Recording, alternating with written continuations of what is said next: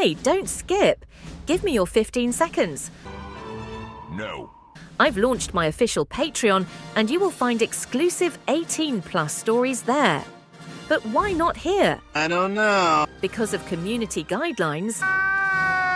But there are many stuffs that I want to share with you all regarding Harry Potter, Naruto and Deku that I can't share here. Please join our Patreon to find spicy, 18+ and unique story. Now enjoy. Hey family, welcome back to my video. Today we will see, what if Harry Potter was neglected son of Tony Stark, the Iron Man? Before we start, I would like to extend my sincere thanks to the original author of this story for granting us permission to use it in our YouTube video. Your generosity is greatly appreciated. The author's creation and the original story's link in the descriptions. Please do check that first. Now enjoy the video. Come out, Harry Potter. Or is Albus Golden Boy a coward? Voldemort taunted as he slowly walked through the headstones. Harry was sitting as silently as he could behind a large, crumbling headstone. He was terrified and in so much pain he could barely think straight. He was gripping his wand in both hands, close to his chest so that it didn't fall from his trembling hands. Voldemort had put him under the Cruciatus more times than Harry could count. He just needed to get to the Goblet of Fire without getting hit with anything too badly. Expulso, Harry heard Voldemort hiss out in Parseltongue. He saw a flash of spellfire, and 5 graves down a headstone exploded. He was running out of time. "Let us help you, my lord," Harry heard one of the Death Eaters offer. Bad idea, Harry thought just as he heard Voldemort yell out Crucio, and a man started screaming. "I told you that he was mine. I do not require your assistance," Voldemort spat. This was his chance. The evil no-nose bastard was distracted. Harry lunged for Cedric's lifeless body. When he grabbed the Hufflepuff, he almost sighed in relief when he spotted the goblet a few feet away. "There, my lord. He is going to get away," Harry heard someone shout. He pointed his wand toward the goblet and screamed, "Accio, Goblet of Fire." Harry forced his exhausted magic to respond. As the goblet sailed toward him, he heard a spell hissed out and felt a burning pain across his back before the goblet slammed into his hand. Harry felt the gut-wrenching feeling of being squeezed down a small tube before he landed on the hard ground. Music began to play, and people began to cheer, but all Harry could focus on was the lifeless body beneath him and the pain that was beginning to make his back go numb. "Harry, Harry!" He heard someone yell his name and looked up when his arm was yanked almost out of socket by someone. His eyes snapped to blue eyes that looked at him expectantly. Harry just stared at him blankly. What did he want from him? "Let him go, my boy," the headmaster said softly. Harry just shook his head and then flinched when he heard a man yell out. He turned to see Cedric's dad stumble towards them and slam to the ground next to them. "My boy," he wailed.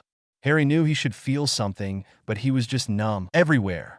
He was jostled again and looked up to see Professor Moody looking at him. There was something he should remember about the professor, something that Voldemort had bragged about. Dumbledore had apparently moved away from him and was trying to control the crowd while Minerva and Bagman tried to move Cedric and Amos somewhere private. He stumbled to his feet when he was yanked again. "Come on, boy. You don't need to be here. Let's go," Moody growled at him. Harry watched as his tongue flicked out and darted across his mouth. Then it was like a flip switch, and he remembered what he should have. This wasn't Moody. This was a Death Eater. Barty Crouch Jr., and he could not let this man get him alone. He tried to pull away, but he was too weak from all of the curses he had been hit with. He couldn't even feel his legs properly anymore. He looked around desperately for someone who was paying attention to him. He locked eyes with Severus Snape. He just hoped that he was right about the man having looked out for him before, or he was going to die. "Help, please," Harry tried to call out. But apparently, he had damaged his vocal cords in the graveyard. He looked at his professor desperately and just kept mouthing help over and over again, hoping that he would understand. Then he was pulled off the Quidditch pitch and couldn't see the professor anymore. Moody started moving faster, and Harry tried to cry out again. "Stop!" Harry heard behind him. He looked back to see Snape standing there with his wand drawn and held steadily pointed at Moody. "What are you doing with the boy?" Severus asked, sounding calm as could be. Moody spun around and growled. "I am simply taking him to the medical ward," he stated. Harry shook his head and begged Snape with his eyes not to fall for it. "He is in shock and likely suffering from poison. He looks like he was bitten by an acromantula." I know Poppy has the antidote in her ward. Well, lucky for the boy, I have the antidote here. I made sure to have it when I was informed that there would be acromantulas in the maze. No need to go all the way to the castle, Snape insisted while he pulled a vial from his robes. Harry felt the hand on his arm tighten, and he heard Moody curse under his breath. Then the man raised his wand, and Harry panicked. He heard the spell shouted and threw his body backwards and caught Barty unaware. The two of them tumbled to the ground. The grip on his arm loosened, and he rolled away. He heard more spells being called out and tried to use the distraction to escape. He somehow managed to make it to his feet and limped very slowly away. He was in so much pain that he was starting to black out. And oh, he managed to croak out when he was grabbed. "Let me go," he whispered brokenly. "Potter," Snape snapped, and Harry sagged in relief. Everything in him decided at that moment to give out. Harry expected to hit the ground and was surprised to be swept up into someone's arms. He blinked heavy eyes up and tried to smile at the man who had saved him more than anyone else his entire life. "He is back," Harry managed to croak out before he succumbed to blessed darkness. Sirius stared in horror down at the broken, bleeding boy in his arms. The only person he could possibly mean was the Dark Lord. The evil bastard was back, and somehow Potter had survived him again. He was hurt, and going by the trembling in his unconscious body, he had been subjected to the cruciatus a few times. Sirius shifted his body so that he could cast a Patronus and send it to Poppy to meet him in the medical ward. Potter needed help, and he needed it now. Sirius had healing knowledge, but it was limited. He would start the diagnosis and begin healing what he could until Poppy arrived. He just hoped that she came quickly. He levitated Moody's petrified body behind him as he swiftly carried Potter to the castle. Once there, he deposited Moody on a bed and then gently placed Harry on a bed far away from him. He didn't want the boy anywhere near the man in the event that he woke up. Once Harry was lying on the bed, Sirius waved his wand in the most complicated but familiar movements. This would give him the most in-depth scan he could think of. As he continued to wave his wand, he was shocked at how long the parchment was becoming. The purpose of this spell was to go all the way back to the time of birth and categorize every injury, illness, or malady that the person had suffered from. It was a spell that was supposed to be used on every first year. Every head of house was responsible for either doing it themselves or sending the students to Poppy so that she could do it. Every parchment was supposed to be kept on file, and instances of abuse were supposed to be reported to the headmaster immediately so that the children could be removed from their abusive homes. Based on Potter's scan, there was something terribly wrong. There was no way the boy was living in a happy, healthy home with a readout this long. Sirius was barely scanning it over and was sickened by what he was seeing. Yeah, something was definitely wrong, and he was going to figure out what. He didn't care two galleons if this was James Potter's child. He would never wish this kind of abuse on anyone, except maybe the Dark Lord. He couldn't let anyone know that he had seen this until he knew who to blame for the fact that Potter was suffering this way. Either Minerva, Poppy, or Albus was to blame for this, and he would find out which one, and he would make them answer for it. Sirius ripped the bottom part of the parchment off and tucked the rest into his robes. That way, only the things that had happened to him today would be seen by the others when they came in. He didn't want anyone suspicious that he was now aware of something going on. Just tonight alone, the boy had suffered greatly. He took out his potion bag and spelled a high-level pain reliever, the acromantula antidote, skill grow, a nerve potion he had created to counter the cruciatus, and blood replenishing potion straight into Potter's stomach. Then he used an antiseptic to clean all of the wounds so that there was no chance of infection. He was using a spell of his own making to heal the large gash across Potter's back from a cutting curse when Albus and Poppy came running into the infirmary, followed quickly by Remus and Sirius Black in his animagus form. They glanced in surprise at Moody on the bed close to the door, and Albus moved to awaken and unbind him. "Do not," Sirius snapped out. "There is something wrong with him, and I have not yet had the chance to figure out what." He was dragging Potter away from the pitch and attacked me. When I told him that I had the antidote Potter needed, Potter was terrified and begging for help. "I am sure it is nothing but a misunderstanding, Sirius, my boy," Albus said in the condescending way that Sirius hated the most. Like he was the only one in the room who knew what was going on and everyone else was stupid. He raised his wand to once again remove the bindings. Sirius growled and stepped around the bed, so that he was between Potter and Moody. Remus and Sirius were watching him with concern. "Stupid man, listen to me," Severus spit out. Remus and Sirius looked between the two men for a split second, and then moved to stand next to Severus. He was surprised they were taking his side against the headmaster. He would have to figure out what they knew that had caused them to lose faith. Because that was exactly what this meant. Albus simply shook his head and smiled at them like they were small children. "Calm down, Severus. Alastor is an Auror and a very good friend." Albus was cut off when he was hit with a stupefy and crashed to the ground. Moody was awake now and cackling like a madman. Right before their eyes, he began to change. He removed the fake leg as his own grew in. The fake eye popped out of his head as his own appeared. "Barty Crouch Jr.," Severus heard whispered behind him. He turned slightly so that he could see Harry and also keep an eye out for what was going on with Albus and Crouch. Harry was trembling and whimpered slightly when the Death Eater turned towards him. Severus turned and gave his full attention to the threat in the room. "I was ordered to bring you to my master, but I guess I will have to settle for killing you for him. I will be rewarded either way.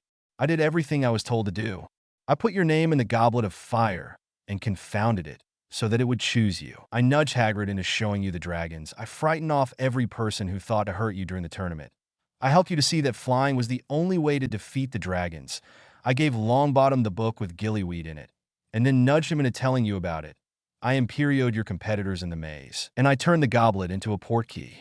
I am my lord's most loyal follower," Barty called out. "You will get nowhere near him," Sirius growled out. He had turned back into his human form when the polyjuice had started to wear off.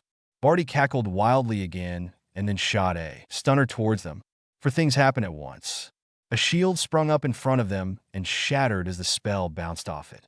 The wolf cast Stupefy, the mutt cast Bombarda, and Severus cast Expulso. Barty Crouch Jr. slammed into the infirmary wall with a sickening thud and didn't get back up. Severus didn't know if he was dead, but he wasn't a problem for now. He turned back to see Harry panting in exhaustion with his hand still extended. The tortured boy had cast a wandless, wordless shield. He had moved quicker than the rest of them and had saved them. "Quit casting, you silly boy, before you fracture your core," Severus admonished him. Harry just smiled at him weakly and once again succumbed to his exhaustion. Severus went back to work healing the boy and snapped out instructions to the others. "Lupin, bind Crouch and take his wand. Poppy, see to Albus, and Black, you help me make sure that Potter doesn't thrash when I begin to heal him." He was obeyed without question, surprisingly. He had expected at least Black to oppose him, but the man simply walked to the other side of the bed and held Potter down as Severus began chanting. There was still so much damage to heal. "Severus, Albus is fine and has sent a message to the minister about what has happened and to let them know that Crouch is here and needs to be retrieved," Poppy stated as she stepped up next to him. "Can I help? I'm nearly done with all of the worst damage. You can finish applying Didney and Bruise paste to him when I am done. I will write down a list of the potions he needs to be given, and I will make sure that you have them." Black handed her that parchment. "This is the scan I performed. He has suffered more than you can imagine. I do not imagine he will wake again anytime soon," Severus told her. Poppy just nodded and looked at him funny. Severus knew why. He didn't normally do the healing himself in these situations.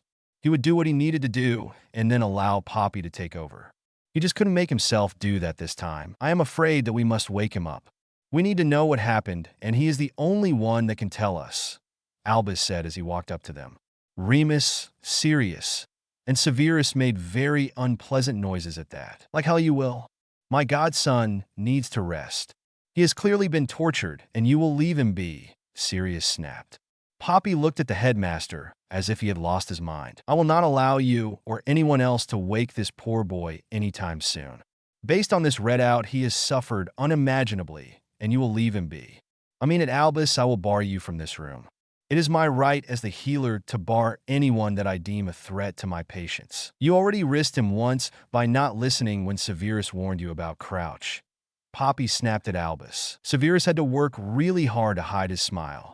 Albus looked shocked at first, but then he just smiled that condescending smile at the Medowitch. "Now, Poppy." He started only to be cut off. "Don't you now Poppy me, Albus? You heard what I said. Speak on it again, and I will remove you," she interrupted. She lifted her wand, and Severus watched as Lupin and Black both raised their own wands in preparation to back her up if they needed to. Albus held up his hands and smiled. Of course, you know best, Poppy. I will wait until you think he is ready. Even though poor Amos deserves to know what happened to his son, Albus tried to guilt them. I am sorry for that, Albus, but he would just have to wait. I will not risk Harry's core for this, Poppy stated resolutely. Severus watched something flash across Albus' eyes before he hit it. Oh, he was pissed. No, we wouldn't want to risk that. I will inform Amos that he will know as soon as Harry is cleared to be awakened, Albus finally conceded. Then he turned to Severus. You were with him while he was still awake earlier. Did he say anything to you at all? Severus was about to say yes, but he changed his mind. Potter had not told Albus when he had the opportunity. He had not called for the headmaster when he needed help. He had called for Severus and had told Severus. So Severus would keep silent for now and let the boy tell his own side when he woke up. No, Albus, he didn't say anything other than to call for help, Severus answered. Albus looked disappointed when he turned away. Well, I will go and handle the crowd and await the arrival of the Orison minister. Let me know when he wakes, Albus said as he strode from the room. Severus finished healing the last of the large wounds and stepped back with a sigh. He had done everything he could for the boy. It was up to him and Poppy now. He conjured a parchment and quill to write out the potions and schedule that they needed to be given and then left the room. He needed a drink and to look over Potter's medical scan so that he could get an idea of what the boy had been suffering his entire life. Has the boy awoken yet? Albus asked. Sirius and Remus exchanged a look that showed both of their irritation at the situation. It was dinner time the day after the tournament, and Harry woken twice in a panic, screaming in terror and whimpering in pain. His magic had lashed out violently both times, and his core was still really low and at risk of fracturing. Both times Poppy had given Harry a half vial of dreamless sleep. Remus and Sirius had not left his side. Albus and Minister Fudge had been in there 4 times since breakfast to see if Harry was awake so that they could interrogate him. Poppy was one more visit away from banning them. It was getting ridiculous. Nothing has changed since the last time you were in here asking, Albus, Sirius snapped. He has awoken twice, terrified and out of his mind, and whimpering in agony. Both times he has been put back to sleep so that we did not risk irreparable damage to his core. Albus frowned at the disrespect he was receiving from someone who should be grateful that he was helping keep him out of Azkaban. Honestly, Albus, it is like you are more concerned about the information the boy can give you rather than caring about the boy himself. Harry shows signs of torture, dark magic residue, and magical exhaustion, and you haven't asked how he is once. You have seen him 5 times since he returned and have not asked about his health once. Only about where he was and what information he has, Sirius accused. He was really starting to rethink everything he had ever known or thought about the supposed leader of the light. How could he possibly be more concerned about information than one of his students lying unconscious in a hospital bed in Harry's condition? Sirius was really starting to question his faith in the man. Well, he wasn't starting now, he had already been concerned. Last year, Harry had been too eager and too willing to say yes when Sirius had asked him to move in with him.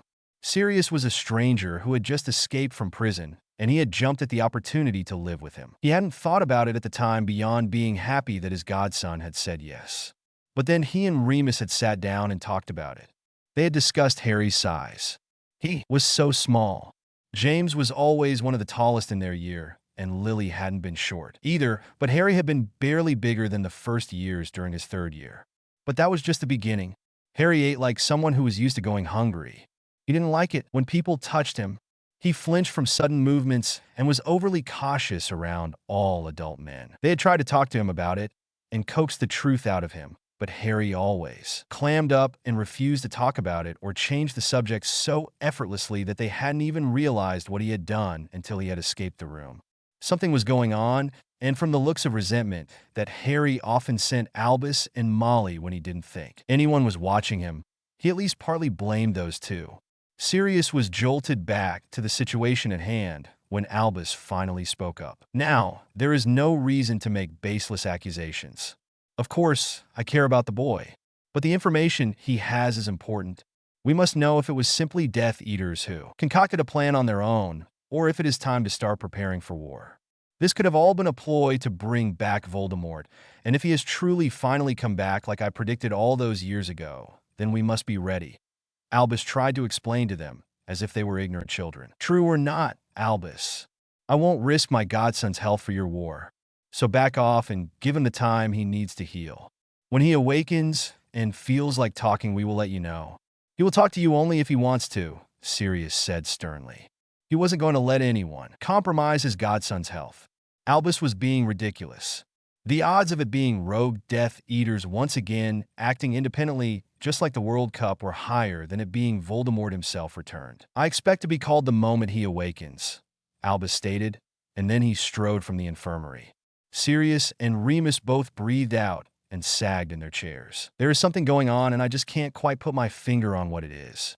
I don't think I trust him anymore, Siri, Remus said quietly. Sirius nodded solemnly. I don't think I do either, Moony. I think, maybe, that when the time comes and Harry is fit to travel, we should take him and run.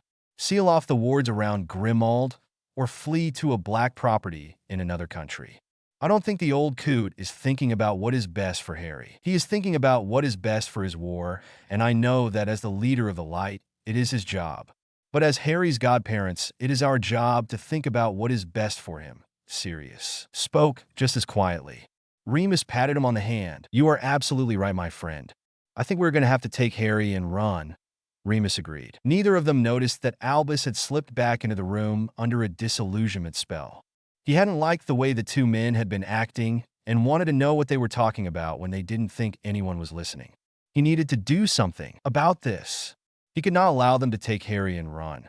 Harry was far too important to the war. Harry had to fight. Unfortunately, Albus did have to think about what was best for the war. There were too many people counting on him to do what was best. He couldn't afford to think about what was best for one boy. Albus slipped back out of the infirmary and into an abandoned classroom. He pulled 2 vials out of his robe pocket. He had hoped it wouldn't come to this, but he would do what he had to do. Letty, Albus called.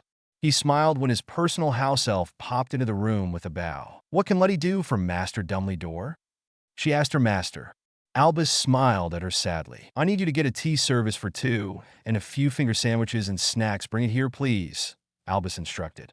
Letty bowed and popped out of the room quickly. It took only a moment before she popped back into the room with the requested tea service. Albus poured 2 cups of tea and then uncorked the 2 vials from his pocket and poured 1 into each cup. Now, deliver this to Mr. Lupin and Mr. Black in the infirmary. Let them know it is an apology from me for upsetting them. Albus instructed again and watched as the elf popped out of the room. He once again disillusioned himself and slipped back into the infirmary undetected.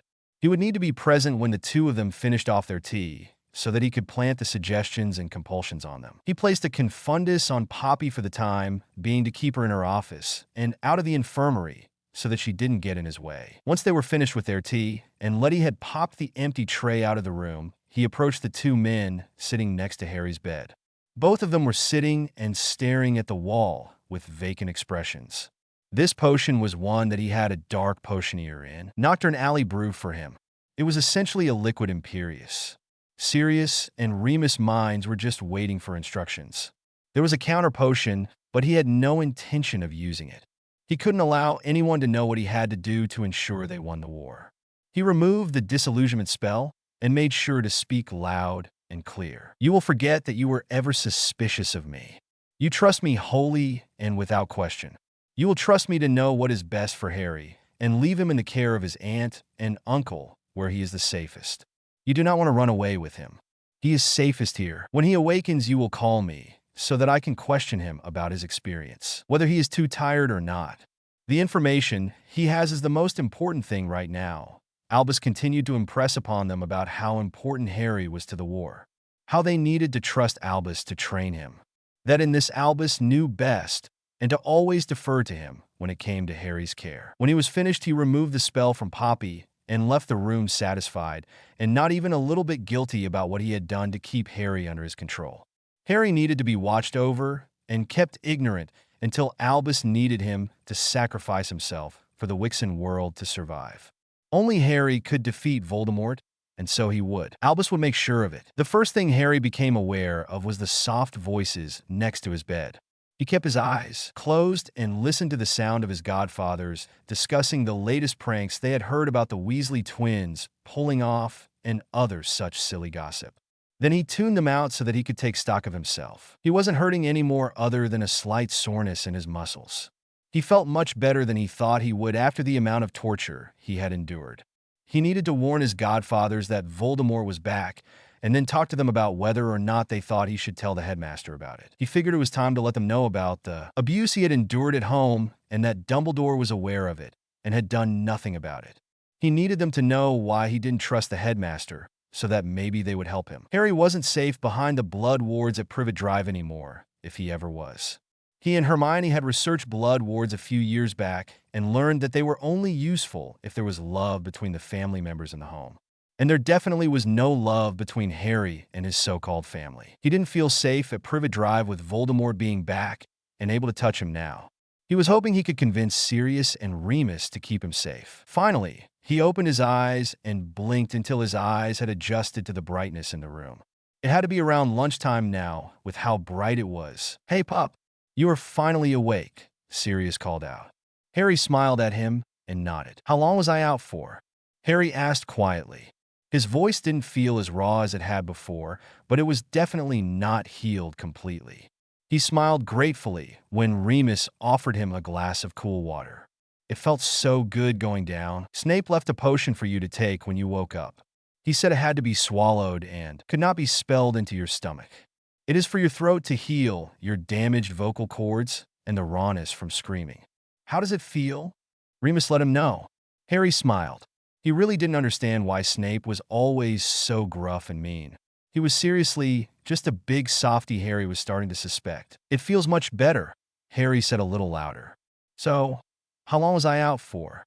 "I feel much better than I thought I would. You were out of it for 2 days, pup." "School lets out for the year in 2 days," Sirius told him. Harry nodded. "I need to talk to you guys," Harry insisted. Remus ruffled his hair, and Sirius smiled happily at him. "Of course you do, pup. Let us call the headmaster so that you can let him know what happened," Remus answered. Harry frowned and shook his head. "No, I need to talk to the two of you first. Please don't call him yet." "This is important," Harry insisted. Sirius just grinned and patted him on the hand. "We can talk afterward, pup. It is more important that the headmaster knows what happened. He has to know what his next steps are," Sirius replied. Harry's frown deepened, and he shook his head and gripped Sirius' hand. "Please listen to me. I need to talk to the two of you before he comes in here. I don't feel safe. I need your help," Harry pleaded. Remus gave him a sad smile and pulled him into a gentle hug. Harry sighed, thinking he had finally gotten them to listen now. "Of course, you don't feel safe, love. You have suffered something horrifying," Remus comforted him. Harry nodded. "This is why we need to get the headmaster in here to talk to you. He will be able to keep you safe. He can help you. He will know what needs to be done." Harry pulled back and looked between his godfathers with a terrible thought. What had happened? They spent an entire year trying to get him to open up and tell them what was wrong. They had hinted that they knew he wasn't being treated right at home, but he hadn't confirmed anything. Now he was ready, and they were acting like he was overreacting. "I am ready to talk to the two of you now. I am ready to tell you about what has been going on with the Dursleys, but I need to tell you alone before you call Dumbledore, please," Harry tried again. He figured if he laid it out there, they would be more willing to listen. "Headmaster Dumbledore, Harry, be respectful," Remus answered. Harry just looked at him like he had lost his mind. "If anyone can help you with the Dursleys, Harry, it is the headmaster. I already told him about it.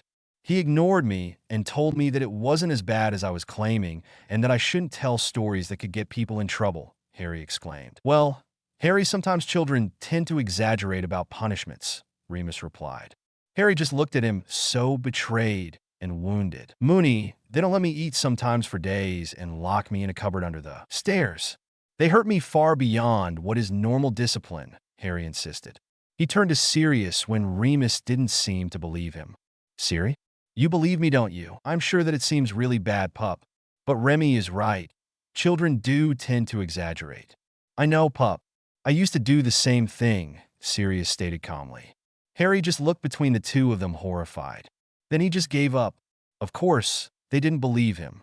No adult had ever believed him. It was why he stopped telling people that he needed help. Harry had tried to tell so many people. Neighbors, teachers, police, social workers, McGonagall, and Dumbledore. But no one had ever believed him. Or if they did believe him at first, they would talk to the Dursleys, who would claim Harry was disturbed and a troublemaker. They always believed the Dursleys over Harry. Every time. Why did Harry think this time would be any different? He should have known that adults couldn't be trusted to look out for him. The only adult who had ever truly protected him was a professor who seemed to hate him the most in the world. Harry's eyes became dull, and he pulled away from both of them. He looked down at the bed and just nodded. "Of course you are right. Please call Headmaster Dumbledore. I am ready to talk to him now," Harry said quietly and with no emotion whatsoever. He was already preparing himself mentally to return to the Dursleys. He had hoped that he would finally get to stay with Sirius this summer, but now he knew that wouldn't happen. Dumbledore would insist he was safest at Privet Drive, and Sirius and Remus would agree. He was going to die this summer. Voldemort would find him, and he would kill him. Harry couldn't depend on the adults in his life to keep him safe. He was going to have to save himself or die trying. Harry must have been lost in thought for longer than he thought, because the next thing he knew, Albus and Minister Fudge were striding into the room. Fudge looked solemn, and Albus was smiling at him kindly. Harry hated both of them. He hated Sirius and Remus. He hated all of them. These should have been the people that he could trust to keep him safe, and they had all failed him again. "Harry, my boy, it is so good to see you awake finally," Dumbledore said kindly. Harry just glanced up at him before ducking his head again. Sirius had apparently been paying attention, because he was already back in his animagus form laying at the foot of Harry's bed. Harry fought the urge to kick him off. "Thank you, Headmaster," Harry said dully. "And how are you feeling?" "You were a frightful sight when Severus brought you in," Dumbledore asked. "I feel fine, better than I thought I would," Harry replied. Still no emotion in his voice. "That is wonderful news, dear boy. I am sorry to have to ask you this so soon after waking, but we need to know what happened," Albus asked him. He tried to sound reluctant, but Harry could see how eager he was by the look in his eyes. Harry dropped his eyes back down quickly. He knew that Dumbledore could read minds. "Well, sir, it is all my fault. I insisted that Cedric and I take the cup together because we had gotten to the center at the same time. It didn't matter to me which of us won, since the win would be for Hogwarts. When we grabbed the cup, we were portkeyed to a graveyard. I heard a strange voice call out, 'Kill the spare,' and a green light hit Cedric and he died." Harry told them all as emotionlessly as he could. "He never stood a chance. We couldn't defend ourselves because we didn't know where we were or where the threat was going to come from. Then I was taken and tied to a headstone." Harry just kept telling them what happened in that dead voice. He told them everything. He told them about the ritual and Voldemort coming back. He told them about the torture, the Death Eaters, and the duel. Harry told them about hearing how Moody was actually Barty and hiding until he had the chance to escape. How he couldn't leave Cedric's body behind, being afraid when Crouch tried to drag him away, and begging Snape for help. He left nothing out because it would do him no good. Harry watched as Dumbledore looked more and more pleased, as if this was exactly what he was hoping would happen. Harry couldn't understand why the man would be happy that the darkest wizard was back. It didn't make sense for Dumbledore to look almost gleeful. Minister Fudge was the complete opposite. He looked panicked and disbelieving. That was the reaction that Harry thought was the most appropriate. No one should want the return of the Dark Lord. There was something seriously wrong with Dumbledore. You are a very brave young man. Brave, kind, and powerful to have survived what you did. Thank you for letting us know so that we can begin preparing to defend ourselves against him," Dumbledore said happily. Minister Fudge took a moment to collect himself, and then his face went blank. "I read over the diagnostic test that was performed after your return. I do not believe that he, who must not be named, has returned. He is dead, and we are not going to cause a panic by saying otherwise," Fudge stated firmly. Harry just looked at him. Of course, he didn't believe him. He didn't expect anything different from an adult. Dumbledore, Sirius, and Remus looked at Fudge like he was insane. "I know what I saw, Minister," Harry tried. If he didn't believe him this time, then it wasn't Harry's problem. He had done his part. He wouldn't beg to be listened to. "I know what you think you saw, Mr. Potter. You are a good boy, and I don't think you are lying to be malicious. I think you're just confused. Acromantula venom is known to cause hallucinations, and it was in your system for a long time. There were many things in the maze designed to confuse and scare you. I believe that you were merely suffering from delusions caused from the tournament. And since you have no one to back up your claims, I will not risk a panic until there is irrefutable facts, Fudge insisted. Now, Minister, there is someone who can back him up. Barty Crouch Jr., Dumbledore stated calmly. Fudge just shook his head. I am sorry to say that he has already been kissed. The man was an escaped convict who led the charge during the World Cup to stir up trouble. He killed his father and tried to kill Mr. Potter as well. He was a dangerous man and a Death Eater to boot. He was kissed on sight to prevent him from escaping again, Fudge announced. Harry was not shocked. Nothing had ever gone the way he needed it to. Dumbledore looked livid for a moment before he schooled his face. That was not the best choice of action. He could have given us the information that we needed. We could have given him Veritaserum. Now, we will have to give it to Harry to prove that he is telling the truth. That will prove his story, Dumbledore insisted. Harry looked up at him in shock. It was illegal to use Veritaserum on someone under 17 because it could react badly. Hopefully, the minister would refuse. Harry didn't really care if he didn't believe him. He was used to that. We absolutely will not. It is illegal to give to an underage Wixen. It could poison them. On top of the fact that since he was actually infected with acromantula venom, it would affect his memory so badly that he would be able to speak his delusion as if it were truth because he believes it to be true, Fudge countered. Fudge was right. Veritaserum was not foolproof. It only forced people to tell the truth, and if someone truly believed what they were saying, then the potion would register it as truth. Minister, Dumbledore started only to be cut off. That is my final say in the matter, Albus. You will not cause a panic by spreading this rumor. It is unconfirmed, and until it is you will say nothing, Fudge stated firmly. Then he turned to Harry. You understand, don't you, Mr. Potter? You must not spread panic until we can prove that what you experienced wasn't a hallucination caused by the venom in your system. The minister was, surprisingly, much kinder when he spoke to Harry. I understand, Minister. I won't spread it around until it can be proven, Harry agreed. He didn't really care if they didn't want to believe him. For all he knew, it had all been a delusion. He felt really good for someone who had been tortured. He wasn't even twitching like he knew happened as a result from being under the cruciatus. The minister patted him kindly on the hand. Good lad. Now you just relax and concentrate on getting better. Maybe you will be well enough to join your classmates for the leaving feast. You are the Triwizard champion after all. Your school wants to celebrate with you, Fudge said. Then he turned hard eyes to Dumbledore. Come with me. We need to speak to the Diggory family, and then we need to discuss your silence. Of course, Minister, Dumbledore stated reluctantly. I'll be right behind you.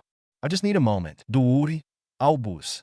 I don't want to be here all day, the minister called over his shoulder. Dumbledore turned towards Sirius and Remus. It is time to start preparing. I need the two of you to start preparing. Sirius, you need to go back to Grimmauld so that you can be on site to give permission for the books in the Black Library to be used so that research can be done. You also need to make sure that you do not leave Grimmauld again so that you cannot be captured. It is now more important than ever for you to remain out of prison. Remus, I need you to leave by this evening to start speaking to the werewolf clans before Voldemort can do it. You may say your goodbyes to Harry. He will be returning to the Dursleys for the protection the Blood Wards offer. You will likely not see him again until just before the new school year. Dumbledore instructed and then left the room to follow Fudge. Well, you heard the man. We have important things to take care of. You rest and get better. We will write to you when we can. Be a good boy, pup. Don't cause trouble. We love you, Sirius said to Harry as soon as Dumbledore was gone. Harry just looked at the two of them shocked. They weren't going to stay with him? What else did he expect? He didn't reply. He just laid down and turned away from them. They left without so much as another word. Harry would never forgive them for this. He hated them. Harry jumped when someone slammed a Daily Prophet down in front of him. He looked up to see an upper-year Hufflepuff that he had seen hanging out with Cedric many times.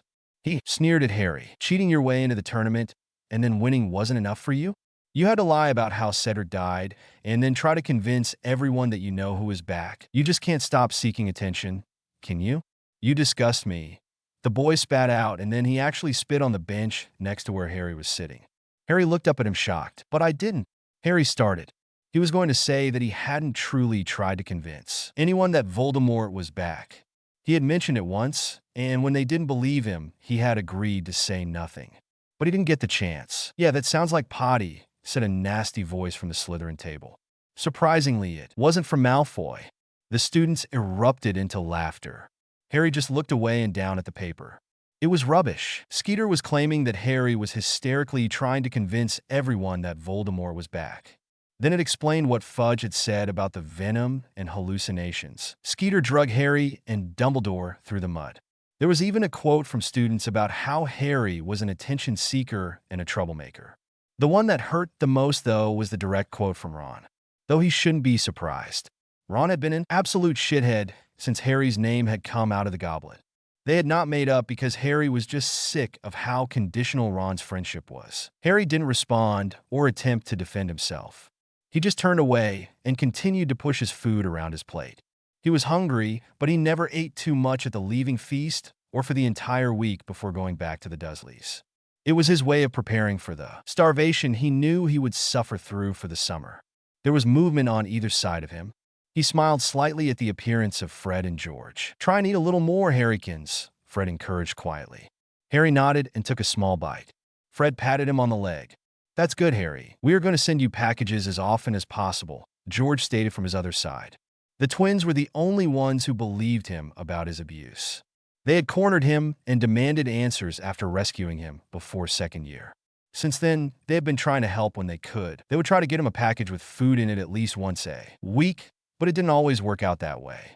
Sometimes his aunt and uncle would see the packages and take the food, and then he would get beat worse and go hungry for longer. Harry was just glad that someone knew and cared enough to try to help. He didn't tell them he didn't always get their packages or that he got beat worse when he was caught.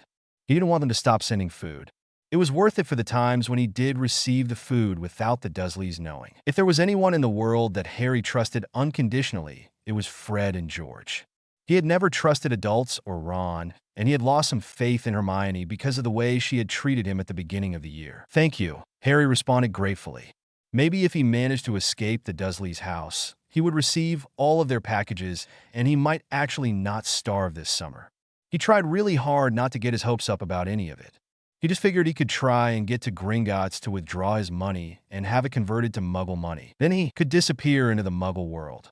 Other than the twins, there was no reason for him to stay. School was just as dangerous as the Dursleys' house.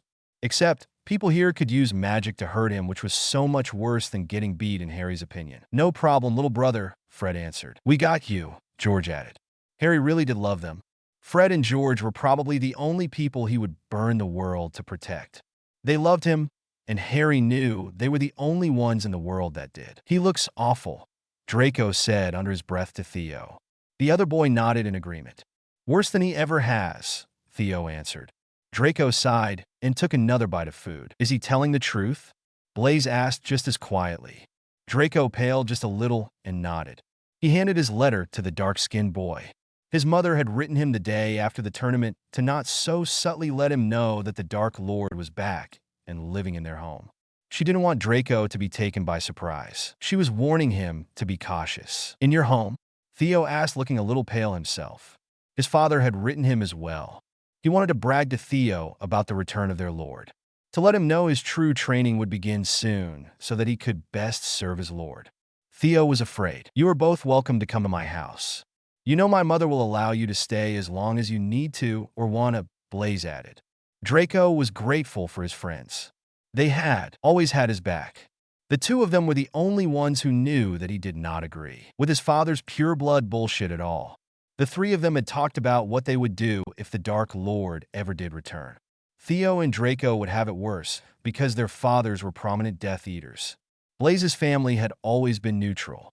He had offered both boys a place to run to if they needed it. His mother had already agreed to hide the boys and run if she needed to. "I hate how bad his own house treats him," Draco whispered after a bit. He was once again watching Harry. What happened to house loyalty? But what can you expect from a bunch of Gryffindors? Theo added. Draco nodded and Blaise smirked. "The two of you have it so bad. I don't know why you won't tell him how you both feel. It might actually do him some good to know that he has more people on his side than he believed." "It isn't like you were going to follow you-know-who," Blaise commented. "He wouldn't believe us or be interested in what we have to offer. Starting next year, though, we are going to start guarding him from the shadows. It is going to get bad for him now," Draco answered. We will be his silent protectors. He will need it, Theo replied. Blaise just shook his head and smiled. Well, count me in. I will help guard your oblivious paramour. Especially since it might earn me points with a certain red-headed twin, Blaise teased. The three of them would be hexed out of their house if the other snakes knew that they were interested in Gryffindors. Especially the boy who lived in his blood, Traitor Weasley. It was time to start letting them know that the three of them were on their side, that they were not going to be taking the dark mark or joining the dark side. They would also make it clear that they were not willing to follow Dumbledore, but they would follow Harry Potter. I'm worried about the summer, Draco insisted. Who will protect him during the summer? We all know the signs of abuse. We know someone is hurting him. I don't know why it wasn't caught when he had his medical exam in first year. Maybe we should talk to Professor Snape about it. We know he takes abuse cases seriously, Blaise offered. Theo and Draco both rolled their eyes. My godfather hates the very air that Harry breathes. I'm not convinced he would actually help him at all, Draco answered. Besides, Snape is a Death Eater. We don't know for sure if he can be trusted, Theo added. Draco nodded. I forgot about that, Blaise said sheepishly. Well, maybe we can find out where he lives and try to keep an eye out for him. Someone is bound to know something. Or maybe we can send an anonymous letter to the headmaster, McGonagall, or the twins. Someone is bound to do something. Let's think it over later when we are able to speak more freely, Draco pointed out. They had already spoken too openly in the dining room. They shouldn't have been so careless. So the three of them went back to talking about their summer and other superficial things while they discreetly watched Harry and his twins. Draco, Blaise, and Theo went to bed satisfied that the Hufflepuff and Pusey both suffered from a pretty dark hex after dinner as well. Of course, they could only take credit for Pusey. The twins had been the ones to get the Hufflepuff. Harry winced when he was shoved into the back seat of the car by Vernon. The train had been a little bit late, and of course, Vernon blamed Harry, as if he was the one driving.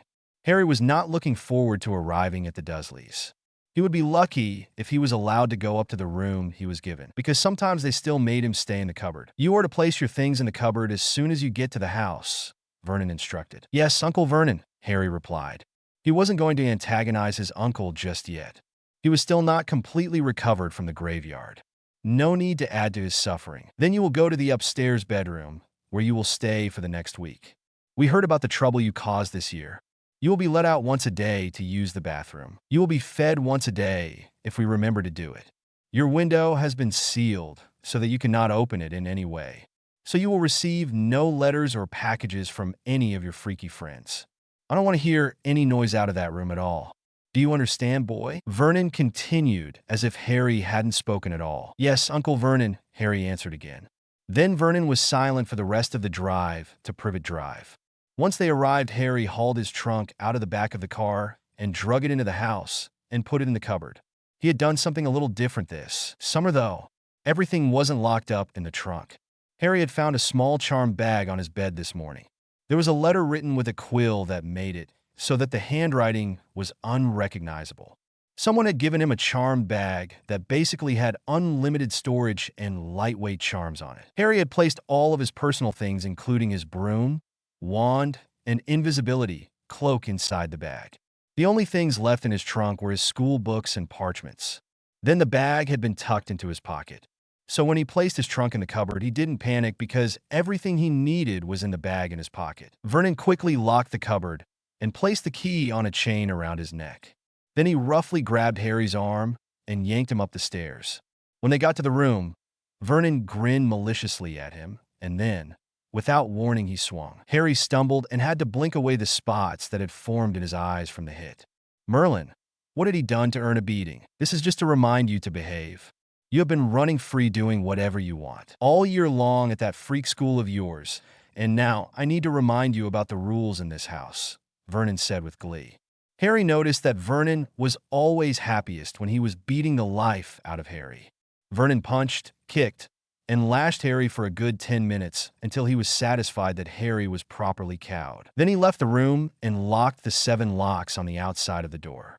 Harry just lay where he was on the ground and didn't know how long he lay there before he sat up and moved so that his back was resting against the wall. Then he went to sleep. Harry spent the next week in a weird, pain-filled routine. First thing in the morning, Vernon would come and beat the hell out of him before he headed to work for the day. Petunia would let him out to use the restroom and then lock him back in the room. Around noon, 2 stale pieces of bread and a half-full glass of water would appear through the cat flap at the bottom of the door. Harry would eat and then push the plate and cut back out. Then he would lay on his floor and try not to feel sorry for himself. In the evening, Dudley and Vernon would come home, and his uncle, followed by his cousin, would come up to his room so that Vernon could watch Dudley take his turn beating him. By the time the week was finished, Harry was broken, inside and out. He was just done caring about anything. At this point, he would welcome Voldemort with open arms and embrace the oblivion that would come with death. Saturday morning, he was let out of his room and ordered to make breakfast. Harry did exactly what he was told to do and didn't complain when he was sent out to market for groceries. Little did Harry know that this was the day that everything would change for him. He had purchased everything on the list and was on his way home when he was shoved to the ground from behind. When he looked up, Dudley was standing there with his gang of idiots. They looked ready to pummel him. Harry winced and closed his eyes to accept his fate and not antagonize the gang of abusers further. At one point, he felt something in his chest snap when someone stomped down on him. Then, breathing became really hard to do. He struggled to breathe as they continued to beat him. Then everything in him gave up. The pain stopped, his eyes closed, and he smiled knowing this was it. They had murdered him, and he would never have to suffer in this life again. Another moment passed, and Harry knew no more. The first thing that Harry registered was fire. He was burning.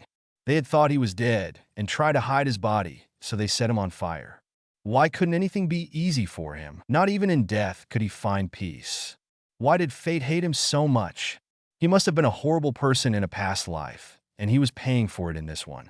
That is the only explanation as to why his life was as horrible as it was. It felt like he burned forever. Then suddenly it stopped, and he was looking up at the roof of an abandoned building. Dudley and his gang must have thrown him in here when they thought they had killed him. Merlin, why didn't he just die?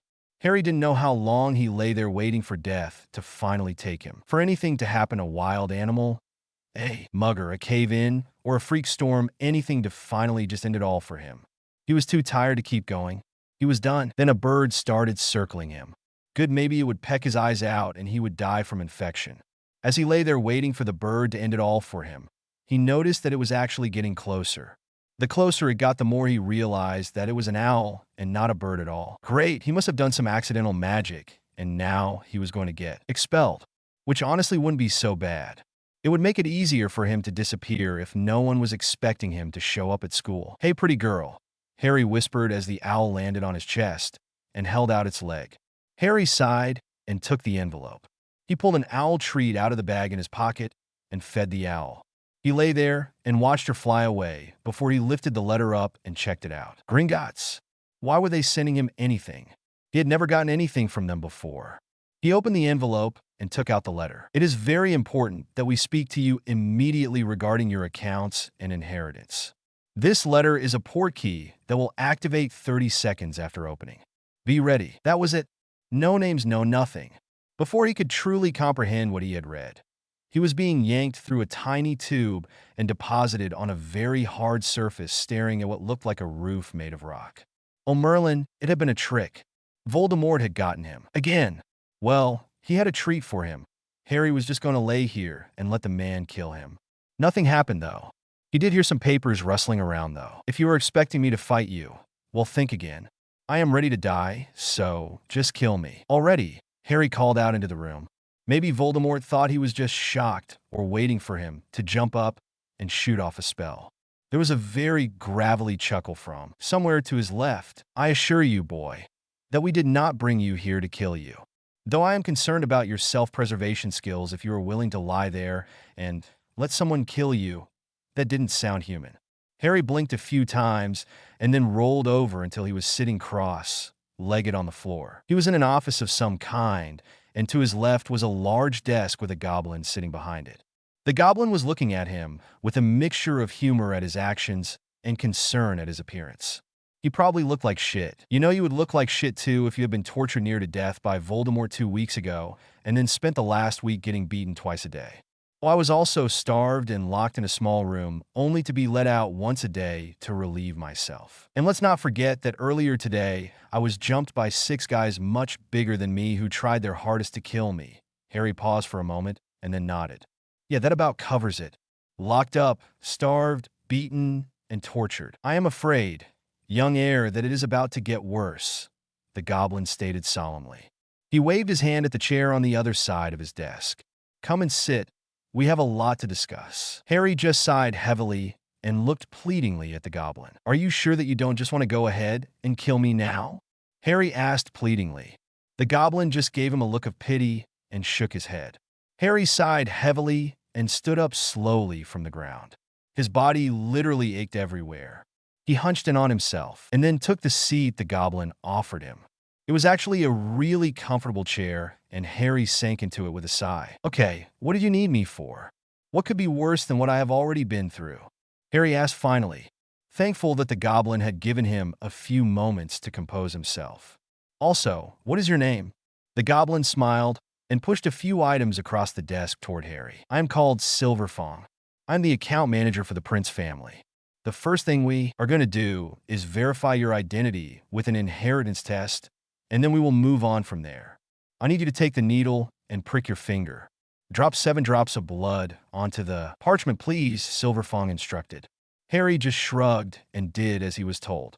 The goblin vanished the needle and blood, and the two of them waited as the blood was absorbed into the parchment and words started to appear. Harry barely caught the name at the top and was confused that wasn't his name. Who was Hadrian Anthony Starprince? This is exactly what I feared. You, young heir, have been lied to and manipulated your entire life, starting with your birth and your parents. Silverfong growled out and handed the parchment to Harry. The 14-year-old scoffed. That's nothing new, honestly, Harry murmured as he took the parchment. He braced himself, but he was woefully unprepared for just how much his entire life was about to change. Harry was shocked. James and Lily were not his parents. He was not a Potter. Hell, his name wasn't even Harry. Severus Snape was his bearer. He had carried him for 9 months and gave him life. Maybe it was why Snape always felt such a compulsion to always protect him. He didn't know who Anthony Stark was, but he was also alive. He had living parents. He wasn't an orphan. Somehow Dumbledore was responsible for everything. Harry wanted to kill him. Hadrian, he should probably start thinking of himself as Hadrian. He was happy not to be. Harry Potter. Hadrian looked up at the goblin. I know it is a lot to take in, but we have looked for you for a long time.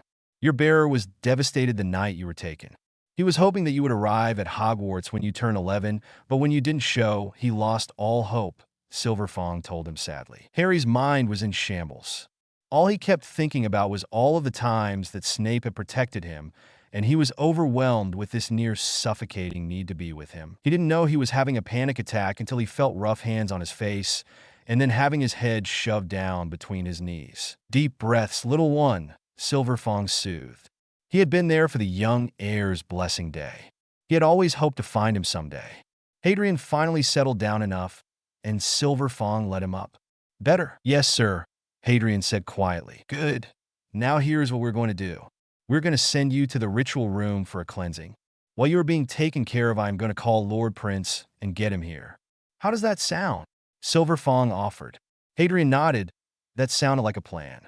Silverfong led him down a hall and into a ritual room. Hadrian was instructed to drink a potion that made him violently ill, and then he was guided to a stone altar where he was laid down, and the chanting began. Hadrian was fine at first, but gradually the pain started, and then it just kept getting worse and worse. Finally, Hadrian was screaming his throat raw until he passed out. Severus was distracted. He was learning very quickly that Albus was manipulating and making plans that revolved around Harry Potter. He had decided to ask around about his mandatory scan. What he learned was troubling. Minerva always sent her lions to Poppy to get their scans. When she had gotten her list back, Potter was marked as all clear. So Severus had gone to Poppy. According to the Mediwitch, she had been assured by Albus that Potter had gotten his scan done by Minerva. She even pulled a scan from his file that didn't match what Severus had seen at all. They showed a completely different story than the one Severus knew to be true. Severus asked for permission to run a scan on the parchment to see if it was a true document. Of course, it came back that it wasn't. It was a false document, and it had Albus' magical signature all over it. Albus was hiding something about Potter, and Sirius was going to figure out what. Everything in his scans pointed to a very abused and neglected child starting from 15 months old. What kind of monsters abused a baby? He was sitting in his office, weighing the pros and cons of confronting Albus about it when a letter arrived through his flow. It was from his account manager, Silverfong. It also had their code word on it for urgent. So Sirius opened it only to see a short sentence asking him to come to the bank immediately. He grabbed some special flu powder that allowed him to use his office fireplace to flew straight to his account manager's office. "Sirius, I have wonderful news," Silverfong said with a smile. He took the parchment that the goblin handed to him. He read it over, and he had to fight back his horror. He felt bile rising in his throat at the information he had just received. It was simultaneously the best news and the worst. His son, they had found his Hadrien, and he was here. But his poor baby boy was none other than Harry Potter, whom he had recently learned was probably the worst case of abuse he had ever seen in his long life. "My Hadrien, my poor boy. I am going to murder Albus and whoever that vile man placed my precious boy with," Sirius snarled. He pulled out the parchment and handed it to Silverfong. "Look at the things my poor child has suffered since he was taken from me. Where is my son? Where is Hadrien?" "Here," said a small, uncertain voice from behind him. Sirius turned to see him. He knew from the inheritance test that Harry had been under a blood glamour to make him look like James and Lily. Now it had been cleansed. In front of him stood a boy much too small and fragile for a boy of 14, but he had already known that. His poor boy had suffered greatly. He still had dark hair, but it was more black now and fell in tameable waves that looked just like Sirius' own hair. He had beautiful brown eyes that looked the spit of Tony's eyes. His cheekbones were high and sharp like Sirius, and his lips were full and shaped just like Tony's. His son was a beautiful and perfect blend of Sirius and Tony. He was standing there perfect and beautiful, and so uncertain it broke Sirius' heart, but he could understand it. Sirius had never been kind to him, taking out his hatred of James Potter on his spawn. Ironic that it wasn't Potter's spawn at all. His own son probably hated him now. He was going to kill Albus. That horrible man had encouraged the animosity between himself and his own son. He knew exactly what he was doing. Sirius took a small step forward and held his now empty hands out in a non-threatening way. "I am so sorry for the way that I have treated you, Hadrien. I know nothing that I can say or do will make up for the way that I have treated you. But Merlin, please let me try." Sirius was not a man known to be gentle or kind, but he kept his voice low and calm. He was a hard, hateful man because his only child had been stolen from him, and he had grown bitter. He was shocked when he suddenly found his arms full of a trembling teenager. His son, his Hadrien, was sobbing into his chest and clutching his robes as if he was afraid Sirius would make him let go. But Sirius had no intention of letting him go anytime soon. Sirius sat down in the chair behind him and pulled Hadrien into his lap. They sat that way for almost 40 minutes when Hadrien finally quieted down and seemed to be sleeping. Sirius ran his long potion-stained fingers through Hadrien's soft dark hair. He was holding his child in his arms again. "It is time to make plans, Silverfong. I won't have Albus or anyone else using my son for their own gains. I will take him and run. We will hide in the Muggle world. He will not be forced to fight in this war of Albus and Voldemort's making." Sirius spoke quietly, but sternly. He would not allow his son to be used the way that Albus was planning to use him. "Will you go to his father?" Silverfong asked. "You were very adamant when you found out that you were pregnant that you wouldn't tell him. Tony's feelings about it aren't important anymore. He is a good man, and he will help us disappear. He has the money and tech to hide us. Getting Hadrien away from here is the most important thing now," Sirius answered. There was a small noise from the child in his arms. He looked down into glassy, hopeful brown eyes. "You would take me away?" Hadrien asked with a voice so vulnerable that it broke Sirius' heart. "You would choose me? If there was a choice between saving the entire Wixen world from war or saving you, I would choose you every time. You are not a weapon or a tool to fight grown Wixen's wars for them. You will never face the Dark Lord, Death Eaters, the Headmaster, or your abusers ever again. Never, do you hear me?" Sirius insisted. Hadrien paled and looked up at Sirius, almost afraid. You know?" Hadrien whispered. Sirius tightened his arms. "Yes, Hades, I know. When I took you to the infirmary, I needed to know how badly you were wounded so that I could heal you to the best of my abilities. The scan showed me everything from the moment you were born. I know exactly what you have suffered, and I swear to you that you will never be subjected to that kind of treatment ever again. I will happily rip apart anyone who lays a hand on you in malice. Do you understand? I will keep you safe, always, Sirius promised. I never have to go back to the Dursleys? Hadrien asked, sitting up more in Sirius' lap to look him in the eyes. Sirius cupped Hadrian's face so that he had his full attention. Vernon and Petunia Dudley will never touch you again. They will be lucky if they have hands left to touch anything once I am finished with them. That woman was horrid when we were children, and she only got worse as she got older. I cannot believe that Albus put you with those people knowing how they were about magic and how they treated Lily and myself, Sirius stated. You knew Lily and Petunia growing up? Hadrien asked when Sirius let go of his face. Sirius pinched the bridge of his nose and sighed. Yes, we grew up around the corner from each other. Lily was my best friend growing up. Petunia was awful from the first moment Lily learned she had magic when we were 8. Our friendship didn't last past 5th year, when she started dating James Potter, who delighted in bullying me at every opportunity. It is a very long story that I promise to explain to you fully when we have more time. Will you allow it? Sirius asked. Of course, Hadrien agreed quickly. So what now? Now I get you situated. You will claim your heir rings. I will take over your Potter accounts. I will lock everything down so that no one but myself can access it. Once everything is in order, I will transfer everything, including myself, to the American branch. You and your bearer will go to America to your sire, and he will hide you in the Muggle world, Silverfang answered. We are really leaving? You are really going to take me away and hide with me? Hadrien asked him again. Sirius smiled and pulled him back into his lap. We are really leaving. I am taking you far away, where no one can ever use you or hurt you again. I am going to protect you, Hades. I promise, Sirius insisted. Hadrien flashed him a hesitant but blinding smile. Perfect. So, what do I call you?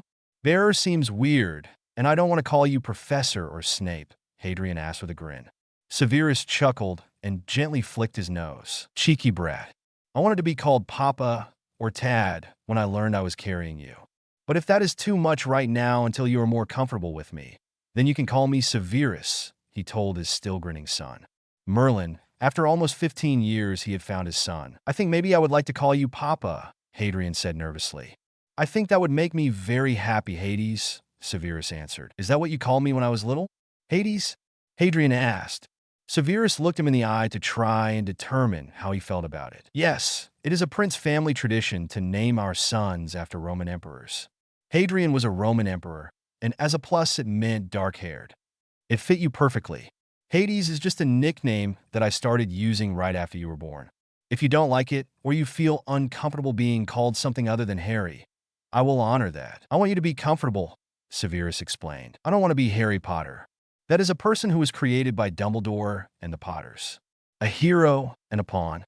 An abused, unwanted freak. I don't want to be that person. I want to be Hadrien Anthony Stark Prince. Hadrien answered him adamantly. Then in a quieter voice that Sirius almost missed. I want to be your son. You're Hades. Then you will never be Harry Potter again, Sirius replied. Hadrien was curled up in a chair next to his papa. And wasn't that a weird thought? Severus Snape was his bearer. He wanted him and was choosing him over everyone else. He was making plans right now to take Hadrien and run far away from everyone who wanted to hurt or use Hadrien. He snuggled further into the very oversized sweater that his papa had given him earlier when he had shivered from being cold. Severus had been concerned about a fever, but Silverfang assured them both that it was a side effect of the cleansing and Hadrien coming into his creature inheritance early. His body temperature had been higher than normal ever since waking up. Hadrien thought that would make him warmer, but his papa had explained that it would mean that he was actually colder now, even though he felt warmer to others. Thus the sweater he was snuggled up in that smell just like his papa. Of course, it was solid black and a little posh, but Hadrien loved it all the same. He was pretty sure he was going to try and steal it so that he could wear it all the time. I think that is all that we need to do for now, Silverfang finally announced after a few hours. Hadrien had claimed all of his airships. They had both put all properties that they owned under Fidelius charms that only the two of them would be the secret keepers for. All of their vaults had been transferred to America after a quick correspondence with Makusa, and Severus had called a house elf to pack his home and this rooms at Hogwarts for him as quickly as possible. Silverfong created an international portkey that would take the three of them straight to the New York branch of the bank. They would go straight to Makusa and file for citizenship. Once all of that was situated so that they were legally allowed to be in America, Severus planned on taking them straight to Hadrian's father. The quicker he could help them hide, the better off they would be. Hadrien could not believe that after almost 15 years of praying to be taken away from the Dursleys and hoping that someone would see how bad he was hurting and save him, someone finally was. He was finally being put first, chosen by someone who wanted him for himself and not for his fame. Someone that was going to help him run from that fame. He was so happy. Hadrien? The teen jumped when he felt a gentle hand on his head. He turned his face, red from embarrassment, down so that his papa wouldn't see. He hadn't meant to flinch, but he was not used to touch that wasn't painful. Sorry, I didn't mean to flinch. I know you wouldn't hurt me, Papa, he almost whispered. He felt a soft touch on his cheek and let the hand guide his face up, so that he was looking at Severus right in the eye. I am not upset, Hades. There is no reason for you to apologize. I know it will take time for you to get used to positive touch, but I promise that I am going to help you. Now our portkey is ready. Are you ready to leave? His papa asked him calmly. Yes, please. More than ready, Hadrien replied quickly. Severus stood and pulled Hadrien into his arms as Silverfong came around the desk and held the portkey out to them. A moment later, the password was stated, and the three of them were whisked away to start a new life in America. Hadrien couldn't have been happier. Hadrien took a deep breath and stared up at the biggest building he had ever seen. Apparently, this is where his father lived and worked. The way the worker at Makusa had reacted to his father's name, he was really curious about him now. The man had acted more in awe of Tony's name than he had ever seen anyone be of his name back in England. When Hadrien had asked about it, the man had just smirked at him and told him that he would just have to wait and see. Are you sure we are in the right place? Hadrien asked quietly. It was a bit intimidating if he was being honest.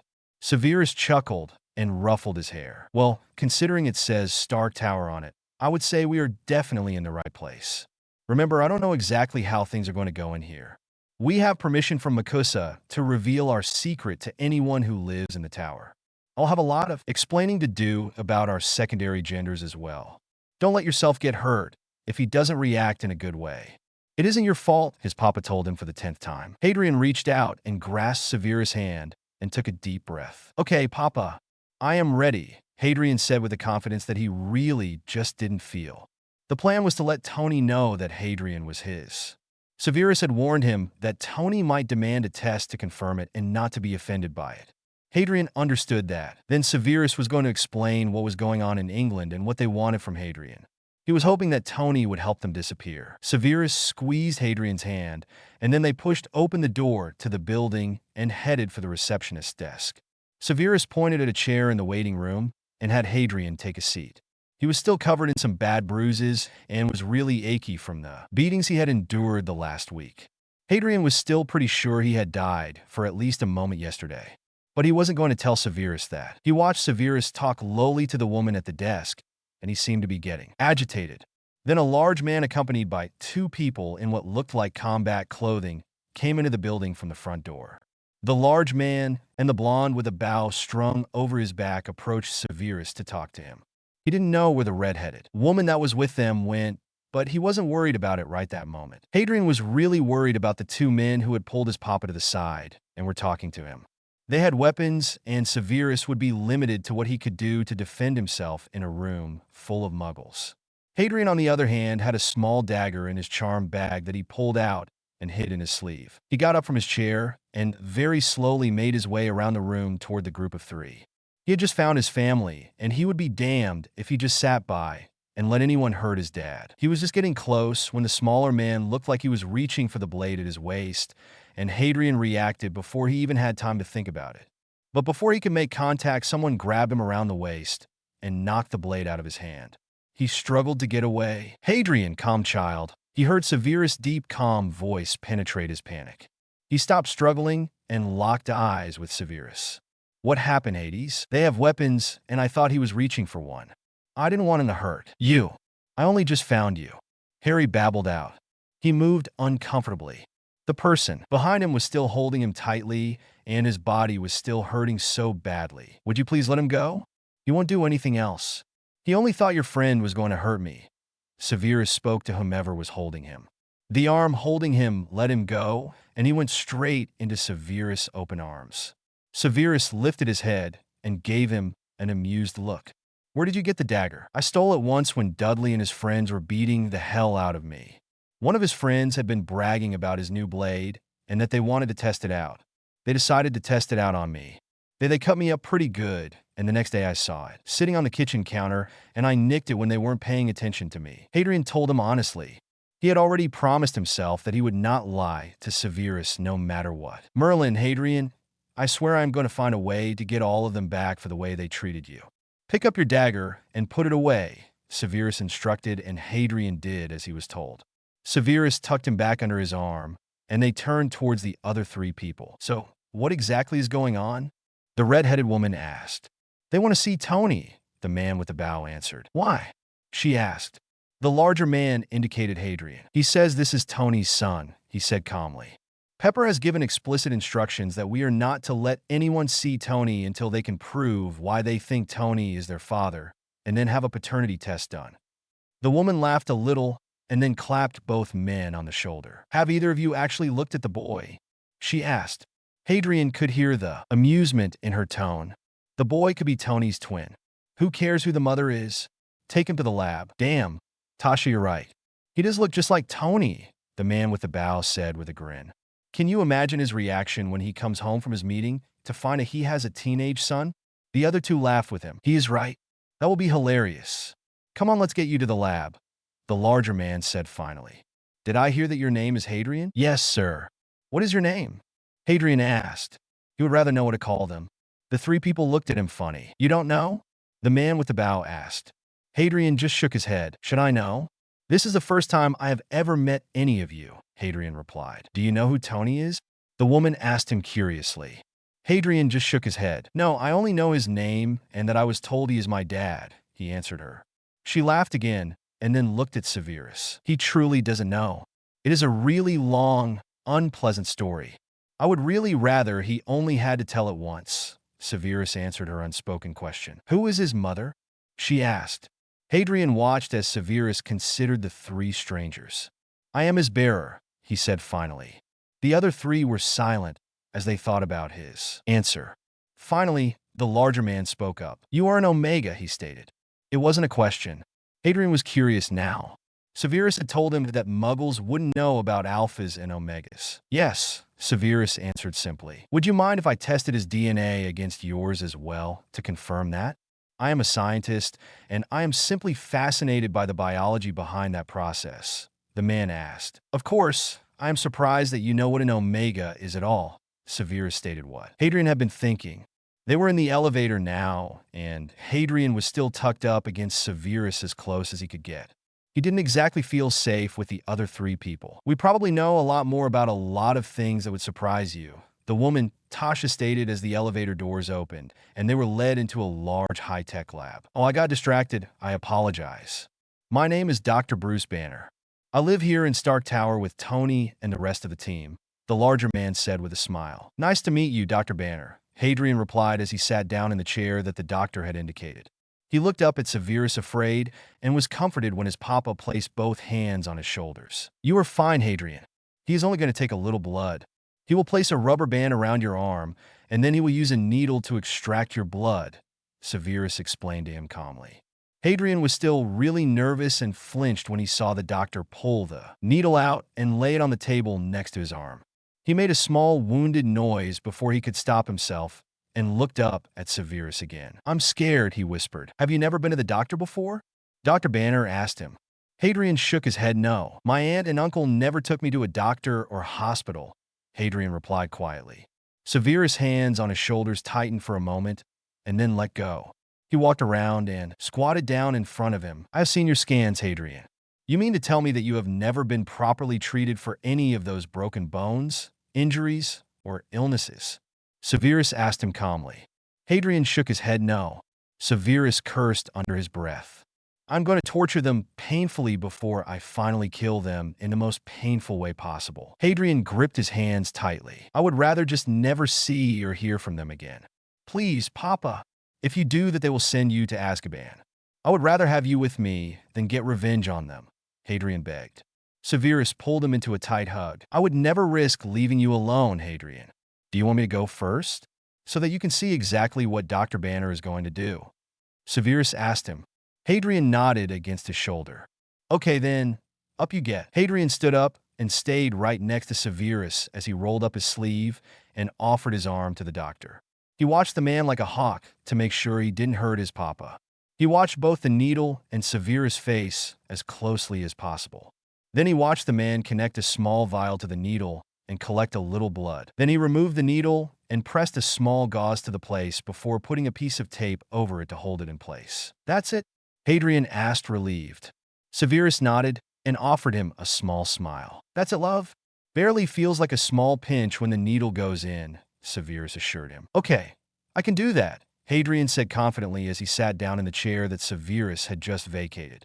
Sirius still kept a comforting hand on his shoulder through the whole thing. When it was done, Hadrian grinned up at Sirius. That wasn't so bad. Of course it wasn't, Sirius replied. Then he turned to the doctor. The other two people had retreated to a corner of the lab and were talking quietly to each other. How long will we have to wait? Oh, not very long.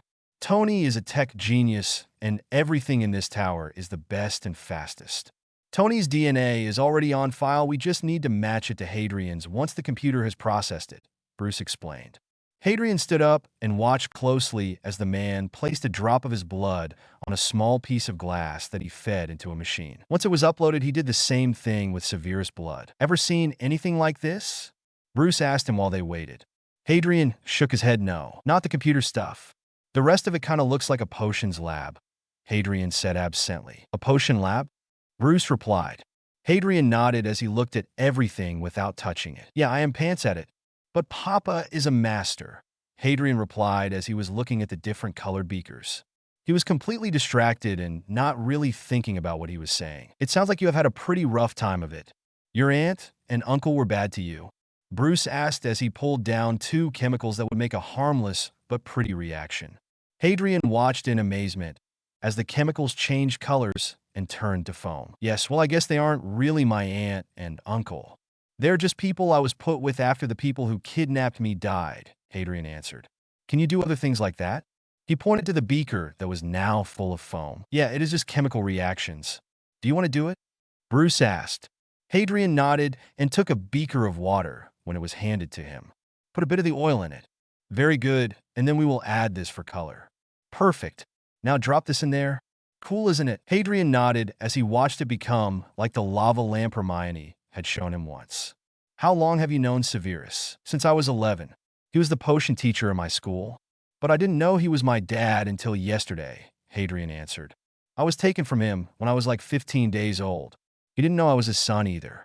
When we found out, he immediately took me and ran so that no one can ever hurt me again. He's the first person to believe me about how badly the Dursleys hurt me. The first person to choose me. Hadrian looked away from the beakers and smirked up at the scientist. I know what you were doing. You think you were distracting me so that you can get answers out of me. I am not stupid and my papa, and I have nothing to hide. If you wanted to know if he has ever hurt me, the answer is no. He is the only adult in my life who has always protected me even when he thought I was the spawn of his childhood bully, Hadrian stated. Forgive me, I didn't think I was being so obvious, Bruce said with a smile. Hadrian heard someone chuckle from across the room. You said you have known your dad since you were 11, but you don't look like you could be much older than 12. How old are you? I will be 15 next month. I am very small for my age, but I guess that's what happens when you are forced to live in a cupboard under the stairs for 10 years, Hadrian said with a shrug. He was surprised to see the look of horror on the doctor's face. I am so very sorry that you had to live that way. No one should, especially a child. Bruce replied sincerely. Thank you. Can we be done with questions now? I am feeling a bit wrung out, Hadrian asked. Bruce's eyes softened and he nodded. Of course. Let's go back over to the computer. The test results should be done by now, Bruce answered. He reached out to put a hand on Hadrian's shoulder, but he flinched away He dropped his hand. Sorry, Hadrian said quietly. I told you before that you do not have to apologize for your reactions, Hades. It is a perfectly natural response to what you have endured your entire life. It will take you some time to heal enough to accept that not everyone wants to hurt you, Sirius said as he pulled Hadrian into a tight hug. Besides, that was my fault. I should have known better, Bruce added. Now, let's check out these results. Bruce clicked a few keys on the keyboard and then turned to Hadrian and Sirius with a smile and a like of surprise. So is he Tony's? The man with the bow asked eagerly. Yes, he is Tony's son. They were also telling the truth about Sirius being his carrier. Bruce told them, "This is amazing. I can't wait to see Tony's face." There was a laugh and a groan from the other two. Tasha, the woman was laughing and the man was groaning as he handed her money. I told you there was no way he wasn't Tony's son. He looks just like him, Tasha said with a grin. By the way, my name is Natasha, but you can call me Tasha. This idiot here is Clint. We both live here as well. Come on, let's go up to the penthouse and get you something to eat and let you both relax while we wait for Tony to get back. Shouldn't be too much longer now. Wow, Hadrian said as they stepped out of the elevator and into the biggest and poshest home he had ever seen. Not that he had seen that many. Yeah, Tony is a bit of a snob when it comes to his tech, Clint said as he headed for the kitchen. Why are you going into the kitchen? It isn't like you were going to cook anything. You were kind of shit at it, Natasha pointed out. Clint just flipped her the bird. You're one to talk. You don't know how to cook either, Clint pointed out. Natasha just shrugged and sat down at the table. I wasn't heading for the kitchen. The only one out of the three of us that can cook a decent meal is Bruce, Natasha answered. I can cook, Hadrian spoke up. That won't be necessary, bud. I will just pull out the sandwich stuff. No one needs to cook for now, and I am sure that Tony will want to order in for dinner, Bruce said as he headed for the fridge. Can I help? Hadrian asked. He wanted to make sure they knew he was useful. Then maybe they would want to keep him around. He knew Sirius didn't have any expectations of staying with Tony, but Hadrian was hoping to convince the man otherwise. If he could have both of his parents in his life, he would be the happiest teenager in the world. Sure, bud. You can pull out the bread from that cabinet there, and then a few butter knives out of that drawer right there for the condiments. Bruce pointed out each spot and then left Hadrian to it as he finished pulling everything out of the fridge. The five of them fixed themselves sandwiches and sat down at the dining room table. They talked for a bit while they ate, and then when they were done, Hadrian asked if someone would show him where the bathroom was. Bruce volunteered to show him. Tony had decided to use his suit instead of the plane to come home from his meeting. The people there had been irritating, and he had needed the time to calm himself down. So when he arrived at the tower, he wasn't expected or noticed. He removed his suit and was about to enter the house when he noticed someone new in the kitchen talking with Natasha. Then the man turned around, and Tony thought he was seeing a ghost. He couldn't make his body work. He was in shock. How was he here? Tony had thought he was dead. Around 15 years ago, he had been in London on business for his father. He had met this gorgeous dark-haired man at a club and had felt drawn to him. So he had bought him a drink and spent the entire night flirting and lost in conversation with him. Tony had invited the man to his hotel, and he had turned him down. So Tony had begged him to at least let him take him out the next day. One thing had led to another, and he had ended up extending his trip by 6 months. He spent nearly every day with his dark-haired minx. He had fallen for him hard. Then the time had come when he had to return to New York. He had told his love that he would be back. He had gotten a ring while he was in New York and was coming back to propose. Only when he returned, he couldn't find him anywhere. He had gone to the police, hired a PI, and used everything he could think of, but he had not been able to find him. He had searched for a few years before he had to accept that something horrible must have happened. He had mourned Sirius for a long time. It was one of the reasons he had never settled down. Now here he was, calm as you please, smiling and talking to the Black Widow. Sirius had a lot to explain to him. Tony finally shook off his shock and walked into his home. All conversation stopped, and Tony walked straight into the kitchen and stopped in front of the only man he had ever loved. I thought you were dead, Tony blurted out. That was not how he had meant to start the conversation. Jesus, he was a mess already. Sirius flinched. I'm sorry, Tony. When you left, some things happened, and I truly thought it would be better for you if I disappeared, Sirius answered quietly. If it makes you feel any better, it killed me to do it. Will you tell me now? Tony asked him. Sirius nodded. There is so much to tell you, but I need you to promise to keep an open mind and to let me finish before you freak out. Responding negatively could have far worse consequences than you can imagine. Will you listen before you react? Sirius asked him. Tony just nodded. Have you heard of some people having a secondary gender?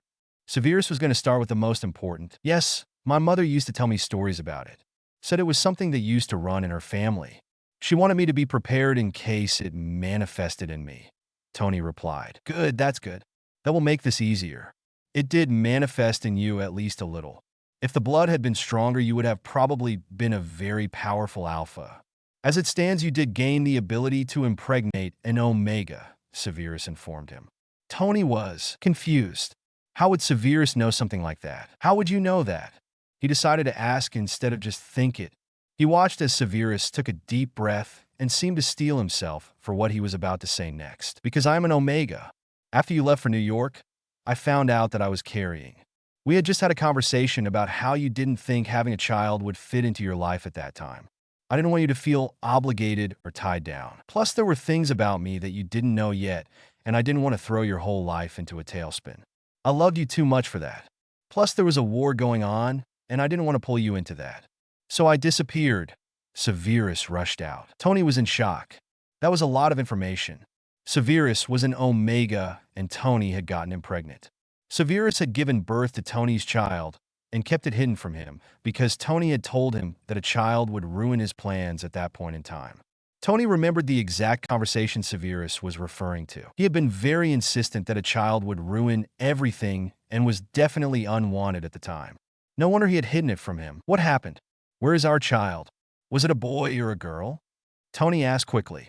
Sirius' face dropped, and he looked so broken for a moment before he hit it. I gave birth to a beautiful, perfect little boy on July 14th, 1980. I named him Hadrien, Anthony Stark Prince. I cherished him for 17 days before someone snuck into my home in the middle of the night and took him. Sirius paused for a moment to compose himself. Tony's heart was breaking for the pain Sirius must have felt and how alone he must have felt. Tony kept quiet and let Sirius work through what he was feeling. I searched for years to no avail. I finally found him yesterday, Sirius finished. Is that why you are here now? You need my help to find him or rescue him. I will do it, Sev. Just give me all of the information that you have, and I promise that our son will be in your arms before the night is out, Tony promised. Sirius smiled at him and shook his head. We don't need your help for that, but we do need your help to hide from some really bad people who want to hurt me. Tony whipped his head around at the sound of that small voice. The small teenager standing almost behind Bruce looked so much like Sirius, it was amazing. He was also much smaller than he should have been for almost 15. I will hide you. Both of you. I will keep you safe, Tony promised him automatically. The boy smirked and cocked his head to the side. Well, maybe he didn't look exactly like Sirius. That smirk was all him. Tony thought to himself, you don't even know who wants to hurt me. What if it's like murderous aliens from outer space? His son, Hadrien, asked. Tony chuckled. Piece of cake. Been there, done that. The aliens weren't so tough, Tony answered. The boy looked confused. Did he not know? Don't you read the paper or watch the news? No, actually, I don't. I wasn't allowed, he answered quickly. Did you really fight aliens? Yeah, kiddo. All four of us did with a few other friends of ours. We're kind of a big deal. Real-life superheroes. There's a documentary about it, Tony answered. Why weren't you allowed to watch TV or read the paper? Hadrien came around Bruce, walked over to Sirius, and tucked himself up against him. He looked so small, especially wearing a sweater that was clearly about 5 times too big. The people that I lived with didn't let me. They said that things like the telly and sitting on the furniture were not something that freaks were allowed to do. What if I was hiding from terrorists? Hadrien asked him as if the fact that he lived with people who called him a freak and wouldn't let him sit on the furniture was normal. Sirius just shook his head. Tony, let it go for now. Terrorists are too easy, he answered. What about robots? A few of my classmates talked about a movie where robots killed people. Hadrien asked after a moment. Done that one too, Tony replied. Hadrien smiled and looked up at Sirius before turning back to him. What about evil dark lords and manipulative old bastards that can use magic and can torture you or kill you with one wave of a wand? Hadrien asked him, but this time it was different. Something about his tone of voice let Tony know that this was the important question. Well, we did fight a god once that could use magic. He was pretty powerful, and we had to work really hard at it. But in the end, we defeated him too, Tony told him more seriously. Why is a Dark Lord and an old man out to hurt you? What is their purpose in targeting a teenager? It's a really long story. Can we sit down and get comfortable while we talk about it? Hadrien asked him. Tony watched as the boy seemed to wilt right before his eyes and he started rubbing a scar on his head as if it were bothering him. Sirius reached up and gently pulled his arm down. Sure, kiddo. Do you want it to just be the three of us, or is it okay if my friends stay? Tony asked as he held his arm out and indicated for them to lead the way to the living room. They can come too. We have permission to talk to anyone who lives with you. Makusa says all of you can be trusted, and if anyone can help us, it is your lot, Hadrien answered. Jarvis, Tony called out. Hadrien looked around confused. Then he jumped and looked around when his AI answered. How can I help? The AI asked. Is the whole team here? Tony asked. Yes, sir. Everyone but Mr. Parker, Jarvis answered. Hadrien was still looking around. Tony grinned. He looked more interested than afraid. Perfect. Let everyone in the building know we are having a family meeting in the living room. Be here in 5. Tony ordered and then turned back to Hadrien and Sirius. That is Jarvis.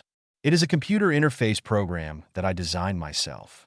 I would be lost without him. Everyone has been notified, sir. Jarvis spoke up. Just a heads up. The Asgardians have just arrived. Do you want them present for the family meeting? Yes. Thank you, Jarvis, Tony replied. Asgard is real? Like the home of Thor, Loki, and Odin. Hadrien perked up. Before Tony could answer, the elevator opened and 5 people stepped out. Come on in so that I can give introductions, Tony instructed. He looked down at his son and smiled. Proper introductions with their hero names. That is Bruce, he is the Hulk. Natasha, the Black Widow. Clint, Hawkeye. The big guy there is Steve Rogers, or better known as Captain America. The broody one beside him is Bucky the Winter Soldier. That big, beautiful blonde is Thor. The asshole beside him is his brother Loki. And last but certainly not least is my best friend Rhodey, also known as the War Machine. We are the Avengers, Earth's mightiest heroes. That is a lot of information, and I am sorry if I mess up names, Hadrien replied. Then he looked up at Tony questioningly. Are you an Avenger also? Of course, I am the most important Avenger. I am Iron Man, Tony answered. Do you have cool powers? Hadrien asked. Nope. I have a brilliant mind with unlimited ideas and the money to blow to make them a reality. I will show you my suit later, kiddo. Tony let him know. He pulled Hadrien and Sirius to their feet and wrapped an arm around each of them. Team, these two are the reason that I called a family meeting. I would like you to meet the man who stole my heart 15 years ago and is the only person who has ever come close to getting a proposal out of me, Sirius Prince. We will explain the details in a moment so that everyone can understand, so just bear with me. This handsome teen is my son, already been verified with DNA. Hadrien Stark Prince. Excuse me? A son? And you didn't introduce me as Uncle Rhodey? How dare you? I thought we were closer than that. Rhodey exclaimed, then he turned to Hadrien. I have known your brand new dad since we were teenagers.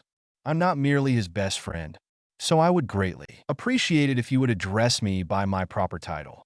Uncle Rhodey. Harry giggled and nodded. Got it, Hadrien agreed. Rhodey nodded, satisfied with that answer. He turned to Sirius and held out his hand. It is good to see you again, Sirius.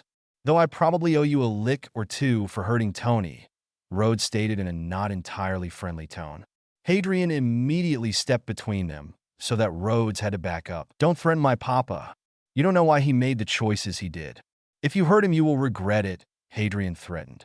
Tony and the others watched the interaction. It should have been comical to see this tiny, bruised teenager in clothes that practically swallowed him standing up to a grown man 10 times the size and muscled up enough to hurt him. But it wasn't funny. Something had shifted in the teenager as soon as felt like Sirius had been threatened. He seemed like more than what he was. Tony heard Loki suck in a breath and stepped forward. Rhodes immediately stepped back. Sirius placed his hands on the boy's shoulders before he turned him around and wrapped him in a hug. He rubbed soothing circles in his back, and as the tension bled out of the teenager, the charged air in the room seemed to clear and become lighter. All right, let's all sit down and talk this out. Sirius and Hadrien need our help.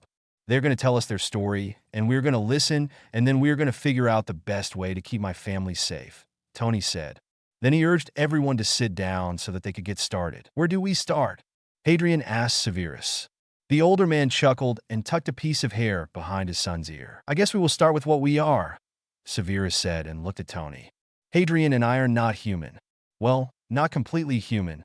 We are wizards and also dark fae. Hadrien has his first birthday party and meets Peter. He is trained in magic and hand-to-hand. Draco, Theo, and Blaise worry about Hadrien and Sirius. The twins overhear a conversation and an alliance is created. Hadrien joins the Avengers for a probationary period. A Horcrux hunt ensues. Sirius and Remus make an easy decision. Hadrien comes face-to-face with the group from Britain. Hadrien woke up like he had most days for the past month, staring at the ceiling of his overly large bedroom in Stark Tower. Today he was up earlier than normal, so he decided to just lay there and contemplate what his life had been like since the day they arrived. Tony hadn't needed any convincing to let Hadrien and Sirius stay with him. In fact, he had insisted that they stay with him, that they would be safest if they stayed with him in the tower with the Avengers. Hadrien had been so excited to live in a home with both of his parents and hoped that it would be everything he had ever hoped for. Turns out it was so much better. Hadrien had a room that was almost bigger than the entire dorm room he had shared with 4 other boys at Hogwarts. There was a king-size bed with 2 end tables, a large dresser, a desk, empty bookshelves enough for a small library, a large window wall with doors that led to a large balcony. There was an electric fireplace with a small sitting area, a closet bigger than his old room at the Dursleys, and a huge bathroom. Hadrien was happy to note that it looked nothing like it had when he had moved into it. The walls were covered in posters that were both magical and muggle. The bookshelves were about a fourth of the way full of books he had chosen for fun and education. Speaking of education, Sirius had gotten with the educational department of Makusa and set up tutors for everything but potions. The biggest surprise there was that Loki had come to Sirius and Tony and asked if he could move into the tower so that he could teach Sirius. And Hadrien is kind of magic that would not require them to depend on a wand. Sirius had agreed because he thought Hadrien was going to have a natural talent for wandless magic. Apparently, Sirius is right about everything. Hadrien thought with an eye roll and a smile. The first 2 weeks were spent getting settled into their new life and getting Hadrien started on a potion and exercise regimen that would get him as healthy as possible as quickly as possible. After that, Clint, Natasha, and Steve had started insisting that Hadrien begin a workout routine that would evolve into training him to learn to fight without magic. They pointed out that living in New York with the Avengers, he wouldn't always be able to fight with magic, and that he would need a way to protect himself that wouldn't break the statute of secrecy. Hadrien felt better than he ever had in his life. He was healthier than he had ever been, stronger than he had ever been, and happier than he had ever been. A dark spot in his new life was his nightmares that tortured him 2 or 3 times a week and ended with him crawling into bed with Sirius for the first 2 weeks and tapered off to him waking up and sitting on his balcony with one of the many giant sweaters in his closet, a cup of tea, a book, and a fluffy blanket. There was one day that was worse than all of his nightmares put together. Hadrien and Sirius had been in the middle of a lesson with Loki when Sirius had felt a twinge in his scar, alerting him that Voldemort was calling a meeting. He had ignored it at first, but it got worse and worse over the next few days until it was red and inflamed and was so agonizingly painful that Sirius had fallen to the ground.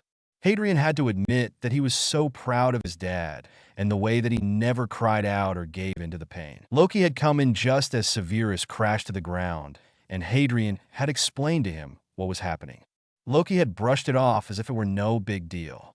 Said he could see the magic that was woven into the dark mark, and that he could easily sever the binding that Voldemort had placed on Sirius when he had placed the mark. An hour later, Sirius was resting in the med bay with an arm that was free of the dark mark for the first time since he was 17 years old. Life fell into a nice routine after that, and Hadrien was spending a lot of time getting to know Sirius and Tony as his parents. He was in a great mood as he finally crawled out of bed and into the bathroom to shower and get ready for the day. He pulled on a nice pair of jeans and a t-shirt that said, "There is nothing I can't do except reach the top shelf. I can't do that," a new pair of sneakers that Tony said were called Converse, and a black hoodie that was 2 sizes too big and had a picture of the Hulk on the front. He stopped when he stepped out of the hall and into the living area. There were balloons everywhere, streamers hung from the ceiling, a few gifts, and a banner that said "Happy Birthday, Hades." Hadrien looked down at his watch to see that it was in fact July 14th. He had forgotten that his birthday wasn't the 31st. Just then Tony came around the corner and smiled. "Hey, birthday boy, you weren't supposed to be up yet." He laughed and pulled Hadrien into a hug. "We had a whole surprise thing prepared. The others should be heading up now. Your papa is in the kitchen." Hadrien laughed back. This was more than he ever thought he would get for his birthday. "So should I go back to my room for like 10 minutes so that you all can do your surprise thing?" Hadrien asked in a conspiring whisper. "We don't have to tell anyone that I already saw it, and I can act surprised." Tony winked at him. "That would be great, actually. Sirius has been crazy about this since we found out that you have never had a birthday party. Plus, this is the first one that we have ever gotten to spend with you," Tony said. "You got it, Dad. I will be back in 10 minutes. Make sure everyone is ready," Hadrien said, and took off back to his room.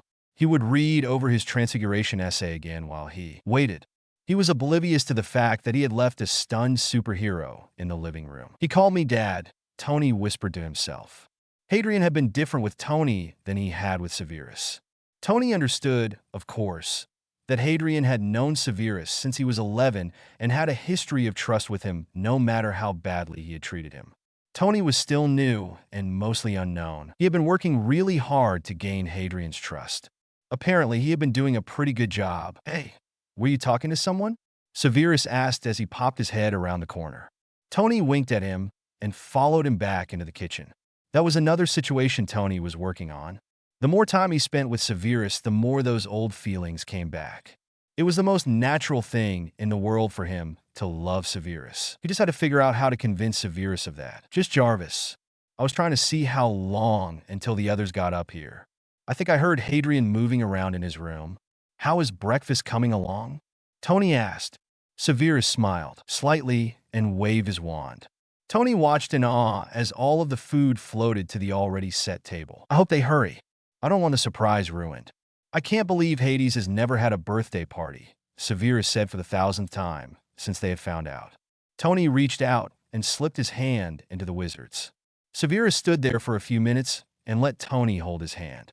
It was a small thing, but it was progress. So far, Sirius had shied away from any real physical affection from everyone but Hadrien. Then he squeezed Tony's hand and let go as the elevator dinged to let them know that the others were finally here. Sirius and Tony went to the living room to meet them and let them set their gifts down and greet each other. "Sir, the young master is leaving his room now," Jarvis announced. Everyone stood up and waited for Hadrien to enter the room. Hadrien was actually glad that he had walked in and ruined the surprise because he didn't know how he would have acted if he had actually been startled by the group of them yelling surprise. He didn't want to do anything that would ruin the effort his parents had put into this for him. He smiled and let Sirius and Tony pull him into a hug. "You did all of this for me?" he asked, a bit choked up actually. "Well, at least that would make it believable that he hadn't already been prepared." "Of course we did. You deserve this and so much more, Hadrien," Sirius told him. Then he let Hadrien greet everyone else excitedly. "All right, you stingy lot. Let him go so we can enjoy the lovely breakfast Sirius slaved over for us all," Tony called out after a moment. Hadrien was the first one to the table. When he saw everything laid out, he turned and hugged Sirius tightly. "Thank you, Papa. This is already the best birthday I have ever had. I love you," Hadrien said with his face buried in Sirius' shirt. The older man's heart soared with the proclamation. It was the first time Hadrien had ever told him he loved him. Sirius held him tighter. "I love you too, Hades. Now, you better sit down and make a plate before Steve and Bucky eat everything," Sirius said teasingly. Well, kind of. All of the men had big appetites, but Steve and Bucky had the biggest. They could easily eat 3 plates of food without blinking, and then go back for dessert an hour later. Sirius was pretty sure that was magic on its own. The group of them talked animatedly while they ate, and Sirius, as well as Tony, were happy to note that Hadrien had eaten quite a bit more than he had 2 weeks earlier. His appetite was increasing every week. They were hoping that by Christmas he would be eating more like a normal 15-year-old boy. When they were done, they left the table just like it was to be cleaned up later. It was time for Hadrien to open his gifts. Hadrien was overwhelmed with just how much all of it meant to him. He had received new clothes that matched his style perfectly now that he had been allowed to figure out what his style was. He got new books, a few weapons, and other little trinkets that he was so grateful for. The last gift he was given was from Loki. The god had gotten him a snake. It was a snake that was not native to Earth, but another realm that he had traveled to recently. Loki had caught Hadrian talking with a snake at the park one day when they had gone and been completely fascinated by it. The snake was just big enough to wind itself around Hadrian's wrist and thumb. Very small and apparently very deadly, according to Loki. Tony had been a little worried about it, but Hadrian was assured that Loki had gotten both Tony and Severus' permission before getting him the snake. Hadrian spoke to her briefly and decided that he was going to name her Rhoda. It was the name of a Valkyrie from one of the Norse mythology books he had read last week. "Sir, Mr. Parker is here," Jarvis announced as they were beginning to clean up. Tony perked up and grinned at Hadrian. "Send him up, Jarvis," Tony said quickly. "Hadrian, you're about to meet the last almost member of our team. He has been away on vacation with his aunt, but now that he is home, I expect that the two of you will get along great. He's about your age, I believe." A few moments later, the elevator opened to reveal a tall teenager with curly brown hair and friendly eyes. He was grinning at the entire room as he bounded in.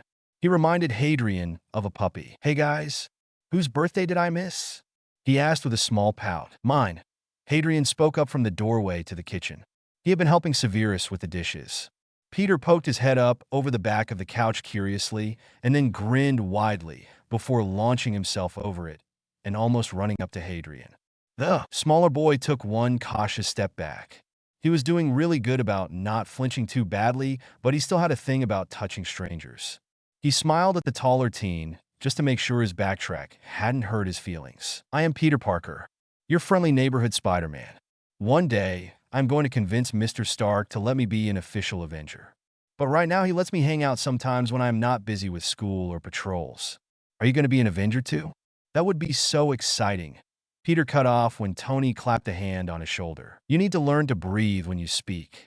Give him a chance to answer," Tony said, and then ruffled Peter's hair before he winked at Hadrian and pressed a quick kiss to his head. "Why don't the two of you go to your room, and you can tell him as much or as little as you are comfortable with. But only if you want to." Peter was looking between the two of them, curiously. Mr. Stark was being way affectionate and careful with the new kid. Also, he had a room here? What had happened while he was gone? But what about helping Papa with the dishes? Hadrian asked. He wanted to get to know someone closer to his age, but he had promised to help Severus. Tony just waved him off. "I will do it. It will give me the chance to woo him some more. Wish your old dad some luck," Tony teased. Peter was pretty sure that his jaw was on the floor. Tony had a son? Well, now that he knew that, they did look almost exactly alike. "Man, I always miss the good stuff," he pouted.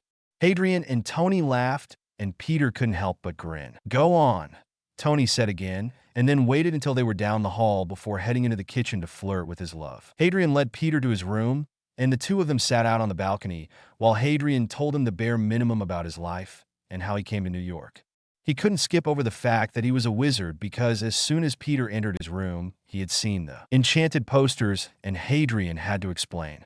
Peter thought it was amazing and hoped that Hadrian decided to join the Avengers one day just like him. Tony had been right. Although Peter was like a puppy and Hadrian just didn't have that kind of energy in him, they were really fast friends. Hadrian had invited him to join him, Severus, and Tony for a day out on the town to celebrate his birthday. Peter had ended up giving Hadrian a really big stuffed bear he had won at the carnival they went to as his birthday gift. Hadrian gave it a place of honor in one of the chairs near his fireplace that was never used. They exchanged phone numbers that day and made sure to talk to each other every day, especially on days when they didn't get to hang out. Tony kept hinting at the two of them liking each other, but Hadrian didn't feel anything beyond deep friendship for Peter. Also, Peter doesn't even like boys, Dad. Geez, Hadrian had pointed out one night when Tony had been talking about it. He likes a girl at school named MJ. Too bad, Tony sighed before he pulled Hadrian close to him and turned on a Disney movie. Tony had taken it upon himself to binge watch all of the Disney movies with Hadrian once he found out that he hadn't seen them. They normally did this when Severus was busy brewing. Hadrian was happy. Draco and Theo were borderline panicked. It was September 4th, and Harry was nowhere to be seen. He had not been on the train and had not arrived fashionably late to the welcome feast. He hadn't been in any classes, and rumors of his kidnapping or death had begun to circulate the school. The two of them were beside themselves with worry. "And neither of you heard any rumors from anyone during the summer?" Blaze asked them as the three of them were walking around the Black Lake. This had become a habit for them. No one really came out here, and it was becoming normal to see the three boys strolling around out here. Not about Harry, Draco answered. There had been a lot of talk about his godfather, though. At some point during the summer, Sirius had disappeared and wasn't answering any summons from the Dark Lord, even though he was alive. Then the connection between them cut off abruptly, and the Dark Lord started ranting about someone killing the Potion Master. Me neither. Only about Professor Snape. Those rumors are apparently true, since Slughorn came out of retirement to take over his position, Theo added. I hope neither of them are dead. Draco reached out and grasped Theo's hand with his own, and the two of them continued to walk hand in hand. They had been an official couple in Slytherin since they were 12 and realized they liked each other. Later that year, Theodore helped Draco realize that what he felt for Harry was not hatred or dislike, it was affection. He had been riled up and constantly picking fights because he had wanted Harry's attention and didn't know how else to get it. Their parents were content to let the two boys be happy and unbothered right now, because when their secondary genders manifested, one of them could end up being an alpha and the other an omega. If any other outcome happened, they would be forced to split up. I was sneaking around trying to get any kind of information on his plans for Harry so that we could plan ways to stop him. Instead, I managed to catch a conversation between my parents that I found interesting. My godfather knew Lily Potter back when she was a child before they ever came to Hogwarts. They were best friends all the way up until Lily chose a relationship with James rather than her friendship with Sirius. It was apparently one of the things that had helped push him toward taking the Dark Mark, Draco told them both. You think maybe the fact that both of them disappeared this summer has to do with that? Blaise asked. Yeah, maybe. I mean, Harry is his best friend's son. Even if they fought and had a few issues, that doesn't stop you from being friends. Maybe he felt an obligation to protect her son and fled with him. Draco answered. Theodore squeezed his hand. We can only hope. I don't know what I would do if Harry turned up dead. I hope Snape did manage to get Harry far away from here and whoever was hurting him during the summer, Theo added. It is scary how obsessed with Harry the Dark Lord is. He would probably win the war a lot sooner if he was so hyperfixated on one teenage boy. But that is exactly why the light is going to win, Draco insisted. Did you start sending your unsigned letters like you planned to do this summer? Theo asked Blaise after a few moments of silence. Blaise nodded. Yep, I've been writing to George all summer telling all about my real feelings regarding the war and what side I am on. He started writing me back after the fourth letter. I have started dropping hints about who I am. I am hoping that I can be honest before the school year lets out and stop hiding who I am and how I feel about him, Blaise answered. That's good. Theo and I will continue to keep our ears to the ground about the Dark Lord and his plans. When we hear anything that can help stop him, we will give you the information and you can feed it to your Weasley, Draco replied. The Weasley twins are wily. They will figure out how to get our information to the leaders of the light so that they can do something about it, Theo added.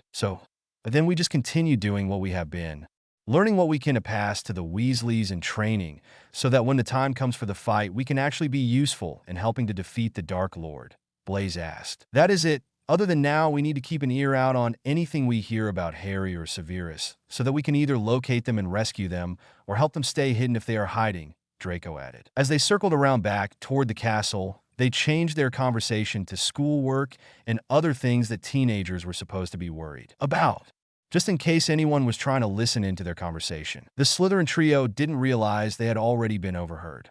They had said it themselves. The Weasley twins were quite wily. Fred and George canceled the little spying charm they had created and sat for a minute to think about what they had just heard. It was a lot of surprising information. It was almost unbelievable that three boys who were considered the ultimate Slytherins and had been accused of being baby Death Eaters their entire lives were actually on the light side and willing to feed them information. Were in fact preparing to help take down the dark from the inside. So, at least now you know who your secret admirer is, Fred teased his twin. George blushed. He had of course admired the younger teen, who hadn't. Blaise was quite fit and properly gorgeous. Beautiful dark skin, captivating eyes that seemed to see everything. And he had hit a growth spurt over the summer and was just about as tall as George was now. Considering he was only 15, he was bound to end up taller than the twins. Yeah, and honestly I'm totally cool with that. Especially after what we just overheard, George replied. Fred clapped him on the shoulder as they stepped out of their hiding place. What now? What do we do with this information? Fred asked. I think the biggest point for me is that they are properly worried about Harry for the right reasons. Malfoy and not seem properly upset about his well-being. They seem to be two of only a very small few that are concerned for the right reasons. Think we should tell them that we know Harry is fine? George inquired. Fred thought about it for a moment. Yeah, I think we should tell them. I think they can be trusted, as funny as that seems. Malfoy has always been obsessed with Harry. It isn't hard to believe that all of that hexing and teasing was just a way to get his attention. On the opposite side of that coin, you and I have already noticed over the years the way that he watched Harry. I am telling you, it was not who hexed Finch Fletchley's second year for talking so much shit about Harry, Fred pointed out. Okay, so then you and I need to work out how we are going to corner the snakes and talk to them about all of this, George offered. Fred nodded. Yep, it was time to start planning. Good thing the two of them were pretty good at that. Are you sure this is where the letter said to meet? There is nothing here, Draco asked Blaise as they waited in the hallway of the 7th floor. Yeah, it specifically said to wait in front of the picture of Barnabas the Barmy, Blaise answered. It was now the middle of October, and Blaise had found an unsigned note in his robe pocket a week ago asking him, Draco, and Theo to meet whoever it was right here today. So here they were, wands ready just in case it was someone who was trying to jump them. Things this year had been a little hard for the Slytherins. There were so many rumors about Voldemort being back, as well as Harry's disappearance, which seemed to make people believe that the boy hadn't been lying about his return last term. The other houses, Gryffindor, specifically, were targeting Slytherins and accusing them of joining the Death Eaters, among other things. The three of them nearly jumped out of their skin when a door appeared across the hall from the tapestry. They pointed their wands at it, but lowered them quickly when they saw a smiling redhead poke out. He waved them into the room without saying anything, and they followed after only a moment of hesitation. They looked around in awe and were a bit weary when they saw that the twins were not the only people in the room. Granger, Longbottom, and Lovegood were also in the room. The room itself was large and cozy, looking like one of the common rooms. There was a large fireplace and quite a bit of seating around a coffee table. The others were already sitting around. Come on, don't be shy, Fred encouraged. No one here wants to hurt you, George added for good measure. Of course we don't. We just want to talk to the three of you, Hermione insisted. Draco stepped forward so that he was slightly in front of his boyfriend and friend. What exactly do you lot want to talk to us about? Draco asked cautiously. This wasn't exactly a group of people he trusted not to hurt them. As far as this group knew, Draco and the others were being groomed to be the next generation of Death Eaters. So, he wasn't going to let his guard down just yet. George pulled a stack of letters out of his bag and laid them on the table. Then he smiled at Blaise. I know these are from you, George announced. Blaise blushed a bit, though it was hard to tell, and then his eyes softened toward George, whose smile brightened. Yes, Blaise said simply and tucked his wand away. Draco and Theodore did not. We called you here to admit that we eavesdropped on a very enlightening conversation the three of you had about a month ago, Fred admitted. The trio didn't respond, yet they would give nothing away just in case they were being tricked into admitting something. We know you don't want to be Death Eaters. That you want to find Harry to keep him safe or rescue him if he needs it. That you are willing to be eyes and ears against Valdi and give us information that could help them lose, George added. Draco and Theo put their wands away as well. Is that what you want? For us to spy for Dumbledore? Draco asked cautiously. The answer was important. They didn't believe in Dumbledore. They didn't think he was as good or light as he claimed to be. They had seen the way Harry acted around him and knew that if Dumbledore's own golden boy didn't trust him, then no one else should either. It was why they were willing to fight for Harry or in Harry's name, but not for Dumbledore. Of course not. Surprisingly, it was Neville who answered. He didn't stutter or look like the meek boy they were used to seeing. He looked angry and determined. The headmaster is a manipulative bastard who is only out to serve his own agenda. Luna placed a calming hand on his arm. Neville took a deep breath and calmed down. We are asking you to help us. The five of us. We do not believe in Dumbledore and his order. They have failed Harry too many times. This disappearance is just another failure, Hermione added. Dumbledore has a secret group they call the Order of the Phoenix. They have secret meetings at a black property that is under Fidelius. We stayed there this summer. It is how we perfected our eavesdropping charm, Fred started. We know a lot of things now that they didn't want us to know. Things that might help us find Harry, who is absolutely alive, by the way, George finished. So are the three of you in? Will you join the five of us? We are going to work behind the scenes and win the war out from under them all, Luna insisted. Draco nodded, and then the three of them finally moved to sit down with the others. Okay, so tell us everything, Draco stated. The others nodded. So to start with, Dumbledore faked a prophecy. He is trying to force Harry to be a weapon against Valdi. We don't know why. We also now have confirmation that Dumbledore and our mother know about how badly Harry was being abused at home. George spits out. Now that Harry is missing, he has started laying the groundwork to turn me into the boy from the prophecy. Some elaborate lie where he admits to having made a mistake. My gran is pissed and has basically told him to screw off, Neville added. Okay, so what is the plan? Blaise asked. We are going to train, plot, and spy. All of us. We will spy on the Order. You three are going to spy on the Death Eaters. We're going to meet here at least once a week to learn new spells and train each other so that we are ready to fight and defend ourselves when the time comes. Most importantly, we are going to search for Harry, Hermione answered. Sound like a plan? Let's get started, Draco said with a grin. Now, they were getting somewhere. Merlin, I am exhausted, Hadrien exclaimed. He flopped down on the floor of the training room. He laughed when Peter dropped from the ceiling and sprawled out next to him. Same, I think they're trying to kill us, Peter added. Hadrien nodded. I don't know why the two of you are complaining. I train twice as hard and twice as long daily, Natasha said from where she was leaning against the far wall. You get like 5 minutes before we start again. You would think after a year of training you would be in better shape. Clint laughed from his perch near the ceiling. Yeah, well, the two of us were up late last night. Peter invited me to go to a party, and my dad's actually let me go. Hadrien pouted and stuck his tongue out at the man who was now laughing even harder. It was the most fun I have ever had at a party. You are coming to every party I go to from now on, Peter said excitedly. Best wingman ever. Just saying. Hadrien laughed and fist bumped the older boy. Peter turned 17 a month after Hadrien turned 16. That was a few months ago now. Oh, hey, did you ask Aunt May about me staying with you next weekend? Hadrien asked. Tony had informed Hadrien that he was going to take Sirius out of the country for a romantic weekend to celebrate their 1-year anniversary. She said no problem. You knew she would. Peter laughed. His aunt loved Hadrien. He had stayed at their house many times. Hadrien perked up and rolled over toward Peter. Oh, I tricked a secret out of my dad about next weekend, Hadrien said excitedly. Peter looked at him expectantly. Hadrien leaned in to whisper in his ear, just in case Tasha and Clint didn't know anything. Dad bought a ring. Knew it, Peter exclaimed. Aunt May owes me $10. All right, you two. Up you get. It is time to keep going. We will stop when one of you manages to take me down, Tasha instructed. Then she pointed at them both with a glare. No webs, spider powers, or magic. I want the two of you to fight me with your physical skills only. No cheating. Yes, ma'am. They both replied and jumped to their feet to start again. They fought her together, and so far they had not succeeded in besting the assassin. Hadrien personally didn't think it was fair. She had been training since she was like 10. Good, now begin, she ordered. Hadrien and Peter dropped into their ready position.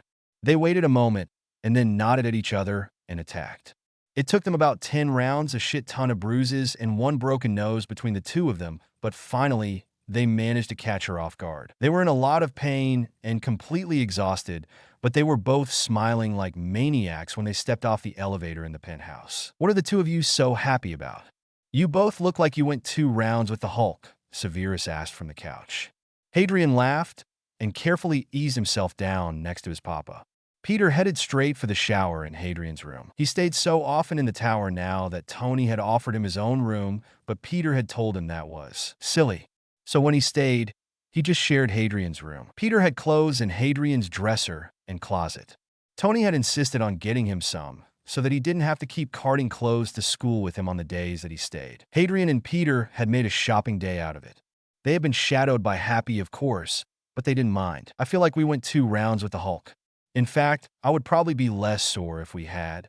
Tasha is a harsh taskmaster. But we did it. We finally got the jump on her. She kicked our asses, but we finally got her, Hadrien told his papa excitedly. Language, Brat Sirius said automatically.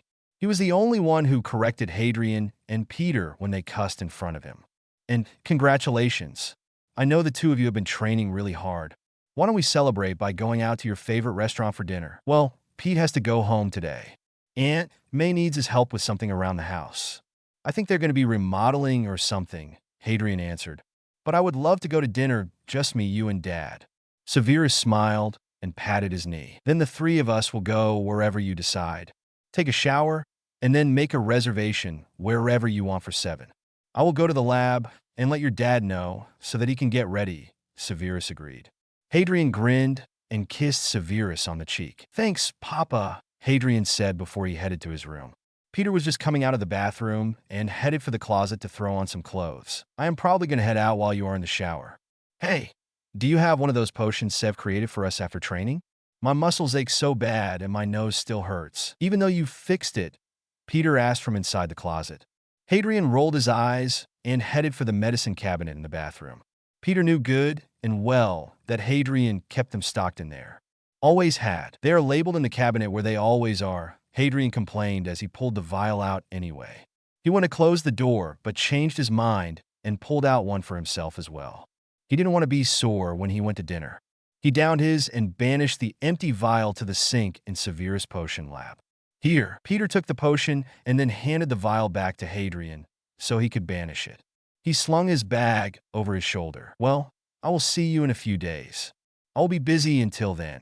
I have a lot of studying to do for the Mathletes tournament next Friday, Peter said as he fist-bumped Hadrien on the way out the door. Then he turned and grinned. You're still planning on coming, aren't you? I like the way you get under Flash's skin when you do. Hadrien laughed. It was something they'd been curious about. For some reason, Hadrien threw Flash off his game. He would get more answers wrong, trip over his own feet, and constantly stuttered. But he was definitely straight, so they had no idea why. Yeah, I will be there.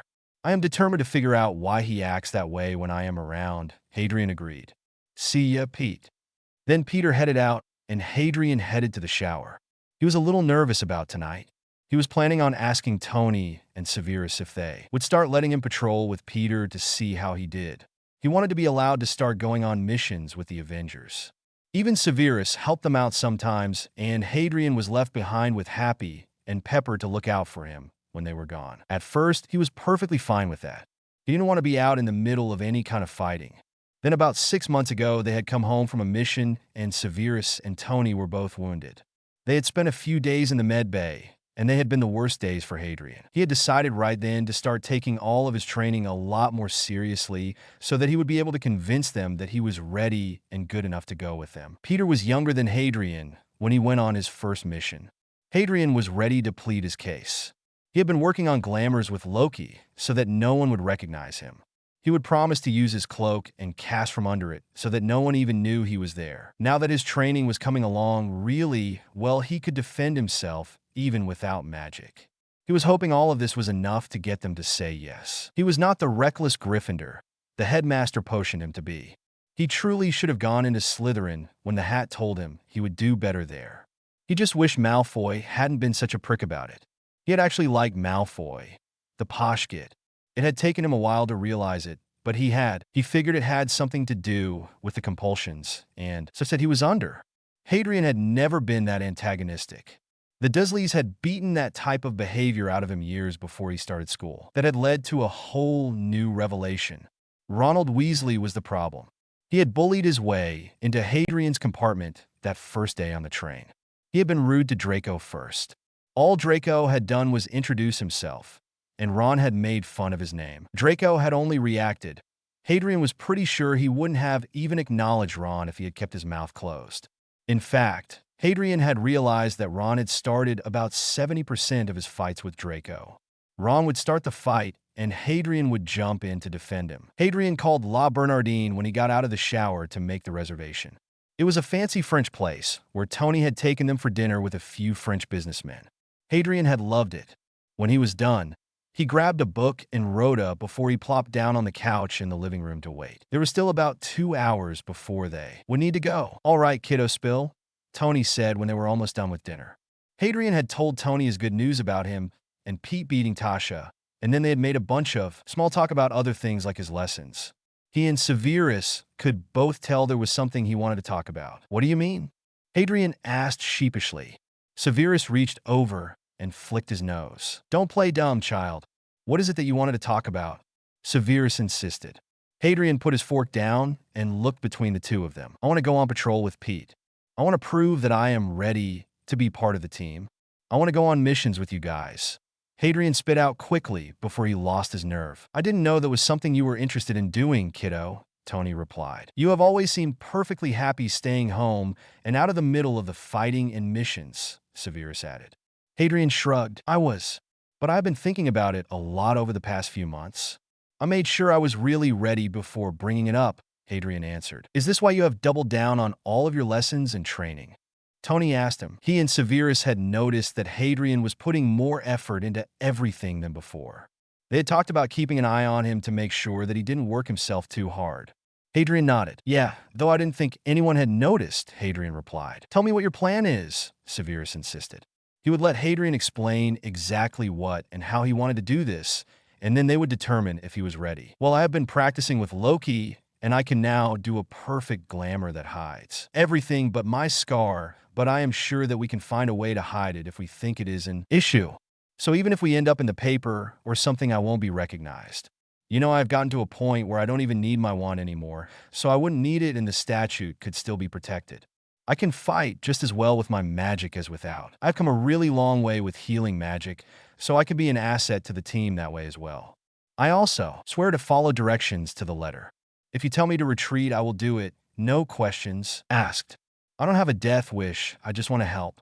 Please, Papa. Dad, I can be so useful. Hadrian stated his case pleadingly. Besides, I am almost 17, which is the age of majority for Wixen. So technically, I am almost an adult, Hadrian tacked onto the end with a grin. Severus rolled his eyes, and Tony laughed. I will give you an A for effort, kiddo. That was a great spill, Tony said when he was through laughing. He winked at Hadrian and then turned to Severus. Cheeky brat, you just turned 16 3 months ago. You are not almost 17, Severus started. Hadrian started to pout. He should have known his papa would be the one to say no. He had been so careful with Hadrian, especially when he left the tower. Hadrian went nowhere without an escort, which he completely understood and did not try to fight at all. Don't pout. I wasn't finished. Your dad and I have noticed how hard you are training and how far you have come with your magic and your fighting. We were just talking about it last week. If you think this is something that you want to do, then we will give it a trial run. You can patrol with Peter while we are out of town, but you have to promise to keep your comms on at all times so that Steve and Natasha know where you are at all times and can hear everything that is happening. That will be your first test. With me so far? Severus asked. That is so fair. I am listening, Hadrian said quickly. He was trying so hard to suppress his smile. He really hadn't expected a yes so quickly. Tony hid a chuckle behind his hand. Good, if you follow all the rules and Steve and Nat give a good report, then, and only then, we will move on. We will decide on a mission-to-mission basis on whether you will go or not. Your dad and I will have the final say, and if at any point we decide you are not ready, we will put all of this on hold and visit it again when you are actually 17. Agreed. Severus finally finished. Hadrian nodded. Agreed. Thank you so much. I won't let you down. I will prove to both of you that I am ready. You guys are the best, Hadrian answered. The best dads in the whole multiverse. Laying it on a little thick there, kid, Tony said with a laugh. Severus just pinched the bridge of his nose and smiled reluctantly. You are going to make me old before my time, Severus stated. He turned to Tony. Your son is going to be the death of me. He is too much like you. Hadrian and Tony both laughed that time as they started back on the desert. I will take that as a compliment, Tony answered. Hadrian nodded and high-fived Tony. Besides, Papa, you won't be old for a very, very long time. They don't age like Muggle or Wixen. So it looks like I am not the only one who likes to exaggerate, Hadrian pointed out. Tony laughed again. Guess he is just like you as well, Tony added. Severus just waved them both off. They finished their conversation, and Severus subtly removed the privacy ward he had placed around them so that their conversation would not be overheard. People were always trying to pry into their lives because of who Tony was, and it would do no good for someone from a tabloid or newspaper to overhear the kinds of things they had just talked about. The shield was one that Loki had taught them. It didn't silence them because that would be suspicious to someone listening in. What it did was confuse the listeners so that they heard a trivial conversation about the weather or school. They would hear nothing of the actual words being spoken. It was like a confundus. Hadrian and Sirius had both practiced it until they could do it wandless and wordless as if it were second nature. Once they were done with dinner, they headed back home to the tower to enjoy a movie before bed. Hadrian couldn't wait to tell Peter that he had permission to patrol with him. "This is somehow not as exciting as I thought it would be," Hadrian said quietly through the comm attached to his ear. It was a special one that they had tested many times over the last year. Tony had been approached by Makusa a few months after Hadrian and Sirius had come to America. They had asked him to see if he could develop technology that would work with their magic and not short-circuit every time they used their magic. A tracker had been the first thing Tony had attempted. It had taken him months, but he had finally figured it out. Hadrian had one placed in most of the things he owned so that in the off chance the British Wixen found him and took him, Tony would always be able to find him. The signal could not be blocked by wards. The next thing Tony had built was the communication piece that Hadrian was instructed to always keep on him.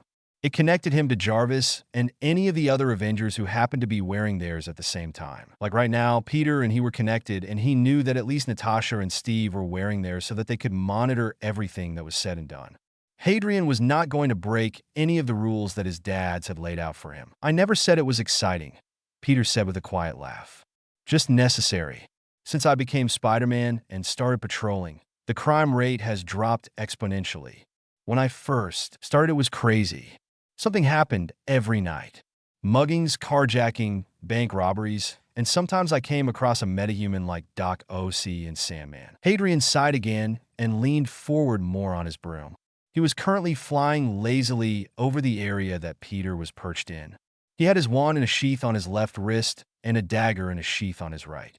He also had a dagger in a sheath in his boot. He was wearing black cargo combat pants and a tight long-sleeve shirt that would be really easy for him to move in. His hair had grown long enough that he could pull it back, so it was in a bun on his head. He was also completely invisible to anyone who was looking, including Peter. "No wonder my dads agreed to this. I'm going to put salt in a sugar bowl," Hadrian threatened. Suddenly, there was a crash sound, and an alarm started blaring. Peter stood up and stretched. He looked up in Hadrian's general direction and flashed him a smile before his mask was hiding his face. "Well, since you were so bored, I'm going to hang back and let you handle this one. I will only help if you need me," Peter stated, and then they were off toward the jewelry shop that was being robbed. Peter did exactly what he said he would do and let Hadrian handle it. It had been over pretty quickly, but he felt so good afterward when he dropped the thief off at the police station. He hadn't even used magic beyond his broom. Natasha would be so proud. "How'd I do?" Hadrian asked as he flopped down on Peter's bed around 2 in the morning. Peter was currently spinning in his computer chair. "You did good. I bet the others are super proud that you did it, and all without magic. That means you can definitely take care of yourself," Peter answered. "I am so tired. My thighs are burning from being on my broom for so long. It has been a long time since I was on a broom like that. I really missed it. I gotta start flying more," Hadrian said. Then he yawned widely and snuggled down in Peter's bed. He was asleep before Peter changed and joined him in sleep. "Damn, I know I have said this before, but you Gryffindors take to the dark arts like bees to honey," Blaze said after a particularly exhausting day of training. He leaned back against the wall and wrapped his arms around George when the redhead leaned against him. They had officially been dating for a year. They had gotten together January of 5th year. The twins had quit school in March of that year because of Umbridge and had gone to the ministry to take their newts. Fred and George had started their joke shop. Harry had apparently left all of his winnings from the tournament to them before he disappeared. Now, they were business owners and business was really good. However, they always made time for the other when they needed to plan or exchange information. It had actually made things easier. Blaze, Theo, and Draco would make an excuse to go to Diagon Alley anytime they had information. Mostly, they sent Blaze so that he could spend some time with his secret boyfriend. When school started back up, they would write back and forth, and once a month they would sneak out of the school through the secret passage under the willow. This was one of those times. So the 8 of them were currently in Shrieking Shack training. Blaze, Theo, and Draco had taken to teaching the others everything that Draco and Theo's dads were teaching them. It had been a fight at first. Hermione and Neville hadn't really wanted to learn the dark arts. But after a very heated argument about how a levitation charm or knowing how to turn a matchstick into a needle would be completely useless against someone who was more than happy to hit them with the nastiest spells they knew, things that a light shielding charm would not protect them from. He had proved it by having Hermione put the strongest shielding charm she knew around a vase. He fired one spell at it that shattered the shield and the vase. He pointed out that it was the lightest dark spell he knew. After that, they all agreed to learn everything they could, whether it was dark or light. Well, if you had Hermione hounding you about your wand movements and techniques daily, you would be too, Neville answered. Excuse me, are you complaining about the fact that you were just complimented? That makes no sense, Hermione exclaimed. Luna laughed delightedly as she sat down on the floor between Neville's legs. How are your Patronus coming along? Luna asked the Slytherins. Blaise finally succeeded in casting a full one, Theo answered. I think it might have something to do with the fact that he had just come back from visiting Georgie, Draco added, causing them both to blush. Do we have any new information to share? Hermione asked to get them all back on track. Neville frowned and nodded. Dumbledore had come to him during the summer and spun the giant lie they knew he was planning in the event that they couldn't find Harry. Neville and the others decided it would be best for Neville to play along and see what kind of information they could get from him. Well, as you all know, I've been having lessons with Dumbledore all year, and basically it has been nothing but him showing me memories of Tom Riddle. Well, he finally got to the point. He is looking for Horcrux. He refused to tell me what that was, but I know between the 8 of us we can work it out, Neville told them all. Draco was whispering furiously to Theo. I know what those are, Draco finally said out loud. Son of a bitch, if he did this, then we have a bigger problem than I thought we did. What do you mean? Hermione asked quickly. Draco was too busy cussing and talking quietly to himself. He means that this is a bit of really dark bad magic that only a really disturbed person would do. It means that Valdi is immortal, unless we can hunt down the Horcrux and destroy them, Theo informed them. He turned to Neville. Not that I can imagine someone doing this more than once, but did you happen to find out how many? Neville was silent for a few minutes as he thought about it. I learned about it from a memory that Dumbledore took from Slughorn. In the memory, 16-year-old Tom asked Slughorn about them. There was a number. Neville thought about it for a moment. Dumbledore had tried to rip him out of the memory as soon as the word Horcrux had been mentioned. Then he paled and turned horrified eyes at the others. 7. He asked about 7. Said it was a powerful number. Shit.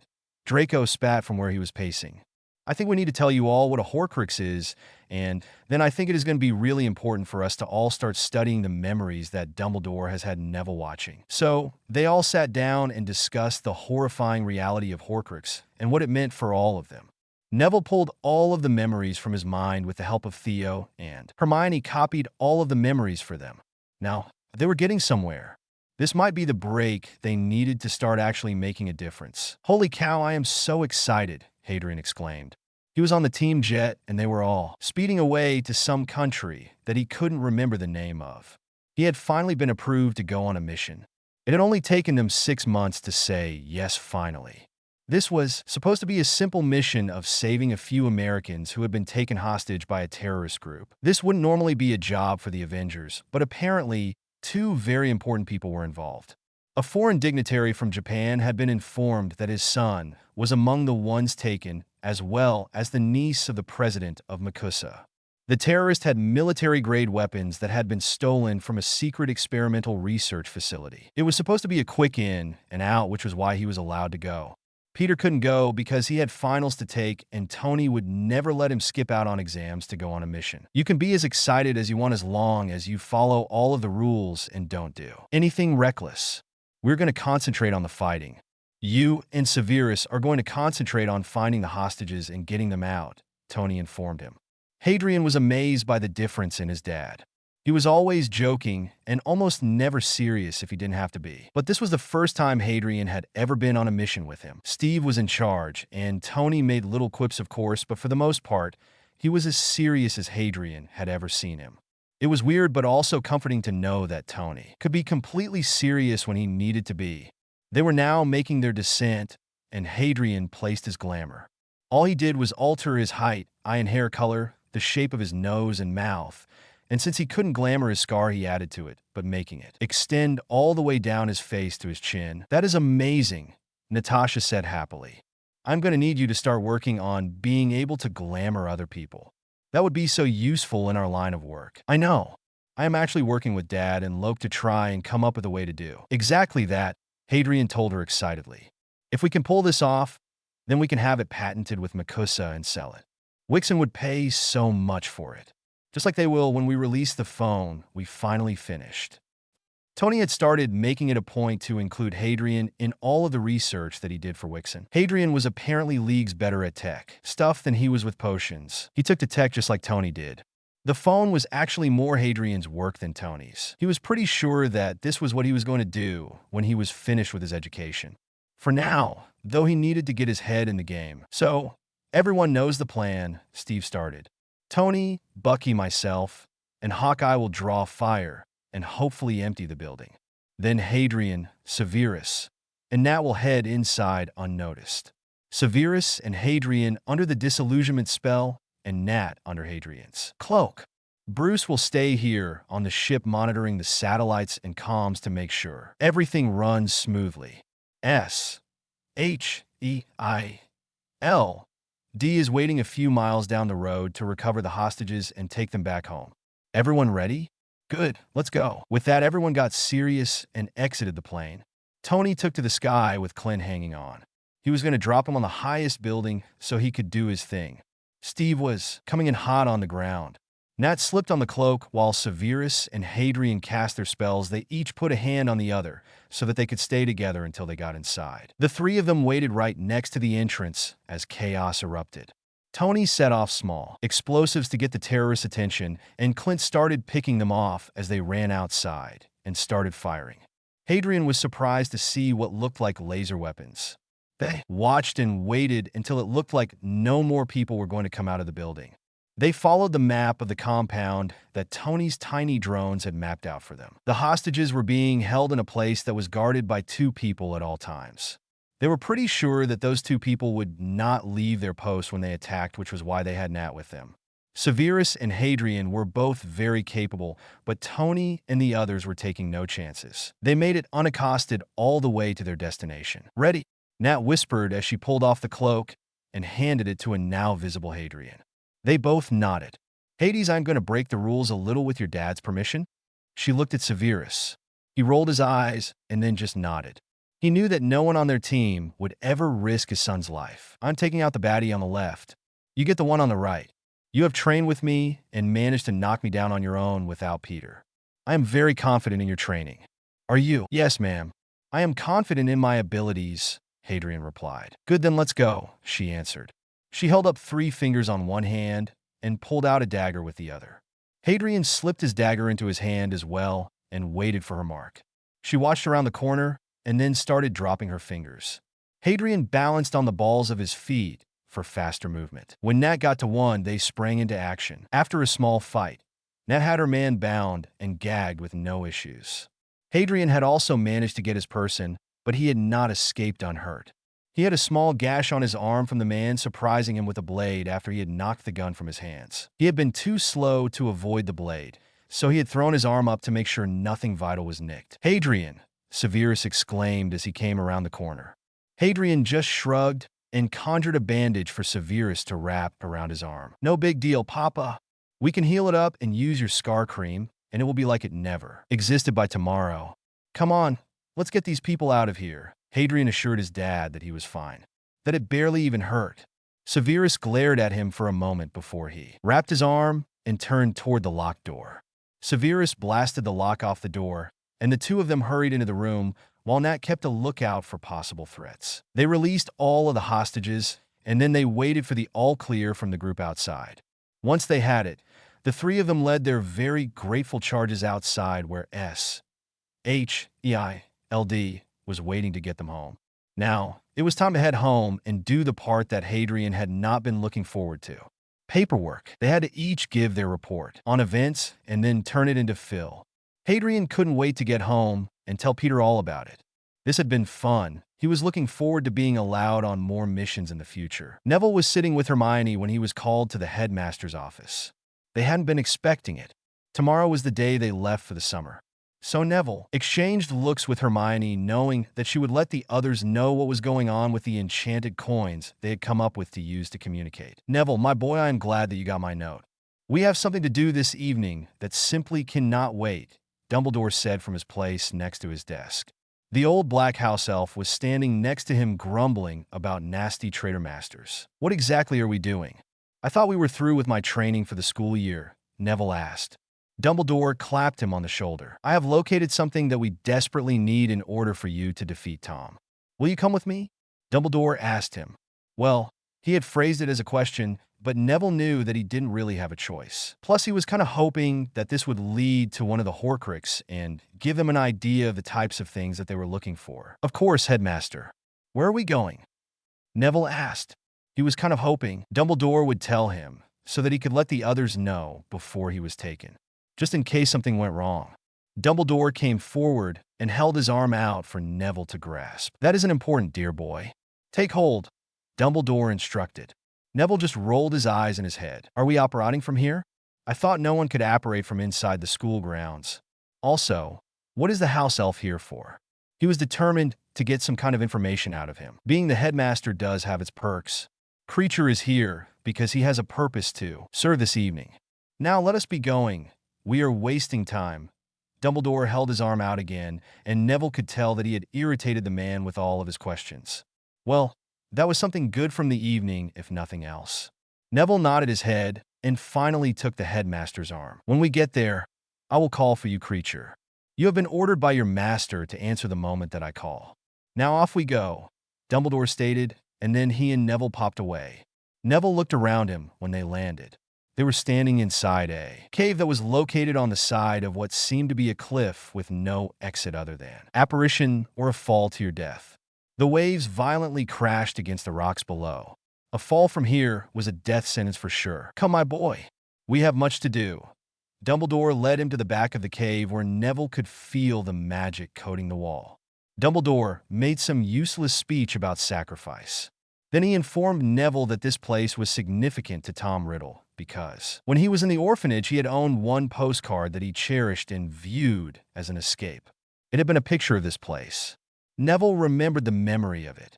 So they had been right. The memories were the key to figuring out clues to the Horcrux. Neville was instructed to slice his hand and place it on the wall. He felt the magic of it try to leach from him, but he forced his magic to retreat away from the way and was happy when the ward finally released him and the wall fell away to reveal a giant cave filled with water. That chain there, my boy. Grab it and pull it, Dumbledore instructed. Neville did as he was told, and was surprised to see a rickety little boat coming toward them. Whatever you do, do not touch the water. Neville hadn't planned on touching it anyway. It smelled bad, glowed a little, and it made his skin crawl the way it felt in the air. Why don't we just apparate to the island? Neville asked when Dumbledore instructed him to get into the boat. Dumbledore looked at him with that damned, twinkling eye. The magic in this place will not allow it. Traps and other such things were put into place to make sure that anyone trying to get in had to do it in the most dangerous way possible. Dumbledore explained. Neville just looked around instead of answering. This man was crazy. Why would he bring a teenager to a place like this instead of a fully trained aura, or even an adult of any kind? He couldn't say it was because Neville specifically had to do it, because the prophecy was fake, and even if it wasn't, Neville was not the one that was marked by Voldemort. Once they got to the island, Dumbledore carefully climbed out of the boat and then instructed Neville to do so as well. It was a very small island made of what looked like crystal that jutted out in weird ways and made walking on it really hard. The only thing on the island was a small basin filled with liquid and something resting at the bottom. Neville looked up at Dumbledore. He wasn't about to reach his hand in there or touch anything until he had a little more information. Creature, come, Dumbledore called out. Neville was shocked when the elf arrived and then paled drastically. The poor thing looked like it was going to hyperventilate. It was a really odd reaction, and Neville was concerned. Why have you called creature here? Dark, horrible place of death, the elf asked finally. Neville was curious too. Why had Dumbledore wanted an elf here? What purpose was there in Neville even being here? Dumbledore picked up a small shell that was sitting on the basin. You will take this, and you will drink the potion inside. You will not stop until it is empty. Do as you are ordered, Dumbledore demanded. Sir, what if it poisons him?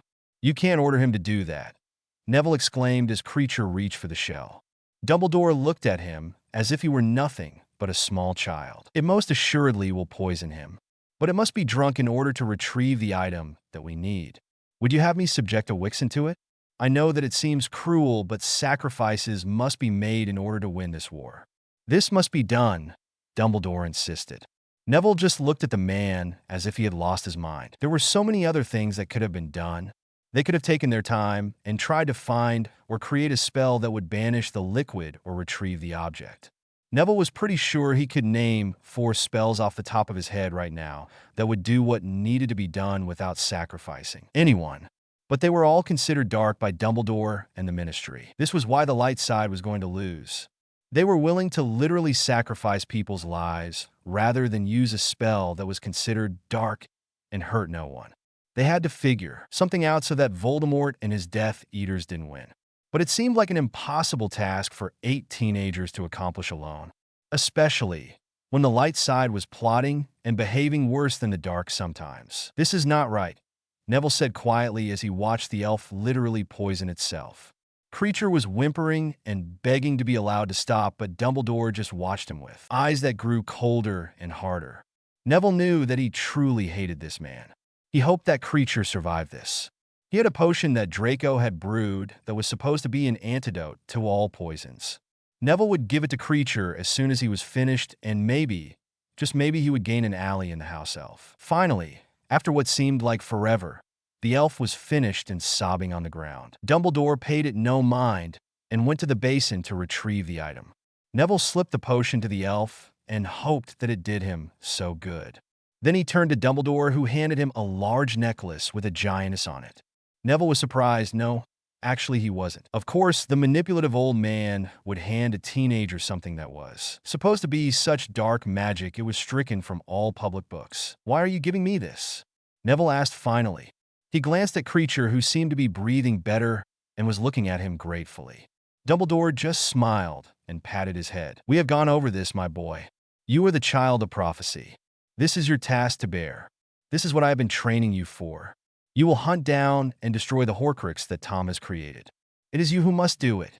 No one else will be able to, Dumbledore told him.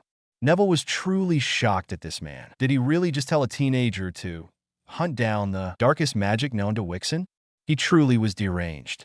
No wonder Harry ran away and never came back. This was too much pressure for one person to deal with. Sir? Neville asked. He just wanted to be sure that he had heard correctly. You want me to hunt them down on my own and destroy them? Dumbledore nodded as he led Neville back to the boat. Creature had already popped away. Dumbledore didn't seem to notice or care. He probably assumed the elf was dead. That is correct, Dumbledore replied. But how am I supposed to do that? I do not know how to locate them, and I do not know how to destroy them. That information was not in the memories, Neville insisted. I am only 16. Wouldn't this task be better suited to an adult or someone who has studied this kind of thing? Even the unspeakables would be better suited to working out the solution to this problem. I know that you will figure it out. This is what you were prophesied for after all. I have faith in you, my boy, Dumbledore said simply, and then operated them away when they exited the cave. When they arrived, Dumbledore instructed Neville once again to hide the horcrux and tell no one. He said it was important that no one learned of this kind of magic, that it would be too tempting for some to resist. Neville left the tower and went straight to his dorm. He sent out a message on his coin that it was important that they all got together as soon as possible to talk. It was time to figure this mess out. They were all sitting in the Weasley twins' loft. It was the only place they could all get together right now. School had been out for 2 weeks. Draco's birthday had been a week ago, and he was now legally an adult. He had inherited as an alpha like they had assumed he would. He was the last of the Slytherins to come of age. Theo had not come into a secondary gender, which meant he was a beta. Both of them were sincerely hoping that Harry presented as an omega or beta so that they could all be together without instincts getting in the way. Blaise had presented as an alpha, which caused George to admit that he was an omega. The two of them were now officially courting, but were waiting to mate until it was safer. Fred and Hermione were both betas. Neville would be the last of them to turn 17 next month. Draco was pretty sure that Neville would present as an alpha as well. Something about his scent was hinting at it. Luna, of course, was the only one of them that had a while yet before she presented, since her birthday was a year away. Draco was holding the locket in his hand. This was a piece of his house's history. Slytherin's locket. Well, not exactly. It was a replica, a fake. He looked over to where Hermione was reading the letter that had been found inside. She had already read it a dozen times at least. She needed a clue as to where the real one would be. They needed to know if B had managed to actually destroy one. Wait a minute. Draco, didn't Sirius have a younger brother? I remember seeing something at headquarters. Sirius won't talk about him because he was a Death Eater and died. Hermione suddenly called out. Draco nodded, curious why she was asking. Yeah, Regulus. My mom says he was her favorite cousin and that he was one of Voldy's favorite. Then he just disappeared one day, Draco answered. Hermione grinned. What was his middle name? She asked. Draco had to think about it for a minute, and then he smirked at her. She really was super smart. You figured it out. R.A.B. Regulus Arcturus Black. He would have been close enough to Voldy to find out about the Horcrux, Draco stated. Fred smiled and threw an arm around Hermione's shoulder and kissed her cheek. She blushed brightly and batted him away. It was obvious to anyone else how much Fred liked her, but her. She thought he was just being silly. Draco had already told Blaise that he needed to talk to George about getting Fred to just outright talk to the girl about it. We need to get to headquarters and see if we can figure it out. Sirius left Regulus' room exactly like it was when he died. There might be clues in there, George added. Wait, I don't think we need to do that. Remember I mentioned Creature's reaction to being summoned to the cave? I think he knows something. We just need to talk to Creature, Neville pointed out. That would be a lot easier now than it had been before that night. Sirius and the others all assumed Creature was dead, and that had somehow severed his ties to Sirius. Creature popped up randomly to help Neville now. See if you can call him. You said he has been helping you out every now and then, Theo pointed out. Neville nodded and called for the elf. He arrived with something clutched in his hand. Creature knows what air Longbottom wants. But Longbottom must swear on magic to destroy, or Creature will give him nothing, the elf stated firmly. Lovely, kind, perfect. Master Regulus ordered Creature to destroy. But Creature could not. But Longbottom has help from 3 noble dark houses. Will Longbottom swear? I, Neville Longbottom, heir to the ancient and noble house of Longbottom, do so swear to do everything in my power to find or help find a way to destroy the Horcrux. I will not give up until we do. So I swear, Neville swore. Creature sighed and handed the true locket to Neville. The elf immediately seemed to grow lighter. Neville understood why. The thing in his hand was vile. The black magic seeping out of it was toxic and was trying to cling to him. Here, Nev. Luna held out a box that was carved with many runes. Neville dropped the locket inside, and Luna shut and locked the box. The room immediately became less tense. The box seemed to completely block the darkness in the locket. I knew this was needed. I had a dream and then found this box in my mother's things. Okay, now we are getting somewhere, Blaise exclaimed. What next? Unfortunately, I think it is time to put all of our energy into this. I do not intend to go back to school when it starts in September.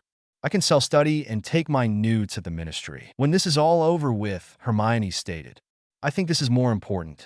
Plus, going based on what Dumbledore said to Neville, I think he expects Neville to do the same thing. I agree. I think that is exactly what he was hinting at. I am not returning to school in September either. This is much more important, and we will accomplish more out in the world, Neville agreed. I'm going to return to school. I'm going to be needed, Luna told him with a smile. The 3 of us are not returning either, Draco told them. It was time to truly put all of their effort into destroying Voldemort. Let's do this, Blaise said with a small smile. Things were about to get dangerous for all of them. They were going to need to find a safe place to hide and research. Then a Fidelius would need to be put over it. Now that they were 17, Draco, Theo, and himself were pretty well off and had more access to their family vaults. They could put their money together and make sure to get something unplottable and get the best warding done on it. They had the summer to get it all situated before people became suspicious and started looking for them. Heir Sirius or I in Black. We are writing to inform you, as the rightful lord of the most ancient and most noble house of Black, that your lordship is being contested by a Black family member who does not believe that you are doing your duties to your house.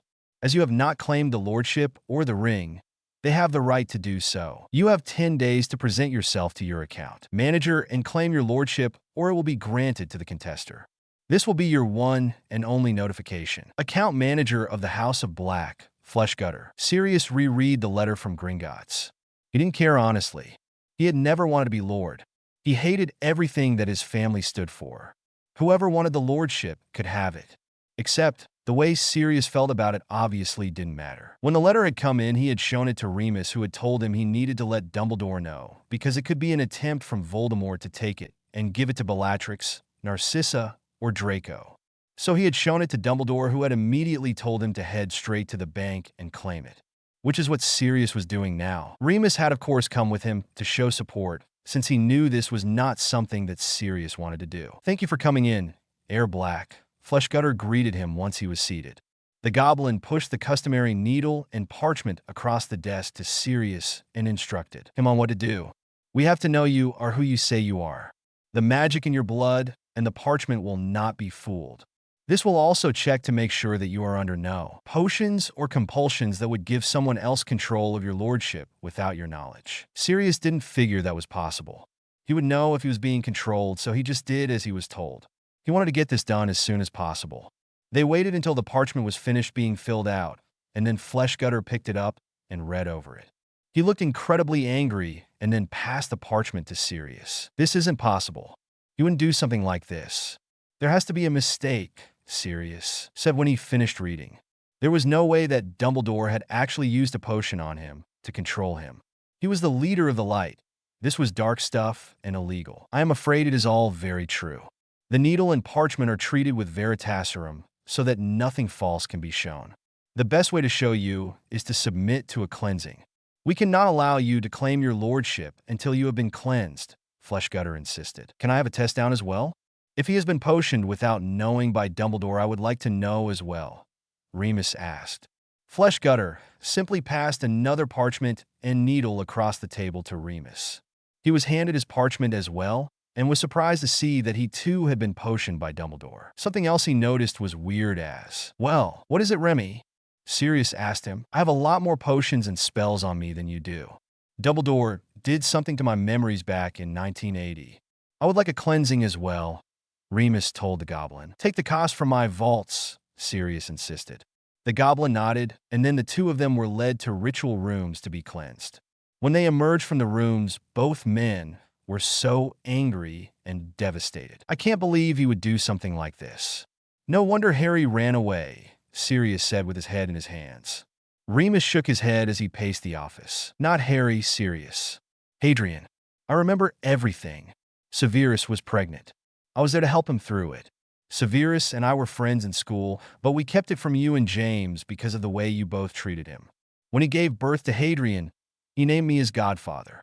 Then about 17 days after he was born, he was stolen. That is when Dumbledore first altered my memories. James and Lily never had a child, Sirius. Harry Potter never existed. His name is Hadrian Star Prince, and he belongs to Severus. No wonder they both disappeared at the same time. They must have learned the truth somehow, and Severus took him and ran." Remus told Sirius the truth. "I dismissed it because I thought they were just blowing smoke," Sirius said sadly. "I was there when Lily and James started talking crazily about taking a child. I let them convince me they were kidding. I was sent on assignment for a few weeks, and when I came back, they had Harry. James told me that Lily had been pregnant the entire time and that she had kept it hidden because of the war. That Harry was their child, and because of the prophecy, they needed to go into hiding. I never questioned it. Because James was my best friend. Why would he lie to me?" Remus reached out and pulled Sirius into a hug. This was so much information to take in, for both of them. Sirius needed to claim his lordship, and then they needed to start figuring some things out. Like whether or not they were going to continue following Dumbledore, who definitely wasn't a good man. One thing he did know was that he was going to write to his godson and tell him everything so that he would know Remus hadn't abandoned him by choice. The look of betrayal and devastation on Hadrian's face when they hadn't believed him about his abuse was ripping Remus hard into pieces. "He thinks we abandoned him," Sirius said quietly. "He finally was ready to tell us the truth, and we broke his heart. He may not officially be my godson, but I will always see him that way. We need to find him and tell him we are on his side. He needs to know that we will fight for him and help Snape keep him safe. Snape did what we should have done. He took Hadrien, and fled. I know, Siri. Let's get your lordship claimed, and then we are going to find our godson," Remus told him. Sirius nodded, and then he turned to the goblin who had been waiting patiently while they worked through their new reality. When the two of them left the bank, Sirius was Lord Black, and Hadrien had been named his heir. Remus had been given contact information for the Prince account manager so that he could write to him and possibly get a letter to Hadrien and Severus. Until they could get to Hadrien, they were going to rock Dumbledore's shit. Like letting the Longbottom boy know that the prophecy was fake and to get far away from Dumbledore. They were going to start sowing the seeds of dissent. Dumbledore was going to regret doing what he did. "Hadrien, there is something here for you from Silver Fong," Severus called to his son as he strolled into the room. "Also, I just finished your new batch of suppressants." Hadrian's secondary gender had manifested on his 17th birthday when his final magical inheritance had come in. He had, of course, presented as an Omega, just like Severus had thought he would. He was just too small and delicate to be anything else. But he had immediately asked Severus to brew him suppressants that were safe for him to take long-term. Severus had perfected a safe suppressant a year ago, when he had truly begun to suspect that Hadrien would be an Omega. No matter how much they fed him or how healthy he got, he was still only 5 feet 5 inches and delicately built. That isn't to say he wasn't fit, because he was, especially training daily the way that he did. He was deceptively strong for someone as small as he was. Hadrien didn't want the fact that he was an Omega to affect his ability to do what he loved.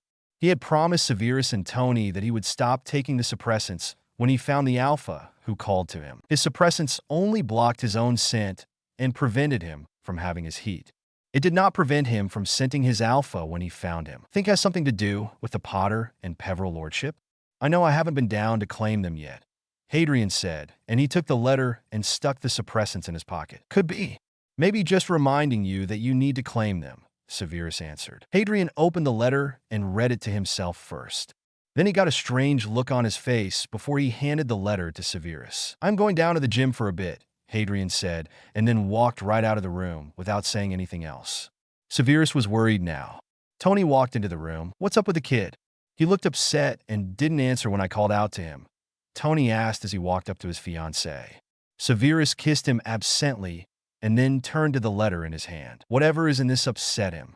"It's from the bank," Severus said.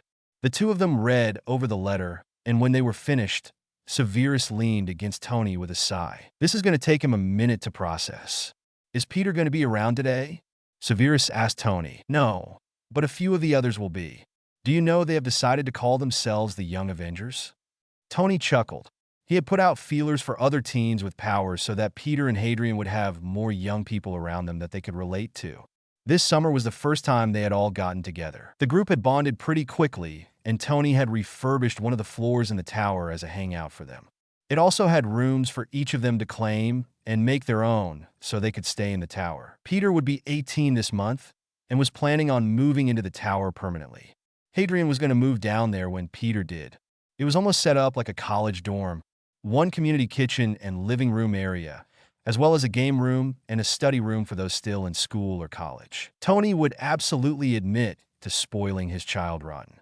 Plus, it was completely selfish. He had overheard Peter and Hadrien talking about moving out and getting a place together. After Peter graduated from school, he had quickly figured out a way to keep them both in the tower so that he didn't lose his kid after only having him for a few years. A few of the other teens were staying here on and off through the summer to train together.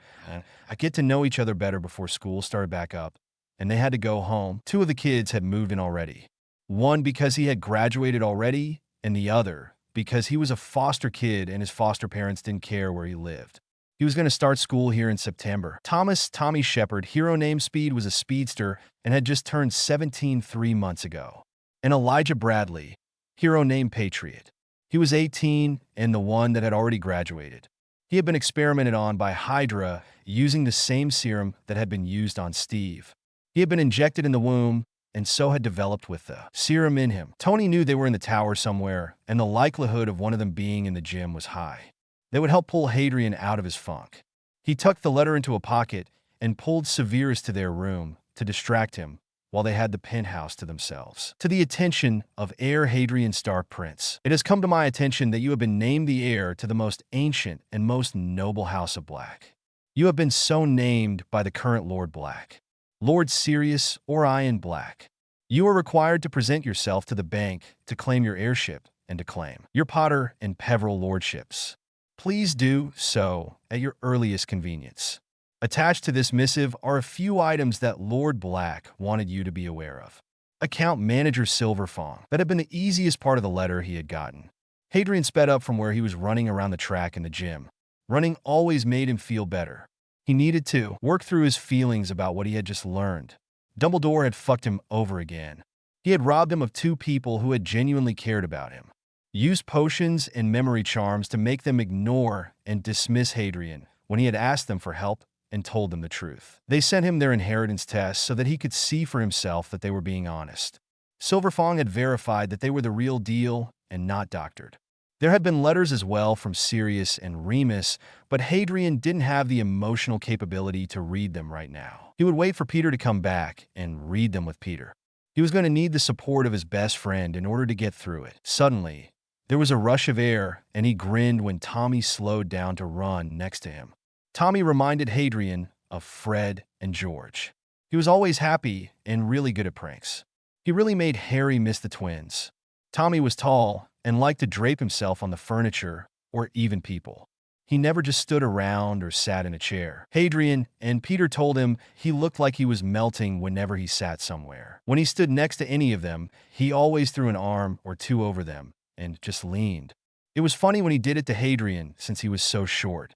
Tommy would throw both arms over Hadrien's shoulders and nearly bend in half to put his chin on Hadrien's head. It had irritated Peter at first, but he had gotten over it pretty quickly when he realized that Hadrien didn't mind. Hadrien was proud of how far he had come about people touching him. So were Severus and Tony. Tommy and Eli knew Hadrien was a Wixen, but didn't know Hadrien had issues from abuse, and Hadrien was hoping to keep it that way. "You look lost in thought," Tommy pointed out. Hadrien laughed and stopped running to lean against the wall and catch his breath. "I am. I got a letter from my bank today, and apparently my godfather just named me his heir. They wanted to let me know that because of that manipulative bastard I told you about, they were forced to betray me. They had been cleared of his magic, and were hoping I would hear them out and let them be part of my life again. It just caught me off guard, and I needed to clear my head and sort out how I feel," Hadrien admitted. "Well, how about we play some video games, and when Peter and Eli get back, we can all go see a movie or just run around town for a bit?"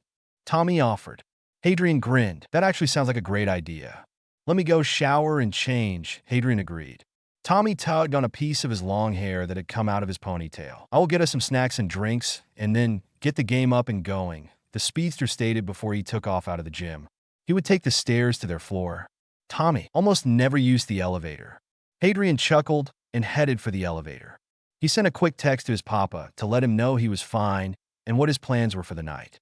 He promised to come up and hang out with them for a bit if it wasn't too late when the 4 teens were finished running around town. Tony sent a message back that he was to make sure they took one of the cars with a tracker and to make sure he stayed in contact with them throughout the night so they knew he was good. Hadrien didn't mind, even if the others teased him about it.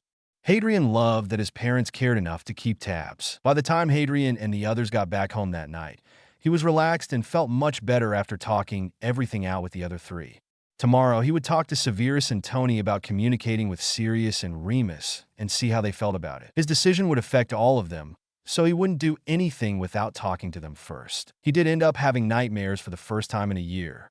He had apparently been louder than he thought he was because when he went to the kitchen, Peter was already in the process of making 4 cups of tea. Tommy and Eli were making a big bed of blankets and pillows on the floor in the living room. Hadrien loved all of them for staying up with him rather than sleeping. They watched a Disney movie and drank their tea before they all fell asleep on the living room floor, which is how Clint and Tasha found them the next morning when none of them showed up for training. Merlin, Remus, it's from Hadrien, Sirius said as he accepted the letter that his account manager handed him. The two of them had been called back to the bank about a week after they had originally sent their letters to Hadrien. Why didn't he send it by owl? Remus asked. Fleshgutter looked at them as if they were stupid for asking. The little lord is in hiding, obviously. He fled for his life and doesn't want anyone to be able to trace anything back to him. That is why you will not be allowed to remove the letter from the bank. When you are finished reading it, we will burn it, Fleshgutter answered them. Of course, I wasn't thinking, Remus said, feeling properly chastised. Go on, Siri, open it up, and let us see what he has to say. They desperately wanted to know if he would forgive them or if he never wanted to see them again. Sirius was going to take the fact that he had written back at all as a good sign. The two of them read the letter and were both smiling by the time they were finished. He is giving us an option. Stay here, and we can keep in touch through letters with the bank or move to where he is for the time being, Sirius stated. It was more than they had expected. Padfoot and Mooney, thank you for your letters and for letting me know about what Dumbledore had done to you. It does heal something inside of me to know that the two of you didn't abandon me of your own free will. I was utterly broken and ready to let Valdi kill me just to end it all. That is until I found my parents. I am happy, loved, cared for, and thriving in my new life. I am more healthy than I have ever been and loved beyond my greatest imaginings. I will give the two of you a choice. I am in hiding and have no intention of returning to Britain to fight in a war that has nothing to do with me. James and Lily Potter conspired with Dumbledore to kidnap me from my true father. I know they were your friends, but they were not good people, and they helped to ruin my life. They were murdered by a crazy man, and that has nothing to do with me. I have no obligation to avenge them and no desire to sacrifice my life for people who never cared enough about me to see how badly I was hurting and needed help. Your choices are this. Option 1, you can remain in Britain, your home, and we can communicate through our account managers. When the war is over, we can possibly visit back and forth if the correct side has won. Option 2, you can pack up everything important to you and move to my home. We have space for you, and my parents are fine with it. But you would have to abandon Britain to its fate because correspondence of any kind with those left behind puts me and my family at risk. I won't allow that. Then when the war is over, you can choose to remain with me in my home, or you can return to Britain and we can visit each other occasionally. Whatever you decide is your choice, and I will not fault you for what you choose. If you choose to come to my home, you need to go home, pack your things, and return to the bank. Tell no one anything. I mean no one. When you get to the bank, Fleshgutter will give you the necessary documentation to allow you legal passage. Even you, Sirius. I have already spoken with the government here, and they only want you to submit to Veritaserum and Legalimency to prove your innocence. No big deal. Once your documentation is all filled out, you will lock down all of your properties so that no one can access them while you are gone. When it is all done, Fleshgutter will give you a port key that will deposit you here, and we will come and get you. The choice is yours. See you or talk to you soon. Hadrien Stark Prince. So, what are we going to do? Remus asked his best friend. Sirius leaned back and pinched his nose. We are going to our godson. We are going to do exactly as he said and go to him. I do not care about anyone here, and neither do you. This war is between Dumbledore and Valdi. Let them fight it. We will warn Neville about Dumbledore's lies and hope he listens. Other than that, we are going to pack as quickly as possible, shut down my properties, and leave, Sirius answered him. We abandoned him once. We will not do it again, Remus agreed. Okay, we will be back. We're going to our godson. Get together whatever documentation that we need and prepare to lock everything down. We will be back tomorrow morning first thing, Sirius instructed his account manager. It will be done. I will inform the little lord, Fleshgutter stated, so that he knows when to arrive and pick you up. Burn the letter. Sirius burned the letter, and the two of them headed to Grimmauld Place to do what needed to be done. They sent a letter to Neville through Hermione and then packed everything essential, and that was it. They were back at the bank bright and early the next morning. It took a few hours to complete everything, and then they were happily whisked away to Hadrien. Hey, Dad. Hadrien called out. Tony was in the lab working on a few things. Yeah, kiddo? He called back. Can Tommy and I take the new car to get Remus and Sirius? I haven't gotten to drive it yet, Hadrien asked. He loved his dad's fast cars. Severus hated it. Sure, just drive carefully so that your papa has no reason to panic about it. Also, why is Tommy going? I thought Peter was going with you, Tony asked as he came around the corner. Oh, he was going to, but Aunt May needed him for something. So Tommy volunteered. I promised to be careful. Be home in a bit. We can order in, Hadrien said. He kissed Tony on the cheek and headed down to the garage where Tommy was already waiting in the car. They never tell you no, Tommy said when Hadrien asked how he knew Tony would say yes. Hadrien just laughed and pulled his hair into a messy bun before he got in the car and put the top down. They tell me no, Hadrien insisted. Tommy just gave him a look. Name one time, Tommy challenged. Hadrien thought about it as he pulled out of the parking garage under Stark Tower. Tommy laughed again. Exactly. But to be fair, you never asked for anything ridiculous. Hadrien shrugged. Put something on the radio. This isn't going to be the longest drive. We will have to take a ride out of the city next week or something so we can really let her fly, Hadrien pointed out. Oh, somewhere that I can let loose and race you. I want to see if I am faster, Tommy said excitedly. I need to make sure I make the most of the summer before it is back to school for me. It isn't fair that I am the only one. I wish your dad would let me homeschool. The only reason I have tutors is because I am required to learn things that Muggle school won't teach me, Hadrien pointed out. And if we are racing, I am picking up the newest broom while we are in the magical market. It is supposed to be the fastest one yet. I want to see how it holds up against you. Awesome. I haven't had the chance to really watch you fly. Peter and Mr. Prince brag about it all the time, Tommy agreed excitedly. They rode, just listening to the music the rest of the way. Hadrien pulled into a parking spot, and the two of them hopped out, and Hadrien led the way through the magical entrance. They stopped by the broom shop first, and then the sweet shop, before heading to the Makusa building. Hadrien stopped to wait, and predictably, Tommy draped himself over him. The two of them stood there with Hadrien feeding them both bites of sugar quills while they talked quietly. Is that Hadrien? Sirius asked. He pointed to Hadrien and Tommy. Remus looked over and smiled. Of course it is. He looks just like Severus. He looks so good, Siri. So healthy and happy, Remus said as they stood there and observed them. Sirius frowned. Who is that prat draped over him like he is a piece of furniture? Sirius asked. Remus just laughed and elbowed him. Behave, Siri. It might be his boyfriend. You don't want to start shit right off the bat, Remus pointed out. Are the dudes staring at us over there who we are waiting for? Tommy asked Hadrien quietly. Hadrien looked over and grinned. Yeah, that's them. Come on. You're going to love them. They were actually the prank masters back when they were in school. I bet you will go on great, Hadrien said, and then pulled Tommy with him as he headed toward them. Sirius looked like he wanted to pull Hadrien into a hug, but Remus stopped him. Hadrien was glad they were trying to respect the fact that he didn't like to be touched. It's okay, Remy, I don't have the same issues that you used to have, Hadrien said, and pulled them both in to hug him. It is really good to see you both.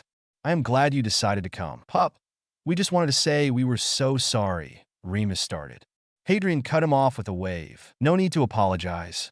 I read the letters. I know that it wasn't your fault. The only person to blame for all of this is Dumbledore. You better hope my dad never gets close to him or he's going to have a really bad day, Hadrien said with a grin. Tommy snorted. Hadrien had to explain a few things after his nightmare, and both Tommy and Eli were ready to go to Britain. The old goat better hope me, Pete, and Eli never decide to steal Mr. Stark's jet and pay him a visit ourselves, Tommy threatened. Hadrien laughed and pulled Tommy forward. This is Tommy. He is one of my best friends. He lives in the tower with us. Tommy, these are my godfathers, Sirius and Remus. Hadrien did the introductions. If you do ever decide to sneak off to pay the old man a visit, I want to go to, Sirius stated when he shook hands with Tommy. Do the two of you need anything while we are here? Or can we head home? We can order takeout, and then you two can get settled in while we wait for it, Hadrien asked. Well, we're going to need Muggle clothes. We didn't bring a lot, Remus answered. Oh, that's fine. We can go shopping tomorrow and make a day of it. You guys can get things to fix your rooms up to your liking as well, Hadrien told them as they headed for the Muggle world. Is Nat going to let you skip training tomorrow? Tommy asked. The Black Widow was a harsh taskmaster. Hadrien laughed. Considering I am the only one of us that has managed to best her, I think she will let me skip a day, he pointed out. I still think you cheated. There is no way you actually beat someone who has been a professional assassin for decades without magic, I can barely land a hit when I don't use my speed. Sirius made a strangled noise. You are being trained by an assassin? Is that what I just heard? Is he joking? Sirius asked. Nope, if Tommy doesn't use his speed and the three of us don't use our magic, I could take all three of you in a fight. Natasha, Clint, Steve, and Bucky have put a lot of effort into making sure that I am never vulnerable. Everyone has been working very hard to make sure that I am the most underestimated and most deadly person in the room, Hadrien informed his godfathers. That is no joke. You should watch him fight with magic, blades, or hand-to-hand. He is pretty badass. But what do you expect from someone who is being raised by the Avengers? Tommy teased. Remus laughed. You kept saying Stark and I didn't think anything about it. But you mean Tony Stark, don't you? You signed your letter Stark Prince. Is Tony Stark your dad? Remus asked. Yeah, Hadrien answered. This one is us. This is nice, Sirius said with a grin. Let me drive it. Hadrien laughed. Yeah, right, Papa would have a litter of kittens if I let you drive and you wrecked the car. When was the last time you even drove a car? Hadrien asked. Before I went to Azkaban.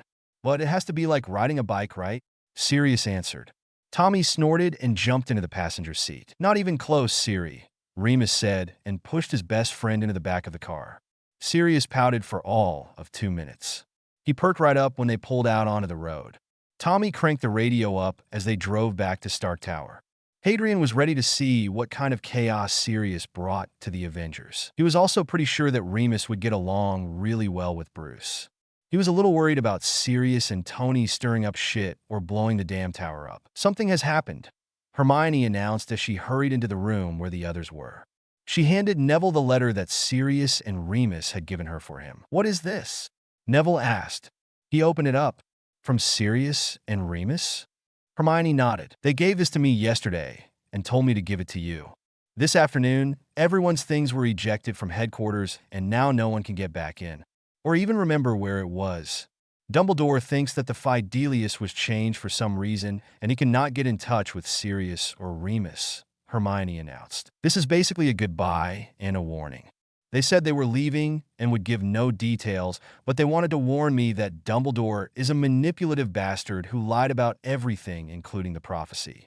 Told me not to be fooled by him and not to fight his war for him. Neville summarized the letter. Then he caught it on fire. Why did you burn it? Fred asked. Neville shrugged. They told me to, Neville answered. Hermione dropped down on the couch next to Fred. I am suspicious that this might have something to do with Harry, George thought out loud. It might. But there is no way for us to know for sure, Draco added. No reason to harp on it for now. We don't have enough information. We will just have to concentrate on what we could do something about, Blaise pointed out. Neville, Luna, and Blaise, have the three of you come up with any possible options for Horcrux from the memories? Hermione asked. Yeah, actually. I think he may have been targeting things that mean something to the founders. We have Slytherin's locket and Hufflepuff's cup both came from Hepzibah Smith. Then Ravenclaw's diadem, and possibly the sword of Gryffindor. We also think the diary you guys said Harry destroyed second year was one. Other than that, we are still working on it, Blaise answered. Great job, guys. What about ways to destroy them? Fred, Theo? Hermione moved on. From what we can tell, anything that can destroy the container will destroy the soul piece. Fred spoke up. We have also seen Fiendfire mentioned specifically. And if they think the diary Harry destroyed was one, then I would put Basilisk Venom on the list, Theo added. If that is the case, I am going to suggest finding Gryffindor's sword first. If it isn't a Horcrux, then we will be able to use it to destroy them. It is goblin-made, and the rumor is that it takes in everything that will make it stronger. Harry used it to kill the Basilisk. It will carry the venom now, Neville stated. That is a good suggestion. We should definitely put retrieving the sword at the top of the list, Hermione agreed. What about locating them? Blaise asked. We have been working on a few different things. The first one is something like a map that will light up or lead us to each Horcrux in turn, George explained. One is a tuning rod of a sort that will point in the direction of the closest Horcrux. The last one is by scrying using the locket, Draco added. Or maybe a combination of them? Theo pointed out. Use a scrying spell and the locket over an enchanted map and a point me spell to narrow it down when we get to the right area. That is a brilliant idea, Theo, Hermione exclaimed and took off for the library in their little home. Fred stood up with a laugh. I will go get her and make sure she doesn't work through dinner, Fred said with a wide smile. He was so besotted with her. Right now, they were doing a lot of research and planning. They were not going to destroy any of them until they had gathered them all, just in case it alerted Voldemort that someone was after them. Once Luna went back to school, they would start looking for them. They didn't even know for sure if he kept all of them in Britain. It would have been really smart to put them in different countries. But they would just have to wait and see when they finished their location spells. At least they were getting somewhere, even if none of it was confirmed just yet. Draco and company learn the location of the last Horcrux and head to America to retrieve it. They're surprised by what they find. Hadrien invites them back home with him, and they spend a little time together. Hadrien realizes Draco is an alpha that definitely attracted him. He is also aware that Draco is a package deal. He is not opposed to that idea at all. They learn some frightening truths. Dumbledore makes plans. Draco and the rest of the group stood and looked at the items on the table in front of them. Slytherin's locket, Hufflepuff's cup, Ravenclaw's diadem, the gaunt ring, and Tom Riddle's diary. This was all of the Horcrux that they could gather so far. It had taken them a month to figure out how to get the locator spells to work for them properly, but they had done it. After that, it took them 5 months to locate and steal the rest of them that they didn't have. Hufflepuff's cup had taken some hardcore negotiations with the goblins, but in the end, they had explained exactly what they wanted and why.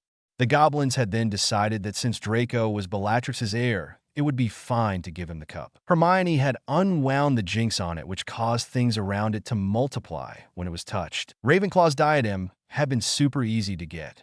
Luna, in that lovely way that she did, had brought it to them at the Shrieking Shack when they had made plans to see her. She had retrieved it from the Room of Requirement and tucked it away until she could pass it along. Luna had countered the curse on the diadem that caused anyone who touched it to feel a compulsion to put it on until it sucked the life out of them. The one that caused them the most issue had been the gaunt ring. It had been in an old shack that had belonged to Tom's family. It had been hidden under the floor, and Blaise had almost reached in and picked it up, but Theo had knocked his hand back. He had not had a good feeling about it since everything had been cursed somehow. Theo had been right and had saved Blaise's life. Draco, Hermione, and Theo had to work together for a few hours to figure out what the curse was, and then finally find a counter in a really dark book Theo had stolen from his family library. Tom's diary was also easy to acquire. Neville had simply gone to Dumbledore and asked for it. Told the headmaster he wanted to use it to help find the others and get rid of it completely so that there was no soul left over in it. Dumbledore had happily handed it right over. After that, things got a little complicated. When they went after the next Horcrux, they barely managed to escape a bunch of snatchers. They had watched and waited until they could figure out what exactly was the Horcrux. They had been horrified to learn it was Nagini, Voldemort's pet snake. So, they had left it alone for now. They didn't want to let Voldemort know what they were up to. They would take the snake out right before Voldemort. The last Horcrux is in America. We need to make plans to go. I don't know how long we will be there or how hard it is going to be to find. Hermione said as she came into the room they had warded to hold the Horcrux. Arranging travel will be easy. They have been accepting British Wixen no questions asked since the war started back up. We don't have to worry about stuff though. If we don't pack enough, we can just buy what we need. Is everyone going? Draco asked. I think so. I don't think anyone wants to be left behind. We all work better together. If one of us misses something, someone else always catches it, Hermione answered him. All right then, let's pack and head to the bank. It will be safer to go through the goblins than the Ministry. The Ministry is full of Death Eaters. Someone would tell Valdi about it, and he would send someone after us, Draco pointed out. Makes sense, Hermione answered. We can spend the rest of today packing and getting ready. We will go to the bank tomorrow. Sounds good. I'm going to go help Theo in the kitchen. We don't want to leave him alone in there for too long, or we will be ordering takeout again, Draco said with a smile. They all take turns cooking so that no one person does it. They hadn't wanted to bring any house elves or anything into their home. The fewer people going in and out, the better. Because of this, their wards did not allow for house elves to get in and out. Their wards were so locked down that no one could come in and out except for the 8 of them, not even if they tried to apparate in with a guest. That was done to keep anyone from forcing one of them to bring them into the home. The rest of the night was spent doing exactly as Hermione suggested. They had dinner, packed, and prepared to leave. Neville sent a letter to Luna to let her know what was going on. The next morning, bright and early, they shrunk everything they packed and tucked it into their pockets. The goblins helped them fill out all of the proper paperwork, and they set their return date for 2 months just to make sure that they had enough time to do what they needed to do. The goblins assured them that if they needed to extend their time, they could. So they all took hold of their port key and were deposited in the New York branch of Gringotts. "It's here, like somewhere really close," Hermione said as she looked at their map. So the 7 of them did what they needed to do and headed out of the bank. "Merlin, is that Remus and Sirius?" Fred pointed out excitedly. They all looked to where Fred pointed to see the 2 men. "That's Snape," Hermione said with a gasp. "Does that mean Harry is here?" All thoughts of the map and Horcrux were forgotten in their excitement to possibly see Harry. And then they did. He was walking down the street laughing with 3 other teenage boys. One of them had their arm around his shoulders, talking excitedly with him. Harry looked wonderful. "Drake, he looks amazing," Theo said quietly. "So healthy and happy." "Yeah, he does. I don't know how I feel about the get wrapped around him, though," Draco said with a scowl. Everyone but Theo laughed. They watched from the sidelines as Harry went straight into Snape's arms and accepted a kiss on the forehead. The weirdest part for all of them was to see their meanest, snarkiest teacher smile kindly and hug Harry close. A boy that he had treated worse than anyone else in the school. Harry pulled away from Snape, and one of the other boys literally draped himself over Harry. He was tall enough that he just covered him. If you were staring from behind, you wouldn't see Harry at all. "You know, for a boy who used to flinch any time someone got a close, he allows a lot of touching now," Blaze pointed out. "I don't want to cause a scene, Hades, but there is a group of teenagers standing on the other side of the road and down a little way that are staring at us pretty hard." Tommy talked quietly into Hadrian's ear as he covered his body. They had been staring at them since they stepped out of the bank. No one in their group did anything outwardly noticeable, but every single one of them was suddenly on alert. Remus chuckled. "It's Hermione, Fred, George, Neville, and I am assuming the 3 Slytherins with them are the scents that I was always smelling on them that didn't make sense. I would say based on that, they have been hanging out since 5th year. I don't think they are a threat," Remus told them while smiling like he was talking about anything other than what he was. "They know who we are? We can't just let them go without knowing why they are here. I know Hermione and the others would never hurt me, so if the other 3 are with them, then there must be a good reason," Hadrien said. "So much more mature than I ever was at your age," Sirius said with a wistful smile. Hadrien laughed. "I am so much more mature than you are at your age," Hadrien pointed out. "So here's what we are going to do." Draco and the others watched as Severus, Remus, and Sirius told the 4 teens goodbye and headed for the exit. Then they slowly followed Harry and his friends as they headed down the road. They stayed a good distance behind them so that they didn't seem obvious or noticeable. They even split into 2 groups and followed in smaller groups. Then Harry and the others headed off the main road and down a smaller street. Draco and them turned the corner to follow, only to be met with nothing. Harry and his group weren't there. "What happened?" Neville asked. "I don't see any shops for them to have gone into," Fred pointed out. "Germach fine," Draco whispered out. It was a dark spell that would reveal anything that was hidden even if it was under an invisibility cloak. It had been back in the darkest books of Malfoy Manor. Draco had taken it as soon as he had gotten home from school 4th year, just so that Voldemort or his father couldn't use the spells inside against Harry and his friends. It revealed nothing this time. Harry wasn't in the alley, even under disillusionment. "How is that possible? We watched them come down here," Hermione stated. "Did you, though? Or did I just make you think you did?" A voice called from the only way in or out of the alley. The group turned quickly to see Harry and one of his friends standing there. "You have gotten really good at that," said another voice from behind them. They turned to watch the other 2 teens drop from the roof of a building by some kind of white string. Draco and the others moved so that they were back to back and could defend from either direction if they needed to. "Thank you," Harry said with a cheeky grin. "I'm still not quite good enough to trick Loki, though. He still sees right through me every time. Harry, I am sorry we were following you. We were just so surprised to see you after so long." Hermione spoke up. Harry, the boy next to him, started belly laughing. Harry poked him in the cheek. "Oh, it's not that funny. I didn't choose it. My dad didn't even choose it," Harry pointed out. A boy from the other end of the alley snorted. No, I don't see Sev naming you Harry." "Not fancy enough," he said with a grin. "I am so confused right now.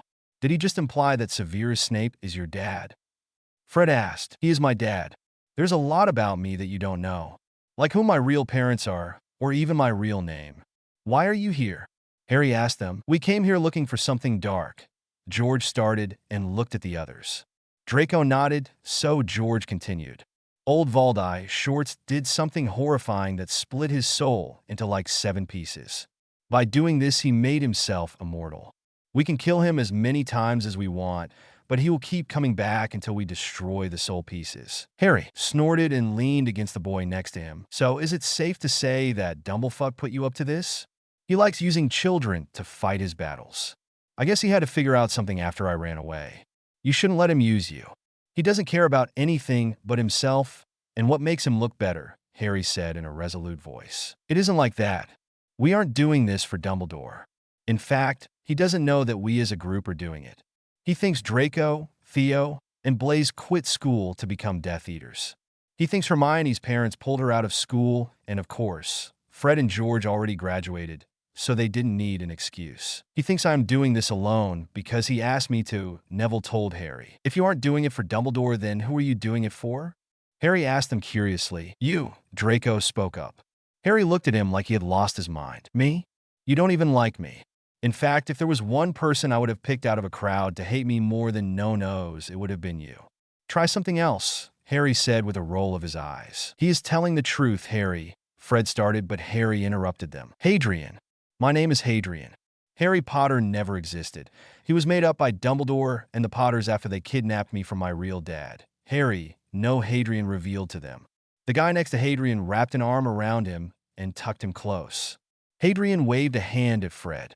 Sorry, keep going. No need to apologize. Fred gave him a wink. George, and I never thought that the name suited you anyway. That's true. Much too simple of a name for someone so complicated, George agreed with a grin. He is telling the truth, though, Hadrien. Blaise was in contact with us before we ever knew you were missing. The 3 of them never wanted to be on the dark side. They took vows. Fred continued as he stepped closer to the dark-skinned Slytherin. Hadrien could just faintly see claiming marks on them. So, they were a mated pair. We all originally started working together because we wanted to be able to help you. Fight with you, or for you, whatever you needed. Enough people had failed you that we didn't want to be considered in that group of people. We never trusted Dumbledore, especially after the twins told us about what they did for you during the summer, and the fact that you had told Dumbledore and Molly about it, and neither of them helped you, Hermione admitted. They don't trust Dumbledore and his agenda, and we don't want to follow a crazed man who would rather see the world burn than truly peaceful. I have never hated you.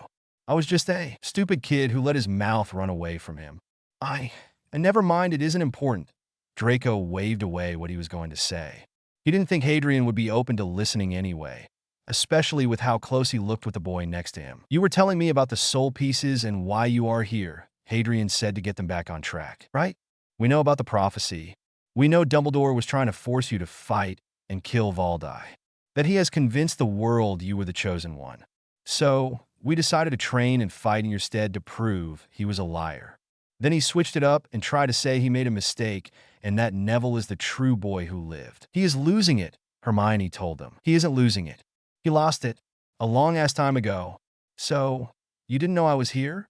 Hadrien asked. No, we didn't know you were here. We came for the soul piece.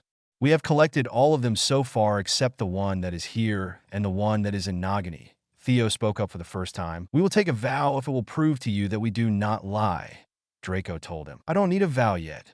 I will help you find the piece you are looking for. But don't ask me to go back and fight. I won't do that.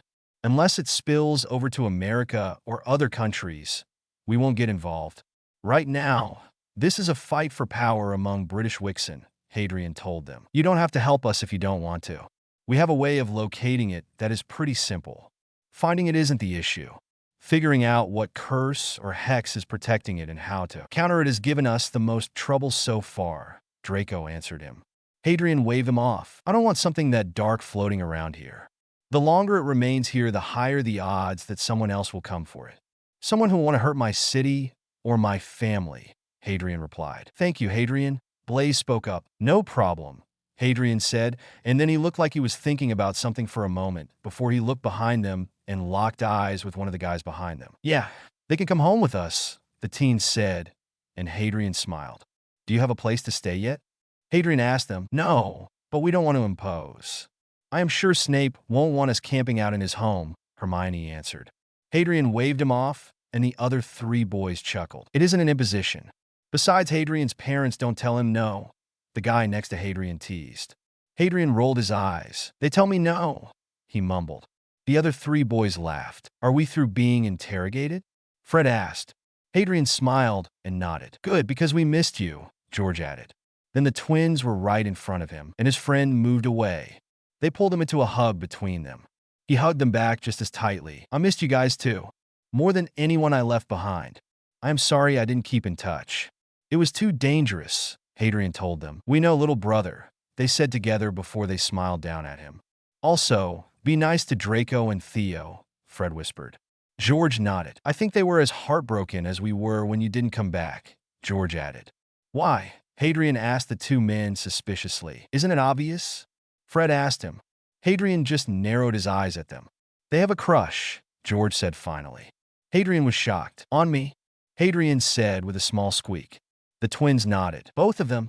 He wanted to make sure he understood correctly. The twins grinned and nodded again. Hadrien blushed brightly and ducked his head when the twins winked at him and moved away. He was going to strangle them for doing that to him right then. Hadrien heard a few different people chuckle, but didn't know who it was. He took a deep breath and threw up a glamour to hide his cheeks. Anyway, introductions, and then we will head to the tower. This stage 5 clinger is Tommy. The lovely curly-haired brunette is Peter, and tall, dark, and handsome with the muscles is Eli. The 3 of them are my best friends in the entire world, Hadrien introduced them. Peter and Eli moved so that they were standing with Hadrien and Tommy. Hadrien was surprised when he felt a flutter of pleasure when he saw both Theo and Draco scowl at the way he had introduced his boys. That was strangely exciting to know. Guys, the 2 redheads are Fred and George. They were the first and only ones to believe me about the way my relatives treated me before I came here. As close to brothers as I have ever had. The beauty with the wild, untamable hair is Hermione, and the tall, quiet one beside her is Neville. The other tall, dark, and handsome with the pretty eyes is Blaise. I wouldn't recommend flirting. It looks like he belongs to George. Save the best for last. The gorgeous blonde is Draco, and his equally gorgeous friend is Theo. Hadrien finished his introductions. Jarvis, has Papa opened the flue in the basement? Hadrien asked out loud. Everyone but Tommy, Peter, and Eli looked confused. He heard the reply and is calm. All right, we are good to go. Follow me. Eli groaned, and Peter clapped him on the shoulder. I hate Wixen travel, Eli said with a pout. Hadrien laughed and pulled the keys out of his pocket. I know, Eli. That's why you and Peter are going to take the car back, Hadrien said and handed the keys to the tall teenager. Eli looked so grateful. Hadrien then turned to the Wixen. They can fit 2 more if any of you want to take a ride through New York in a fancy car. Hermione raised her hand, and Fred joined her. All right, then you 2 can go with Eli and Peter, and we will meet you at the tower. The rest of you follow me. Unfortunately, I can't just hang out right now. I have training, but you are all more than welcome to come and watch if you don't want to wait up here. Hadrien told them about an hour after they had gotten back. Natasha did not take any excuse less than missing limbs to miss her training sessions. The others perked up. What kind of training? Theo asked him. Hadrien grinned at him, mostly hand-to-hand and blades. Tasha doesn't let us use our magic or powers of any sort, Hadrien answered. Why would you need to train without magic? Blaise asked him. Hadrien just smiled at him. What happens if you're out in the muggle world and get jumped by a mugger, or you are separated from your wand? There are so many scenarios that magic cannot help with. I have been in quite a few situations, actually, where using my magic was impossible if I didn't want to break statute, Hadrien told them. I live in a muggle world and am often in the press when we can't avoid it because of who my dad is. I have to be careful. I still cannot believe that your dad is the Tony Stark and that he has been working on ways to let technology work with magic, Hermione said again.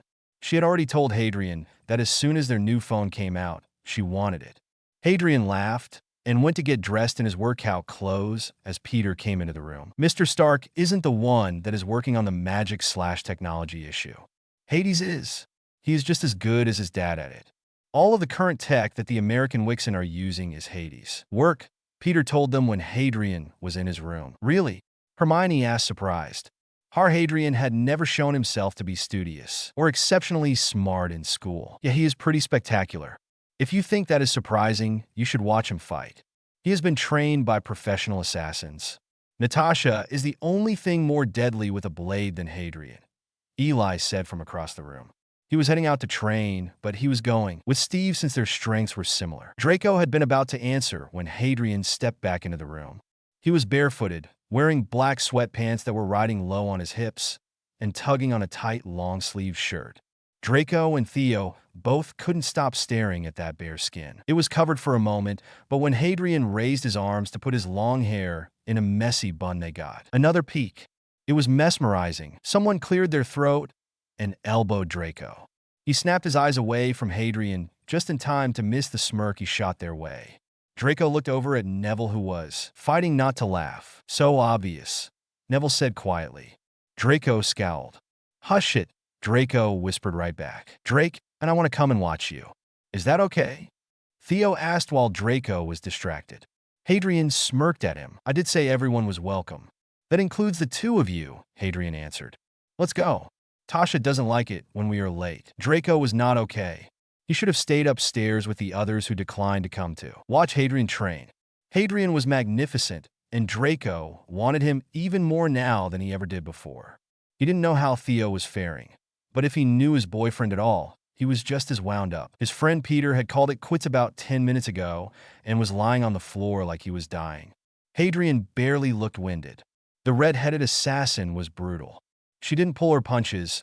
She didn't treat Hadrian like a teenager or coddle him when he bled or got knocked down. And Hadrian took every hit like a boss and returned them in kind. When they were finally finished, Hadrian came over and pushed Draco over and flopped down on the floor between him and Theo. He was sweating and panting, but smiling. I'm really glad you didn't know how to fight like that back when we were in school, Draco said after a few minutes. Hadrian laughed. Why is that? Hadrian asked. Theo looked down at him and winked. He is afraid you would have beat his ass. Drake barely knows how to throw a punch. Too undignified and muggle for a pure-blood heir to hit someone, Theo teased. Yes, well, we can all agree that I was a twat and Lucius was a shit dad. If I ever doubted it growing up, it was absolutely obvious after he invited a madman to live in our home and told me he was going to gift me to him for a plaything. Draco said with so much hate in his voice that Hadrian was worried about what had actually happened to him. Hadrian reached up and threaded his fingers with Draco's. The blonde held on to him. Theo reached over Hadrian and tugged on Draco's hair, but he didn't get to. Drake came to my house that night with all of his important things packed, and we fled to Blaze's house. He has not been back home since. We had intended to stay around longer and get more information, but no information was worth that, Theo explained. He had seen Hadrian's worried look. Thank Merlin for that, Hadrian said with a smile. So, all we need to do is make sure none of the Death Eaters can use magic, and then let you loose on them. They wouldn't stand a chance, Draco said with a grin. He was recovered and moved on from the dark conversation. Hadrian snorted. You just assume I am not as good with my magic, Hadrian said with a grin. I have been trained by the best. Gonna tell us who? Theo asked him with a soft smile. Nope. Hadrian popped the P when he said it. Then he winked at them. If you want to find out, you can watch me train tomorrow. It seems like you guys have been doing a lot of running around and fighting the last few months. Take a break for a bit. My dad keeps a close eye on things in America. Plus, Pete, Eli, Tommy, and I patrol often to make sure things stay quiet. Unless you all have to rush back for some reason, taking a break would be nice. We can talk to the others about it later and let you know, Draco answered him. Your parents probably don't want 7 more teenagers to contend with, Theo added. There was a laugh from across the room. Hadrian and the other two had forgotten that Peter was still in the room. The floor we were on earlier is ours. As in, we live there and tend to ourselves. No one underage lives there, so they treat it as if it was our home or like a college dorm. My dads are the best, Hadrian bragged. I would say that I agree with the comment made earlier about you being spoiled. It's about time, honestly, Theo said with a smile. Harry stuck his tongue out at the beta. The first time he had gotten close to Draco and Theo earlier, he had immediately smelled them. Theo was a beta and had a pleasant smell. Draco was an alpha, not just any alpha either. He was Hadrian's alpha. His scent was so mouth-watering that Hadrian had a hard time not touching him or submitting to him. He knew the other two probably thought he was a beta as well, since he was taking his suppressants. Hadrien would spend time with them to assess them for himself. They were clearly a package deal. Hadrien had noticed years ago that the two of them were dating. He was pretty sure it had started when they were 12. Also, the twins had said they both wanted him.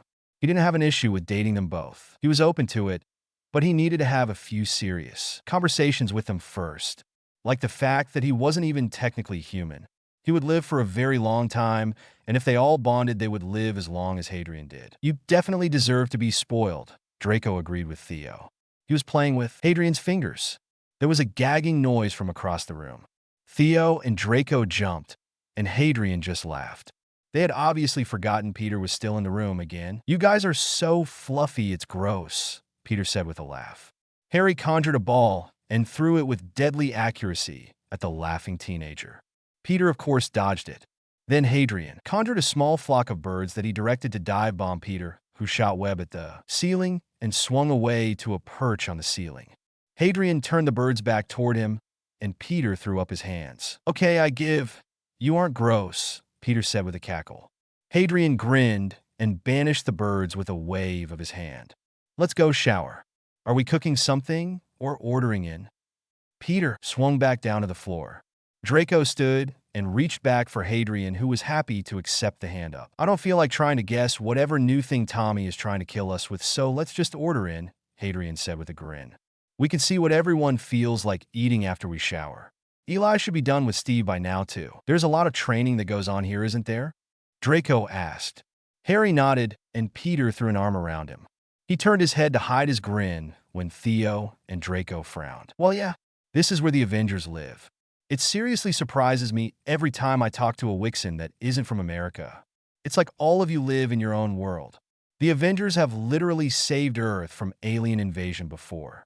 How do you all seriously not know anything about any of that? I understand Hades because he was locked in a cupboard for 10 years, but the rest of you don't have that excuse, Peter said, and then grunted when Hadrien punched him in the gut. What? He asked, surprised. Hadrien just threw his hands up and turned to the other two boys who were looking quite sick. I'm sorry. Pete has known about this stuff for a long time. He doesn't realize that not everyone knows the details about my life before I was rescued. I can't say that it isn't as bad as it sounds because it is so much worse. I just don't want to talk about it right now, so can we just pretend he didn't say anything? Hadrien nearly begged. Peter tugged his hair and mouthed sorry. Hadrien shrugged and turned back to Draco and Theo. We know that you haven't lived the best life. The signs of abuse were obvious, and we really didn't understand why something hadn't been done about it. We were planning to approach you about it, but you disappeared. We tried that summer to find your house so that we could keep an eye on you, but we kept ending up in random Muggle towns. It was impossible, but we didn't give up looking until school started back, Draco explained. It is just one thing to assume something and then have it be proven a fact so casually. We won't push you to talk about something that clearly upsets you. We just want you to know that we are here for you if you want to talk about it, or even if you never want to talk about it. Whatever makes you happy, Hadrien, Theo added. Hadrien smiled at the two of them. They were definitely working hard to let him know they cared. Come on, you two, let's head back to our floor. You guys can talk to the others about what you want to eat. Tommy can show you how to access Jarvis to check out the options. If we aren't back out of the shower by the time you have made a choice, Tommy and Eli know what Pete and I order from each place, Hadrien told them. Sounds good, Hadrien, Draco said with a smile. Do you need to let your parents know that we are staying? They know. Jarvis has already told them, Peter answered with a grin. The tech in this tower is top of the line. Mr. Stark is a tech snob and Hades is just as bad. When the two of them start tinkering in the lab, it can get intense. Still shit at potions, though, Hadrien said with a grin. Guess you sabotaging my potions wasn't the only reason I didn't pass. Draco blushed. Sorry, Draco mumbled. Hadrien just grinned and poked him in the arm as they got on the elevator. It's fine. It's in the past and all that, Hadrien insisted. Thanks, Draco said with a smile at the much shorter boy. He missed his green eyes, but the brown seemed to suit him better, honestly. He just seemed more comfortable in his skin than he ever had before. He wasn't a sad, beaten-down boy with shadows in his eyes. He was a young man with a beautiful new smile, a laugh that seemed to physically caress Draco. He was healthy and happy. He was absolutely beautiful. Harry flushed a bright pink and Peter laughed. Draco looked at the two of them, and then at Theo, who was smirking at him. Theo reached out and took Draco's hand, and then leaned in so he was whispering in his ear. You were staring at Hadrian. You looked quite besotted, and then you whispered beautiful. Out loud love, Theo told him. Draco flushed pink. Theo chuckled and kissed him on the cheek. Just then the elevator doors opened up, and Hadrian practically fled the elevator and disappeared into his room. What happened? Was he blushing? Eli asked from the hall, where Hadrian had almost run him down. Peter laughed and pointed at Draco. The blonde told him he was beautiful. Peter teased. They're so cute it's gross. So what? Tommy called from the living room. We tell him he is pretty all the time. He is prettier than most girls we know. That isn't something new for him to hear. Yeah, we don't look at him the way the blonde was, Peter said with a grin. He looked so lovesick it was painful. Fred and George started laughing and teasing Draco about not being about to keep his feelings off his face. Why don't we stop picking on Draco and figure out what we are doing for dinner? Neville intervened. Draco shot him a grateful look. So, the discussion began about what they were going to eat. No one noticed Peter slip out of his room and into Hadrian's. The Omega was sitting on his bed, hair wet from the shower in comfy pants, and an oversized sweater that he was pretty sure Hadrian had stolen from Eli at some point. What was all that about? Peter asked. They hadn't had a moment alone yet since the other teens had joined them. I don't think I have ever seen you blush like that or flirt that much. I told you about secondary genders, right?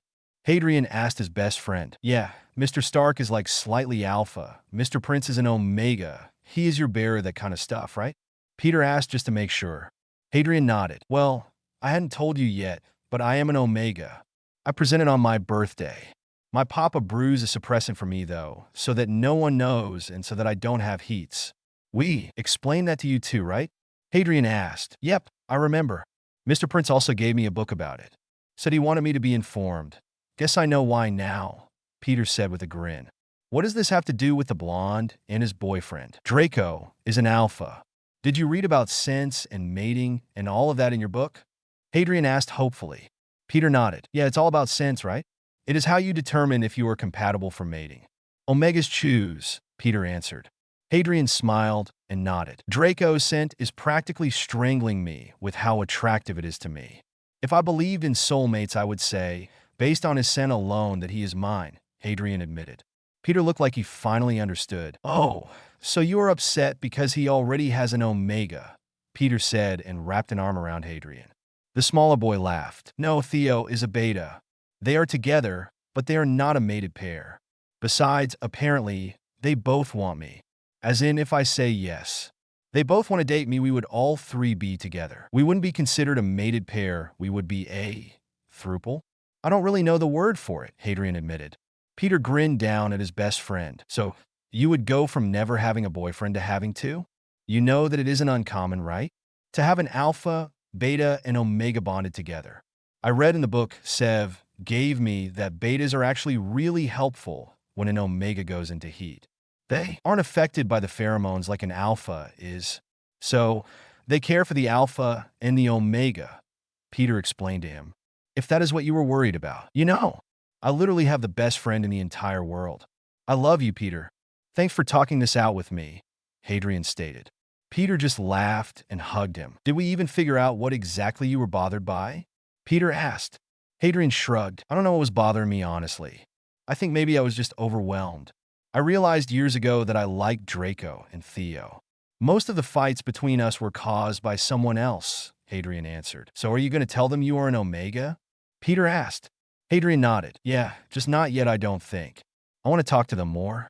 There is still a war going on, and from the way they are talking, they are planning on going back to fight. I don't know what to do with that, Hadrian pointed out. They have only been here a few hours. Why don't you just enjoy their company and worry about the rest when it comes to that point? Besides, all you have to do is say the word, and all of us are ready to head to Britain to obliterate the old man and the Dark Lord for the way they did you, Peter said with a grin. Hadrian laughed. He knew they would. It was something they made sure he knew often. His dad especially was itching to get his hands on them. I know. Hadrian sighed heavily. He stood up and headed for the door. Come on. We have been in here long enough. They probably think we drowned in the shower. How much you want to bet I get scowled at by your new boyfriends when we walk out of here? Peter asked with a laugh. Hadrien grinned and dodged Peter when he tried to poke him. They came out of the room laughing and laughed even harder when Peter absolutely was scowled at. I thought the two of you went to separate rooms? Draco asked. Hadrien grinned and sat down on the floor between Draco and Theo's legs. We did, Hadrien answered.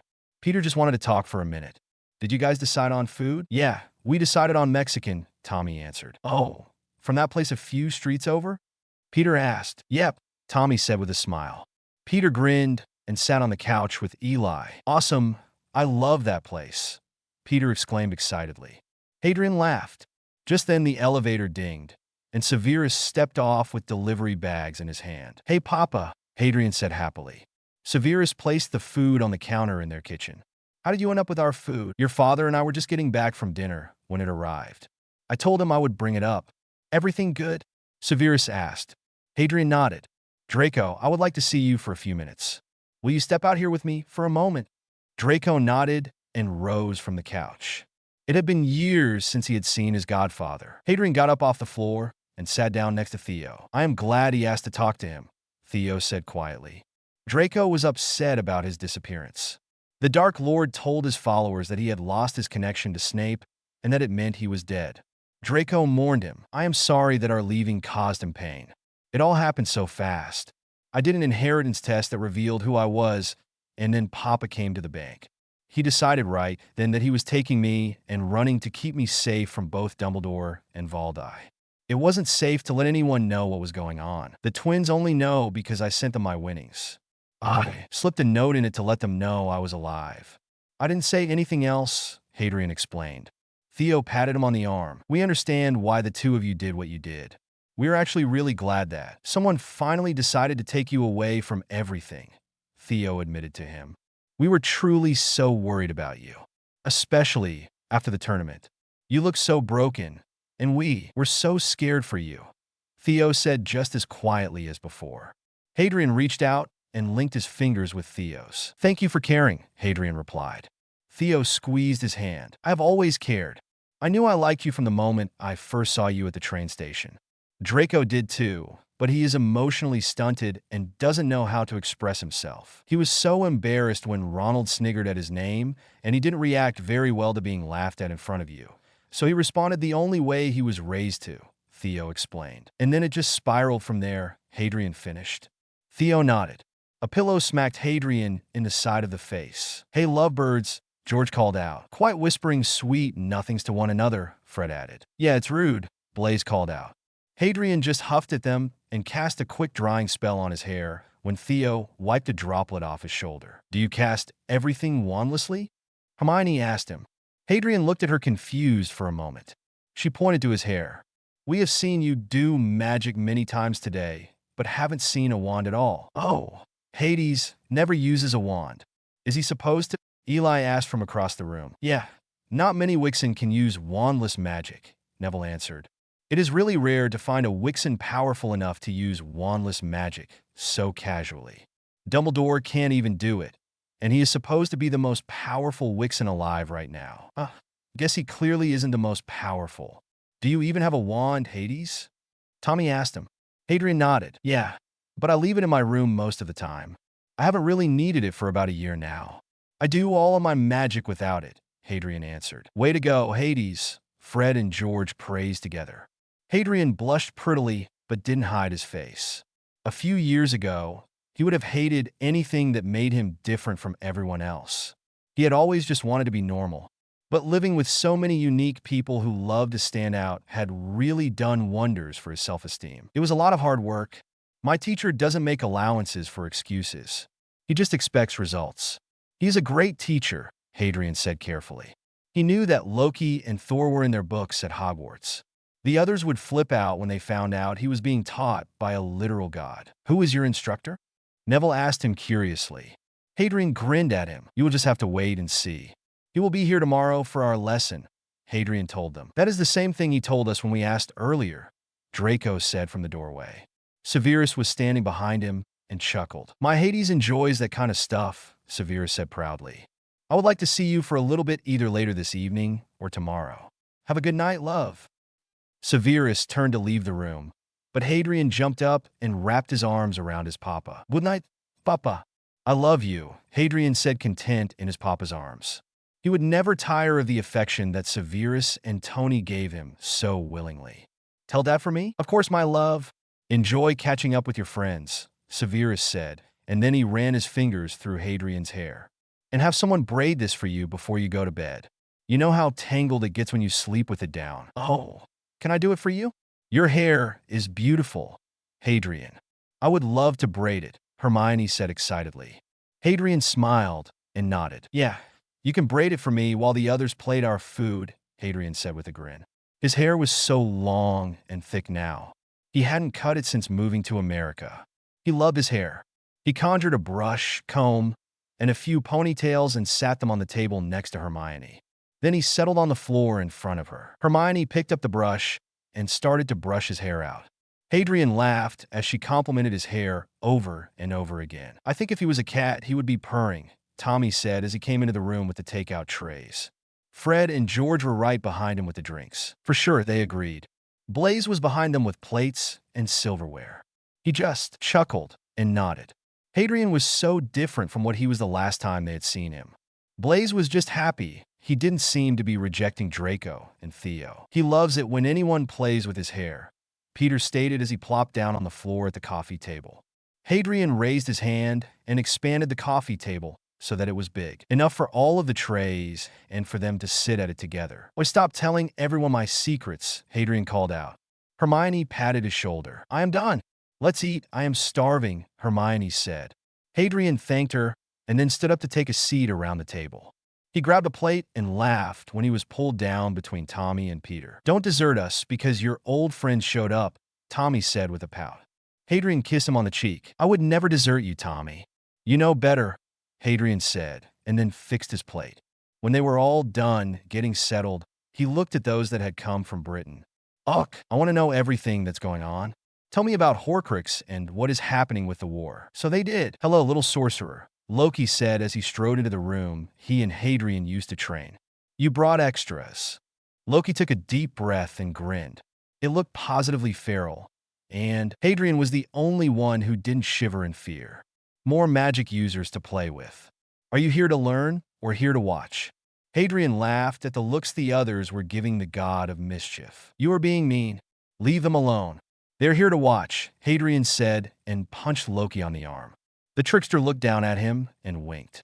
Hadrian knew that look. They were getting straight to it. Loki wanted to put on a show. Hadrian grinned and apparat to the other side of the room just as a spell slammed into the ground where he had been standing. "Very good, little one," Loki praised. "You were getting faster." Then the battle was on. Hadrian understood very quickly that Loki was going for flashy magic that was mostly visually impressive. Loki was such a drama queen, honestly. If Natasha was teaching Hadrian how to be stealthy, quick, and invisible, Loki was teaching him to be as flashy and visually appealing as possible. Loki was the master of misdirection. For every flashy, showy spell that was cast to get attention, another was sent under the radar that was meant to cause maximum damage. That was where the real battle always was with Loki.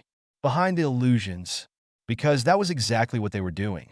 Fighting with illusions to cover up the true battle that was happening. Finally, it was over, and Hadrian was gasping for air on the ground at Loki's feet. But that isn't what the others saw. The others saw the two of them both standing at opposite ends of the room, looking perfect. "Drop your illusions," Loki demanded. Hadrian did as he was told, and knew he was successful when the others made noises of shock. He knew the room looked wrecked. Their spells had pretty much demolished the room everywhere, but where the others were sitting. Hadrian looked about as wrecked as the room. Loki looked pristine. Hadrian laughed as much as he could with the hand around his throat. "Drop yours. I got you as good as you got me," Hadrian wheezed out. Loki chuckled and released his illusions at the same time he shoved Hadrian to the floor. He definitely looked just as bad as Hadrian did. "You fought beautifully, little sorcerer. If I wasn't afraid your family would murder me, I would steal you away and marry you myself. Your magic is so intoxicating," Loki praised. Hadrian laughed and let Loki help him up from the floor. Loki turned to the group that was watching the two of them with very different reactions. Do you understand what you just witnessed? A hidden battle. Hermione answered immediately. The two of you put on a show to distract us from the battle that was really taking place. So essentially you were both using double the magic. Illusion to distract, and then the actual battle. And all wandless. It was amazing. Very smart girl. Except the only illusion that I cast personally was over myself. Everything else was the little sorcerer. I can guarantee that this young man is the most powerful sorcerer on Midgard. All that delicious magic in such a tiny little thing, Loki praised. He began to heal right before their eyes. He fixed up his clothes and straightened his hair until he looked just as perfect as he had when he walked into the room. That is amazing. Though I would have liked to see the true battle, Blaze said with awe. Loki waved a hand in Hadrian's direction that healed him up the same way. The illusion is to keep others from knowing his true skill, Sirius said from the doorway. This lets others underestimate him. Sirius checked Hadrian over to make sure all of the damage was healed. Hadrian stood and let him fuss. He didn't mind it. And I heard your little comment, Loki. Stop flirting with my son. You are thousands of years older than him, and more importantly, you are an Omega. I am a literal god. I can find a way to work around the Omega issue. His magic is too lovely to just walk away from, Loki replied. Hadrian snorted and then laughed at the look of complete jealousy on Theo and Draco's faces. Oh, Merlin, Loki, as in the trickster god? Fred said excitedly. The god of mischief and deception? George added. Loki looked smug, and Hadrian giggled. You are being trained by an assassin in hand-to-hand combat, and a literal god is teaching you magic. No wonder you are flawless with wandless magic, Neville said with a grin. What can I say?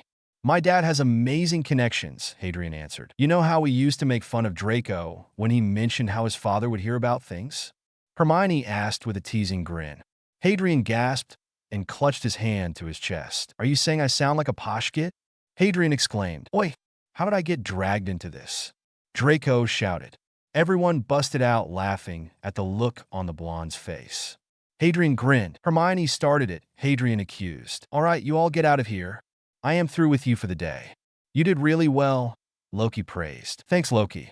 I will see you later, Hadrian said. He kissed Sirius on the cheek, and then the group of teens headed back to their floor. They settled in the sitting room to figure out what they were going to do for the day. So, how long did you all plan to stay in America? Hadrian asked them. We put 2 months on our paperwork. We planned to stay as long as we needed to in order to find the horcrux, Hermione answered. Okay, second question. Do you want to hunt the horcrux down now, so that it is under your control and out of the way? Then you can all spend some time here just hanging out or relaxing. Or you can spend some time relaxing and get the horcrux later. Which do you want to do? Hadrian asked. We will help you either way. I would feel better if we located the horcrux first. We don't know who has it or what they plan to do with it, Neville replied. Then let's do that. Then we can have some fun. I can show you around New York, and we can just hang out. It won't be safe for us to keep in contact after you leave. I don't want Dumbledore or Valdi Shorts to be able to find me here. I won't put my family at risk, Hadrian told them. So, when we leave, we won't have contact again until after the war? Draco asked. Hadrian nodded. I am sorry, that is just the way it has to be. I won't risk my home for a war that doesn't even have anything to do with me. I am happy here and content to let Britain sort itself out. Hadrian answered. No one in Britain ever cared enough to save me. Why should I care enough to save them? It's okay, Hadrian, we understand, Theo told him gently. Once we have gathered all of the horcrux, it should be an easy thing to take out Valdi, Fred added. That is the whole reason we are doing this. Once he is no longer immortal, it will be a simple matter of taking him out, George stated. It doesn't even have to be a battle. It will be just as easy to slip into his hideout and poison him or slit his throat, Blaze pointed out. And his hideout just happens to be in my family home. I know all of the secret passages in, out, and through, Draco said. Dumbledore will not be happy that it is quiet and behind the scenes, Hadrian said with glee. He wants something flashy and in the spotlight. We know, Theo said. Which is also why Neville won't be anywhere near the house when he is taken out. We plan on ruining Dumbledore's credibility at the same time we kill Valdi. Perfect, Hadrian laughed. You guys are brilliant. Okay, so have we decided that we are looking for the horcrux first? Neville asked. Yeah, I think so, Hermione answered. I will go and get the map. So, the others waited, while she went and retrieved the things they would need to track down the Horcrux.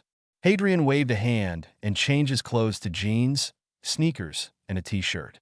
Then he pulled his hair up into a ponytail. He was ready to follow wherever the map led them. He summoned a dagger that he slipped into a wrist holder and put his earpiece in. Hadrian was ready to go. Tommy stood up and draped himself over Hadrian like he always did. Pete and Eli are busy with something at Aunt May's apartment. So, you get me, Tommy said with a grin. Hadrian leaned back into him. I'm cool with that, Hadrian answered. Hermione came back into the room at that moment. Draco and Theo were scowling at Tommy and Hadrian. Tommy thought it was hilarious. He didn't care if the wizards had an issue with how they all were with each other. He didn't intend to change his habits. All right, let's do this. Hermione laid out the map. Then she sat a box on the table that was covered in runes that Hadrian didn't recognize. She opened the box, and as soon as she did, Hadrian's scar started to tingle. Then she lifted out a locket. When it cleared the box, completely Hadrian's scar started to burn. He hissed, grabbed his head, and leaned further into Tommy. The speedster stopped leaning on him and started holding him up. What the fuck did you do? Put that away, Tommy growled out. Hadrian was whimpering and had his face buried in Tommy's chest at this point. Hermione looked between Hadrian and the necklace horrified. Hadrian, I have a bad feeling about this. Can you manage for a minute more and let me do the spell? Hermione asked. Draco and Theo were standing on either side of Tommy and Hadrian. They looked completely distressed. No, Hermione, Draco said quickly. Put it away, Theo added. Hadrian, however, shook his head and lifted his head up. The scar was inflamed and looked terrible. No, it's fine. Do it. But please, Mione, do it quickly, Hadrian gasped out. He was a smart boy. He had felt this pain before, when he was in the chamber with the ghost of Tom Riddle. If they thought the diary was a Horcrux, then they needed to figure out why it affected him. Hermione quickly said the spell, and then nearly sobbed when she saw the results. She canceled the spell and put the necklace back into the box. Hadrian immediately felt better and pulled away from Tommy to look at Hermione. What is it, Hermione? Draco asked. He didn't like the way she was looking at Hadrian. Hermione took a deep breath. Hadrian, maybe you should call your dads. This is a conversation you are going to need support for, Hermione said sadly. Hadrian nodded. Going based on her look and tone, he definitely wanted his parents. Jarvis, Hadrian called. Yes, Hades. What can I do for you? The AI asked. Please ask my dads and godfathers to meet us in the family sitting room as soon as possible. Tell them it is really important, Hadrian said.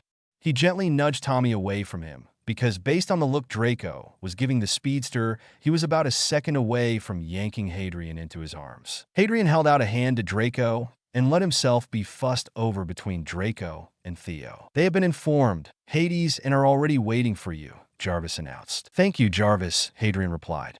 All right, who is coming upstairs with me? Hadrian wasn't surprised when everyone stated that they were going with him. So, they piled into the elevator. When they got upstairs, Hadrian went straight to his dad's and let them pull him down between them. Sirius reached out and gently touched his scar. What happened, love? Why is this inflamed? Sirius asked. Hadrian looked up at him and finally let his true worry show through. Sirius immediately pulled him into a tight hug. What happened, Hades? He glared at the other teens. I don't know what he has told you about why we are here. Hermione started. She would take care of the explanations. Nothing really. I haven't had the time to sit down with my son since you all arrived. Now I suggest you begin explaining what problems the lot of you have brought into our lives, Sirius said unkindly. Tony wrapped an arm around the back of the couch so that he was holding both Hadrian and Sirius in his arms. Calm down, Sev. I don't think they came here to hurt our boy, Tony said soothingly. He ran his fingers through Hadrian's hair and kissed the back of his head. It had been a while since their now 17-year-old son had needed comfort like this. It was a bit upsetting. Do you know what a horcrux is? Hermione asked the three older Wixen. Sirius hissed in anger. Remus looked confused and Sirius looked horrified. Who created something so horrible? Sirius growled out. He held Hadrian tighter. The Dark Lord created 7, Hermione answered. 7? Sirius exclaimed. Hermione nodded. No wonder he is completely insane. He knew, Sirius spit out. He growled and glared at everyone. That piece of shit, Dumbledore knew. That's why he was so certain that he was coming back. I didn't even think of that, Neville whispered. This has all been some horrible, elaborate setup by Dumbledore. What was the point? Glory, Sirius spat out. He was praised and adored after Grindelwald. He was offered the position of minister, but he declined and took the headmaster position instead. Then people moved on, and they forgot about him. No one wants to think about war and heroes in times of peace. He was becoming obsolete, so he created some elaborate scheme to become important again. The mentor behind the savior. Merlin, he is completely insane, whispered Remus. What is a horcrux? It is a piece of terrifying black magic. It takes a ritual that involves the sacrifice of life. It rips out half the soul and then places it in a container. So long as there is a horcrux, the Wixen is immortal. The Dark Lord has made 7. He has split his soul in half 7 times. This is the reason he is insane. It also means that until all 7 horcruxes are destroyed, he is immortal, Severus explained. Immortal? Remus said, horrified. We have located all of them, Hermione told them quickly. All of them? You have located all 7 horcruxes? Sirius asked them. Yes, well, Hadrian had already destroyed one of them back in 2nd year. The diary, the gaunt ring, Hufflepuff's goblet, Ravenclaw's diadem, Slytherin's locket, and his familiar Nagini, Hermione listed off. We came here to find the last one. What does that have to do with Hadrian? Severus asked. He was starting to get a horrible feeling in his stomach about this. Sir. I believe based on the spell that we used to locate the horcrux added to the way that Hadrian reacted to the necklace, that he is the 7th horcrux, Hermione said reluctantly. Hadrian shuddered in his arms, and both Tony and Severus held him tighter. What have you discovered about destroying them? Remus asked. The only thing we have been able to conclude about destroying them is to destroy the vessel. The books said fiendfire specifically, and Hadrian used the Basilisk Fong to destroy the diary, Hermione answered. Well, that is clearly not an option here, Severus stated firmly. I will not sacrifice my son. Not for any reason. Jarvis, is Loki still in the building? Tony asked suddenly. He is currently reading in his room, sir, Jarvis answered. Would you like me to send him your way? Yes, tell him to come now. It is important, Tony instructed. They waited 10 minutes before the elevator opened, and out stepped Loki.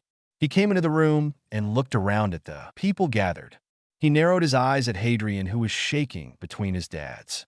What has happened? He was fine earlier? Loki demanded. You can do quite a bit of spectacular and terrifying magic, Tony started. Would you be able to tell if there was a soul piece inside someone that didn't belong there? Yes, I am a god, Loki replied. It would be a simple matter of scanning the soul. Do you suspect that our boy is carrying someone else's soul? Will you check him? Severus asked. Hadrian finally looked up from Severus' neck and looked up at Loki pleadingly. Of course I will, Loki said immediately. Come here, child. Hadrian stood and moved to stand in front of Loki. The god pulled a stone from his pocket. He spoke an incantation over it and then began to weave it back and forth over Hadrian. He started at his feet and worked all the way up to his head. As he did it, a spectral hologram of Hadrian began to appear next to them. It was clear and good. It showed a large, almost too bright light in his abdomen that Loki informed them was his magical core. Then he pointed to the beautiful green and silver outline around the entire form. This is his soul. It is a lovely soul, beautiful colors, Loki praised. Then he pointed to a mass of darkness that seemed to be pulsing in the point on his head where his scar sat. That is the soul piece I am assuming you are looking for. So, I really am a horcrux. I have to die, don't I? Hadrian said dejectedly. He just looked so sad and resigned. Can I at least be last? Loki flicked him on the nose and scowled at him. Of course you don't, stupid child. I would never allow it. We will simply pull the soul out of you and place it in another container, Loki said exasperatedly. You shouldn't be so self-sacrificing. There are always options that magic can take care of. Put it in another container? Is it really that simple? If it is lashed to the scar, it has been there since he was 15 months old. Won't that have an effect on him? Hermione asked. It might, but it won't be anything that he won't be able to survive. He may be lethargic for a while, and his core may be unstable for a while. No matter what is the consequence, we will be able to work through it. I would never risk him, Loki assured them. I don't want to call my mother, though. She taught me everything I know and is much better to have around for these types of things. Whatever you think is needed. Thank you, Sirius told him. Hadrien looked so relieved and threw himself into Loki's arms. Thank you, Loki. This is why you are my favorite god, Hadrien said with a grin. Don't tell Thor. I think he might actually cry. I know he would, Loki said with a chuckle. He gently set Hadrien away from him. I am going now to get my mother. We will be back as soon as we can, and we will get that horrible soul piece out of your lovely head. Then Loki strode up to the roof. There was a bright light, and the tower rumbled a little. It always did that when Thor and Loki traveled from the tower. Their bridge was not subtle. Well, I'm really glad you let him stay when he asked to train me. I know you didn't like him, but he is literally saving my life right now, Hadrien said to Tony when he settled back on the couch between his dads. I'm glad I let him stay too, Tony said. So, what are we doing for dinner? Because personally, I don't feel like letting my boy out of my sight right now. Can I cook? I need something to distract me from all of this, Hadrien said with a shudder. Are you sure? Sirius asked him. Hadrien nodded. Can I help? Draco asked him. I am surprisingly good in the kitchen. Yeah, I would like that, Hadrien answered with a slight blush. Sirius noted the blush and caught Tony's eye. He noticed the blush as well. Hadrien and Draco stood up and headed for the kitchen. Sirius pulled out his phone. If anyone knew whether Hadrien had a crush, it would be Peter. Does my son have a crush on Draco? Sirius sent the message. Peter must have had his phone in his hand because he answered immediately. Oh, absolutely. Remember when you gave me that book about secondary genders? Hades admitted to being an Omega. Said the blonde is definitely his alpha. But just so you know, it isn't just the blonde he has a crush on. He likes the beta too, was Peter's reply. Sirius pinched the bridge of his nose and turned the phone to Tony. His fiancée just chuckled. Sirius waited and then laughed when the text actually registered. Tony then glared at Theo and shot a glare toward the kitchen. Tony was not going to go easy on either young man. He wouldn't be surprised if there was quite a bit of threatening to kill them in the near future. Thank you, Peter, Sirius sent back after a moment. No problem, Mr. Prince. Sirius thought about it for a moment and then sent another text. Peter was his son's best friend. He was going to need him here for the breakdown and nightmares he was likely to have later. If possible, please come home for dinner. We are having it up on the family floor. Invite May if you need to. Maybe a sleepover in the sitting room with everyone. Pete's response was a little slower that time. Something happened? He asked. Yes, there will be nightmares. Sirius informed him. He won't sleep alone, Mr. Prince. We got him. Sirius put his phone away and took a deep breath. His son was surrounded by people who loved him and would take care of him. They would have a big family dinner tonight, watch a movie or play games afterward, and then Peter would take care of the rest. It was going to be fine. Are we calling everyone home for dinner? Tony asked. Sirius nodded, and Tony had Jarvis inform everyone that it was important they were home for dinner. Loki most likely wouldn't be back until tomorrow, so they would keep their boy distracted and surrounded by family until then. So what are we cooking? Draco asked. He would bring up nothing about Horcrux, Voldemort, Dumbledore, or the war. Hadrien needed a distraction, and he was happy to help with that. Oh, I don't know, I was thinking about maybe a pasta dish. Maybe chicken and shrimp. Carbonara with garlic bread. It is simple enough to cook and easy to do in large quantities. If I know my dad, he has already sent out a message to the others to be here for dinner tonight. They tend to fret when I have a bad day, Hadrien said absently as he was looking over the food in the freezer. It was always kept stocked for dinner nights. Good. I am glad someone frets over you now. You deserve it, Draco said as he took the bags of shrimp from Hadrien when he handed them to him. Hadrien looked at him and smiled. What? Draco asked at the look he was given. You are so much softer now than you were before, Hadrien explained. Draco looked so offended. Oi, I am not soft, Draco exclaimed. Hadrien laughed. I will have you know that just because I do not fight the way that you do doesn't mean that I am not fit. That isn't what I meant. You're very fit, Draco. Lots of lovely muscle that you didn't have back in the day. I meant that you were not as snippy or easily riled as you were back in the day. You wouldn't have been caught dead being kind to me the last time I saw you, Hadrien said quickly. I wanted so badly to tell you how I felt, Theo, and I wanted you to know that you were not alone. We just didn't think you would accept our affection, Draco admitted. Hadrien looked at him and laid out the chicken. Unfortunately, at that time in my life, I was so suspicious of everyone. I don't think I would have believed that you were sincere. I didn't believe there was a person in the world beyond Fred and George who loved me or wanted to be around me for the right reasons, Hadrian told him. I understand that, Hadrian. But back to the original conversation, I have mellowed out. It is amazing how freeing it is not to worry about family obligations or disappointing my father. Being with a bunch of Gryffindors probably had a lot to do with it as well, Draco admitted with a laugh. I even let your twins convince me to get a Muggle tattoo. A tattoo? Hadrian said, interested. Draco Malfoy went to a Muggle shop and got a tattoo. I did, Draco said with a grin. He had let the twins convince him to get a tattoo, but he had never admitted that he was a bit excited about it. He had chosen a dragon, of course, and not a small one. The head of the dragon was on his left chest and went around his back where the wings spread across his shoulder blades, and the body went down his back, the tail curled, around his side, down his waist, and ended on his right side below his pants. Theo loved it, said it was quite why. It had taken him about a week of going every day to get it completed. Will you show me? Hadrian asked him. Draco smirked and winked at him. Hadrian blushed. Of course, but it isn't small, and I would have to take my shirt off.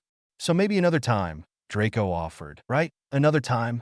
So, will you tell me what you got at least? Hadrian asked as he cast a quick spell to defrost the meats. Draco started water to boil in a massive pot. I think maybe I won't tell you until I can show you. You know, for the anticipation of it, Draco teased. Hadrian laughed and then grinned. Does Theo have a tattoo as well, or just you? Hadrian asked. He was curious about them both. Theo didn't really seem the type. He was much quieter and more reserved than Draco. He always had been, from what Hadrian could remember. No, Theodore didn't let the twins bully him into one. In fact, if I am remembering correctly, he held them at knife point when they tried to grab him, Draco told him. Hadrian laughed. He could appreciate a man who could handle a blade. So who all was bullied into getting tattoos? Hadrian asked as he set to seasoning the shrimp. Draco, he instructed to do the washing and chopping of the chicken. Well, the twins already had them.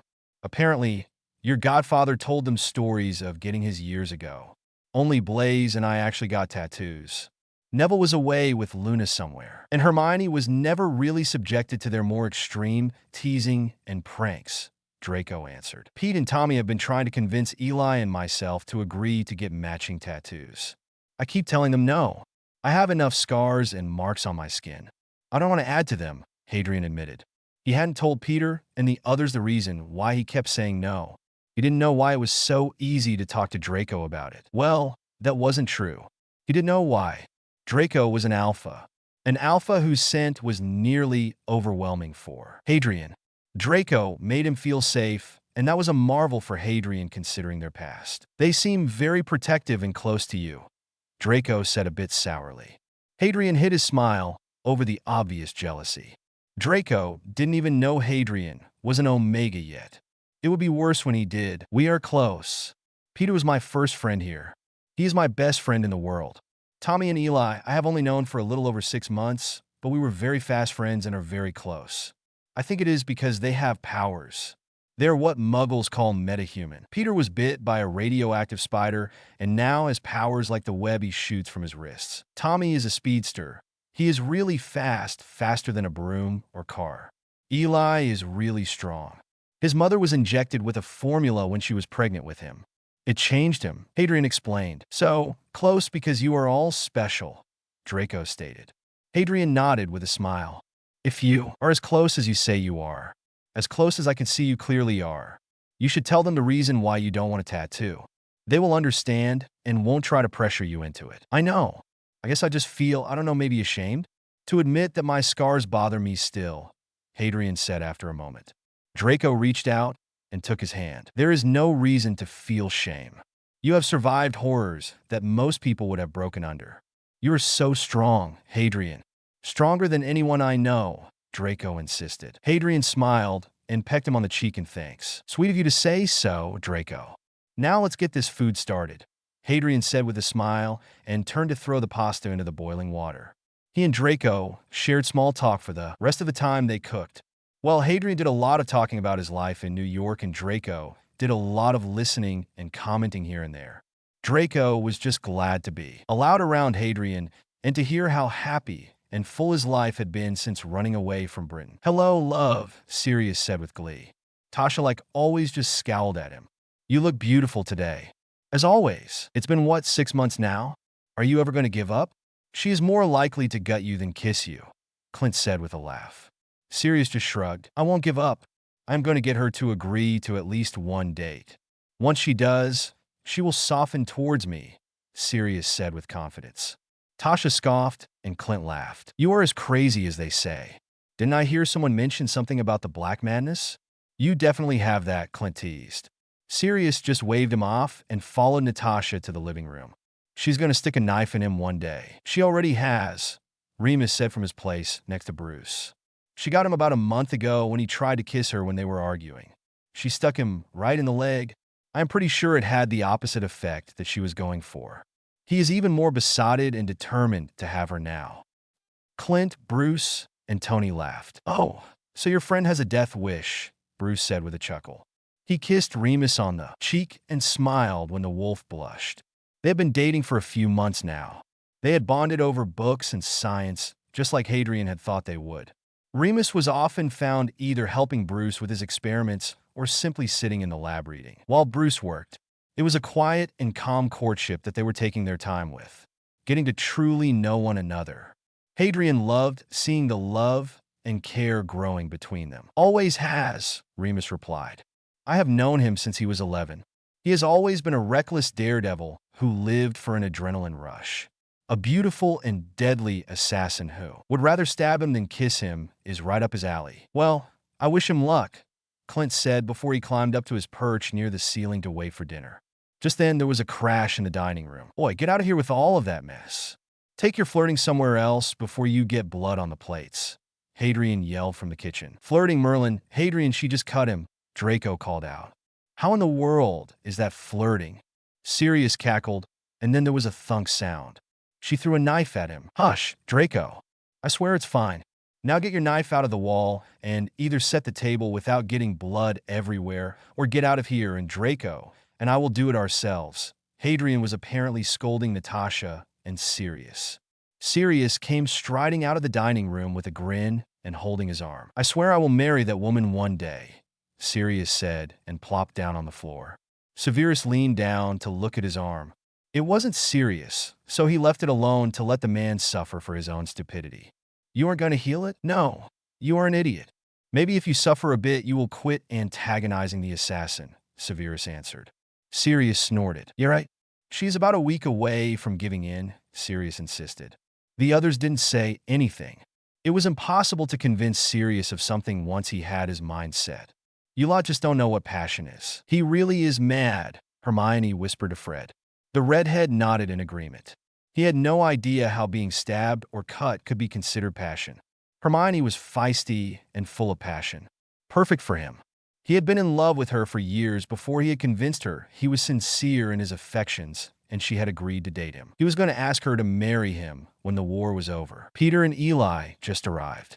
"We are all here now," Steve stated as he walked into the room. "How is our boy?" Keeping himself distracted with the handsome Alpha in the kitchen, Tommy answered. "What is the plan?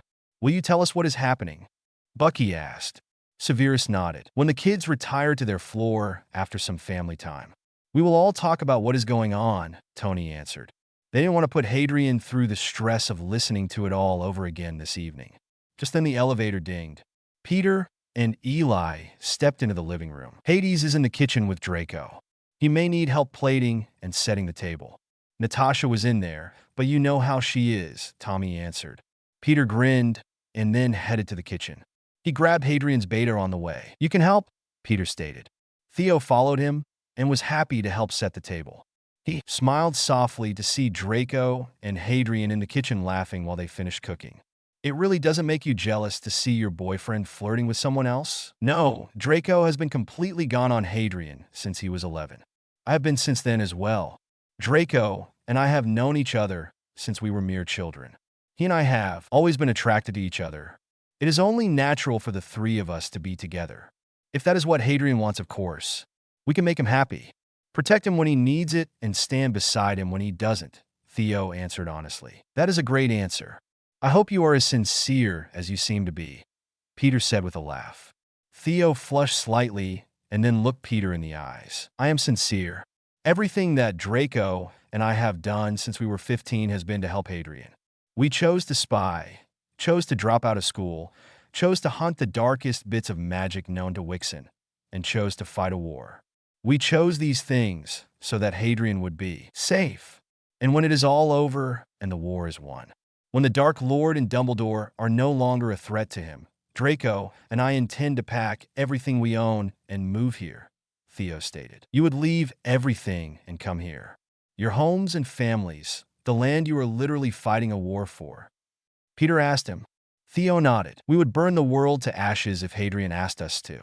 We would do anything for him, Theo insisted. Peter grinned and then patted Theo on the shoulder. Well, you have won me over. If your alpha is half as passionate about Hades as you are, then I am rooting for the two of you, Peter revealed. Theo smiled at him and inclined his head. Thank you. It will be helpful to have his best friend on our side, Theo stated. Peter turned serious again and lowered his voice. How bad is it? Peter asked. Theo looked at him with a solemn expression. Bad, but hopefully Loki will be able to fix it tomorrow like he claims he can, Theo answered. I wouldn't recommend he sleep alone. He won't, Peter assured him. I am well practiced in comforting him through nightmares. We are all camping out in the living room together tonight. Well, Hades, Tommy, Eli, and myself are. The rest of you are welcome to join us if you like. Draco and I will be joining you. The others can choose for themselves, Theo stated. Peter nodded. Have you finished setting the table yet? Hadrien called from the kitchen. Yeah, Hades. Send in the food, Peter called back. Moments later, the food began hovering into the dining room, and Peter and Theo plucked it out of the air and set it on the table. After everything was on the table and drinks were filled, Hadrien called everyone to the table to eat. It was a good dinner, and Hadrien sat happily between Tony and Sirius. They talked and laughed through the entire thing. When it was finished, Sirius and Remus took care of cleanup while the others picked out a movie and pulled out blankets. They all watched a comedy before Hadrien and the other teens headed for their floor. When they were gone, Tony and Sirius explained to the rest of the team what had happened that day and what was planned for the next day. Everyone planned to be home to make sure everything went okay. Down on the teens' floor, furniture was moved around, blankets and pillows were thrown around, and another movie was put in. Draco and Theo managed to coax Hadrien down on the floor between them. The three of them fell asleep cuddled together, and when Hadrien woke screaming from his nightmare, they comforted him and held him between them until he calmed and slipped back into sleep. Tomorrow was going to be so stressful for everyone. They are in America, Tonks stated. She had called up Dumbledore and asked him to call a meeting. She had been tasked with following Neville and learning how he was doing in his task. She was to report in every week unless something happened that Dumbledore needed to know right away. This was something he needed to know right away. Who are they?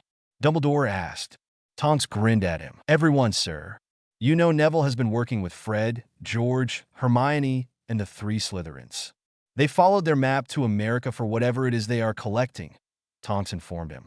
Dumbledore had told no one what Neville was really searching for. They ran into a few people I think you will be happy to know the location of. Tell us, girl. Quit drawing it out, Moody demanded. Albus was glad for it because he was getting frustrated with the dramatics. Sirius Black, Remus Lupin, Severus Snape, and Harry Potter are all in America as well. New York to be exact. Neville and the others are staying with Harry Potter and the others, Tonks finally spit out. Dumbledore stood abruptly and leaned over. You saw him with your own eyes? Harry Potter is alive and well in New York, Dumbledore demanded. Tonks grinned and nodded. Yes, sir. I saw him with my own eyes, Tonks assured him. Dumbledore grinned then.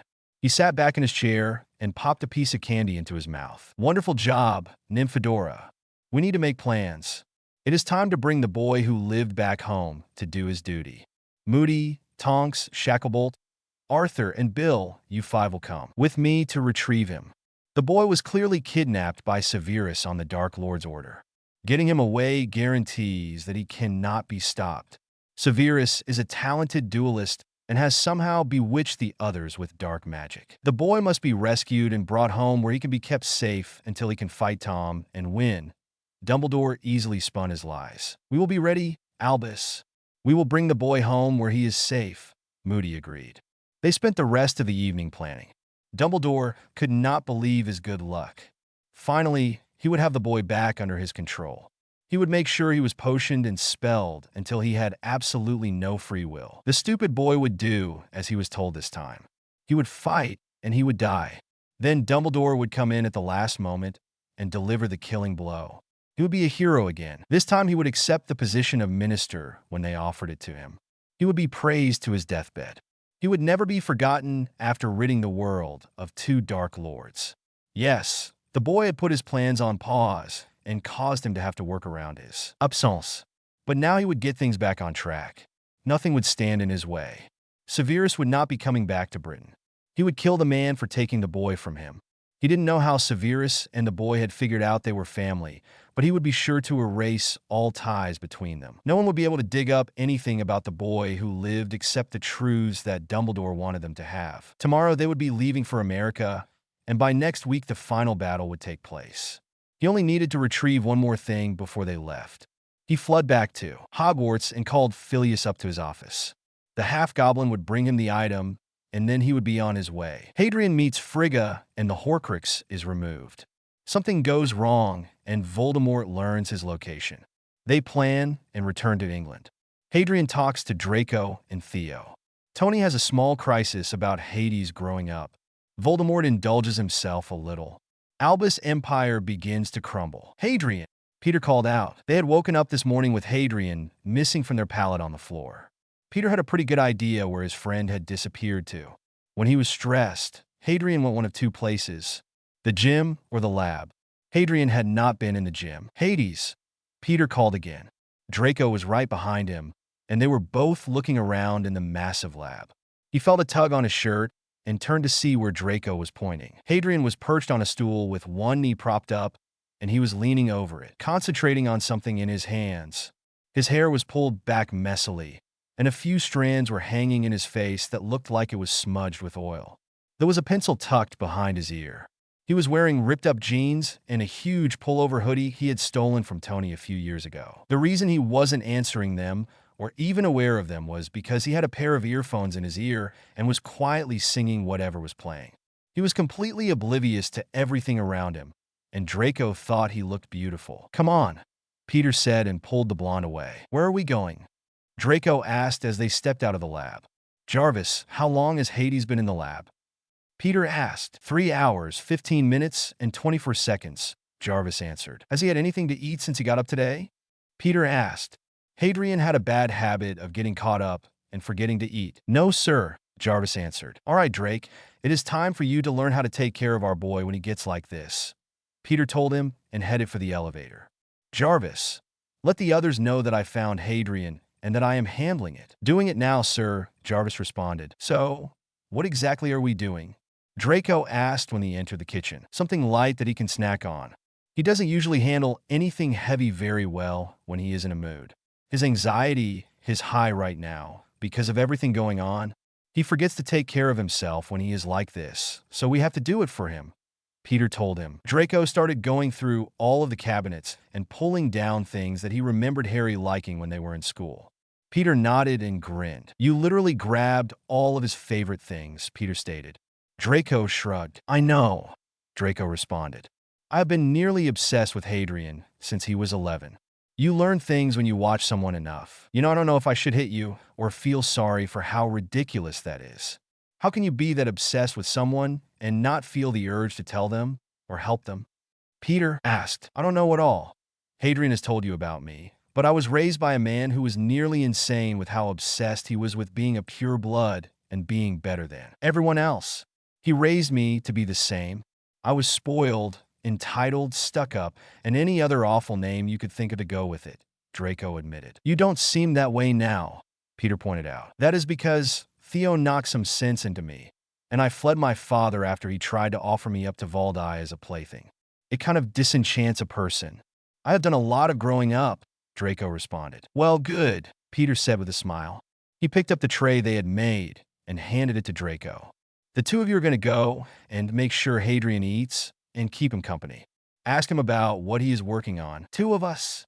Draco asked and then turned to see Theo standing in the doorway watching them. He smiled at his beta and then turned back to see Peter grinning at them. "Go on," Peter said and gave Draco a little nudge. The alpha and beta headed down to the lab, where Hadrian was still in nearly the exact same position. Draco handed the tray of food to Theo and then slowly approached Harry from the front so that he would see him. He waved his hand, and finally the movement seemed to get Hadrian's attention. The Omega smiled brightly and pulled his earphones out of his ears. "Hey, Draco," Hadrian said cheerily. "What are you doing down here?" "We came to see you. Wanted to make sure that you had something to eat," Draco answered. Hadrian looked around and saw Theo standing there holding the tray. "Come on, we can sit over there. None of the tables in here are clean, and I know it looks like a giant disaster, but I know where everything is, and if we move it around, I won't be able to find it when I need it," Hadrian told them. He had pointed to an area of the floor that was empty. He snagged a blanket off a top shelf that was apparently there for this purpose. Hadrian spread it out with Draco's help, and then the three of them sat down. "So, what are you working on?" Theo asked as he made a plate and handed it to Hadrian. The Omega took it happily and took a bite. "Oh, how long have I been down here?" "I just realized that I am starving," Hadrian said with a shrug. According to Jarvis, when Peter asked, "It has been over 3 hours," Draco answered. "We were worried that you were gone when we woke up. I woke up early and didn't want to bother anyone. Tinkering down here helps keep my mind busy so that I don't worry. I figured this was best," Hadrian stated. "Oh, and I'm trying to figure out a way to make my dad's suit more magic resistant." "You can do that?" Draco asked. Harry nodded. "I've already done it to a certain extent, but it is only lower level spells right now. I want to see if I can integrate the magic into the suit with ruins or something," Hadrian told them. "But they don't really go up against a lot of Wixen, do they?" Theo pointed out. Harry shrugged and took a bite of food. "I have a bad feeling," Harry said, and tried to stand up. Draco reached out and grabbed his arm. "Sit down, Hades," the alpha told him. Hadrian looked like he was going to argue for a few seconds. Draco let out a quiet growl that made Hadrian shiver and nearly bare his neck. "You haven't eaten quite enough just yet, and you have been working non-stop for hours. Sit down, mon cœur." Hadrian sat down and scooted a little bit closer to Draco, who handed him another sandwich triangle. He blushed and took another bite. "Good boy, Hadrian," Draco told him and wiped the smudge of oil off his face. "We know you're worried, Hadrian. That is a perfectly understandable reaction to what has happened," Theo told him. "You are worried about your family, and that is enough to make anyone hyperfixate. You just have to remember that it isn't your responsibility alone. You are part of a team, right?" Draco asked him. Harry nodded and took a deep breath. "Being part of a team means that you don't do things alone. You don't worry about things alone. Everyone shares the responsibility." "I know. I just worry. I don't know what I would do if something happened to one of my dads because they were protecting me," Harry said with a sigh and leaned his head over on Draco's shoulder. The alpha turned his head and caught a small whiff of something that made his instincts perk up and pay attention. It was fleeting and weak, but it was unmistakable. He looked over at Theo, who was looking at him curiously. "Hadrian," Draco asked, the smaller boy to let him know that he was listening. I have a question to ask you." "Go ahead," Hadrian said, and took another summer sausage when Theo held it out to him. "Are you a beta?" Draco asked. Hadrian stiffened and pulled away. He looked between Theo and Draco, a bit alarmed. Well, you see," Hadrian stuttered. Draco reached out and grasped him by the back of the neck gently. He gently massaged Hadrian's neck and nearly smirked when he could feel the Omega's scent glands. "How had they missed that?" "Not a beta, then," Draco said gently. "You're on suppressants. You are an Omega." "Yes," Hadrian finally answered. It felt so nice to have Draco massaging him like that. It made him all boneless and relaxed. "Your suppressants are wearing off. You need to take your potions soon if you want to avoid your heat," Draco told him calmly. He knew this sort of thing was sensitive and private, so he was trying not to embarrass or upset Hadrian. "I will take it. Papa should have a new batch done," Hadrian said as he nearly purred. "How do you know I will have a heat if I don't take my potions soon?" He was curious why Draco would know something like that. "Research," Theo told him with a smile. It was nice to see how Hadrian reacted to Draco's pheromones. Hadrian being an Omega was the best possible outcome for them. "Neither of you are Omega, so why would you research it?" Hadrian asked. "Well, we know it isn't a secret that we are interested in you. We have both had a serious crush on you since we were 11. Theo just recognized it first and had to knock some sense into me so I could see it for what it was. Draco told him, and they all three laughed a little. You stubborn? Hadrien chuckled. Draco just huffed and continued to massage Hadrian's neck. Anyway, we wanted to make sure that in the event that we found you and actually convinced you to give us a chance, that we were prepared to take care of you properly, Draco admitted. I can take care of myself, Hadrien said quickly. That much is very obvious, mon cœur, Theo agreed. You are quite capable of taking care of yourself. But that doesn't mean that you can't let someone take care of you as well. So, the two of you are really serious about wanting to be with me? Hadrien asked after a few moments. Yes, we absolutely are, Draco responded quickly. Hadrien smiled at the two of them. Then, after this thing has been removed from my head, the three of us should sit down and really talk about it, Hadrien insisted. That sounds great, Theo said with a smile. There was a knock on the wall, and the three of them looked up to see Sirius and Tony standing in the doorway. Tony was frowning, and Sirius looked like he was fighting a smile. Unhand my son, and come on. Loki is back, Tony said with a pointed look at where Draco was still rubbing Hadrian's neck. Draco removed his hand and looked at Harry, who was no longer calm and relaxed. He sighed and stood up. Theo reached down and helped Hadrien to his feet. Hadrien went straight to his dad's and was happy to be once again wrapped in Sirius' arms. He didn't care how old he got. He didn't think he would ever grow out of cuddling with his dads. It was time to go see Loki and see if he could pull the tainted soul out of his head. Hello, Hadrien, my dear, said a beautiful woman when they walked in. She strode forward and pulled Hadrien into a tight hug. Hello, Hadrien said with a smile. My name is Frigga. I am Loki's mother. I am also a vulva, and we are going to get that nasty soul out of your head, Frigga promised. Hadrien had read about vulva in his books on Norse history. It was a pagan witch from the time of Vikings. Most were prophetic. Thank you, Hadrien said with relief. Come along now. I have a room being prepared for us, and they should be just about done. It will only be you and me along with the two other vulva I brought with me. 3 is a powerful number, as I am sure my Loki has taught you, Frigga told him. My dads can't come? Hadrien asked. We do not want to risk the Draugr finding a new home in one of them. It is safest for everyone this way, Frigga told him. It's okay, Hades. We will all be waiting out here for you, Sirius told him and kissed his head. Hadrien followed Frigga into the room that he usually used to practice his magic with Loki. It was set up for a ritual and looked like something from one of his books. Frigga led him around the room. The best way to ensure a successful ritual is to have understanding of what is happening around you. So, I will explain some of the runic symbols and give you an explanation about what exactly we are going to be doing, Frigga informed him. Thank you, Hadrien said with relief. He really hated when people just did things for or to him without talking to him about it. This symbol here, she pointed to the first totem that had been placed around the room, is Aegis Jalmer, the Helm of Awe. The symbols arranged in this way offer us protection during the ritual and instill fear in the foreign spirit. It will help to encourage the Draugr to leave your body. They walked around to the next totem that had been placed. This is Veldismeg. It is for protection from evil, but it is also for good health. This is too. Ensure that you have no serious side effects from the removal. We are also going to paint this on your chest. It will increase its effectiveness, Frigga explained. They continued around the room to the next totem. Hadrien was really grateful for the effort and thought that was going into helping him. Loki had done good to go and get his mother. I know this one. Hadrien spoke up before Frigga could begin explaining. Yggdrasil, the Tree of Life. It symbolizes the connection between the 9 realms as well as the different layers of our being, such as body, soul, and magic. It also represents how we are connected to each other and everything around us. Very good, Elsker, Frigga said with pride. It seems my son is teaching you properly after all. Loki is a very good teacher, Hadrien agreed with a smile. The last symbol that is important here is the Algies. It is not on a totem, but we will paint it on you just here, Frigga said and tapped Hadrien just between the eyes and the center of his head.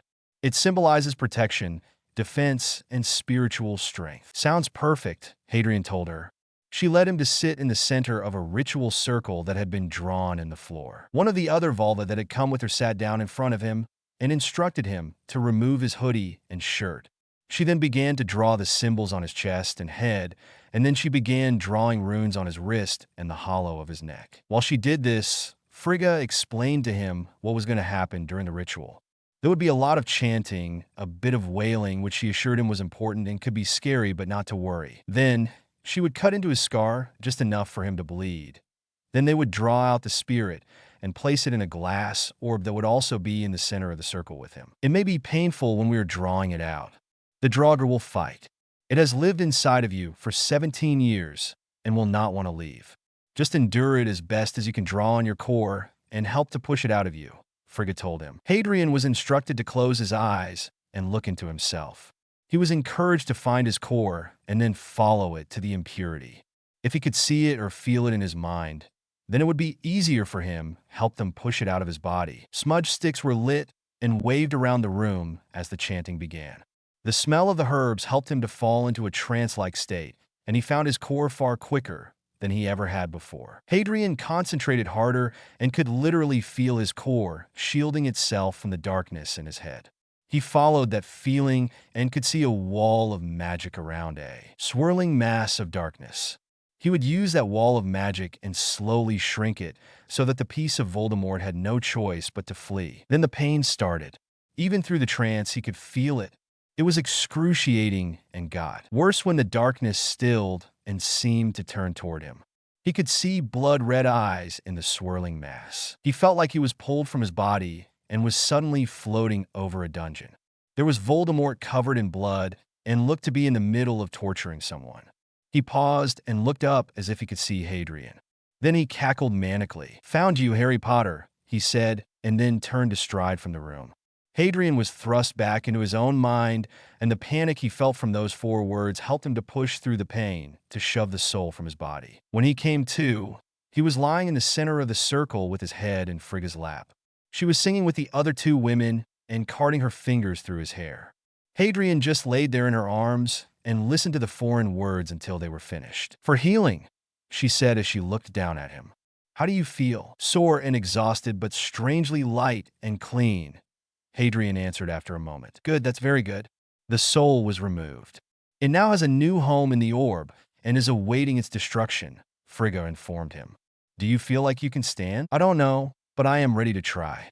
I know my family is worried, and I don't like to worry them," Hadrien answered honestly. "Well, then let us try to get you up," Frigga responded, and then he felt the other 2 women stand and grasp his arms.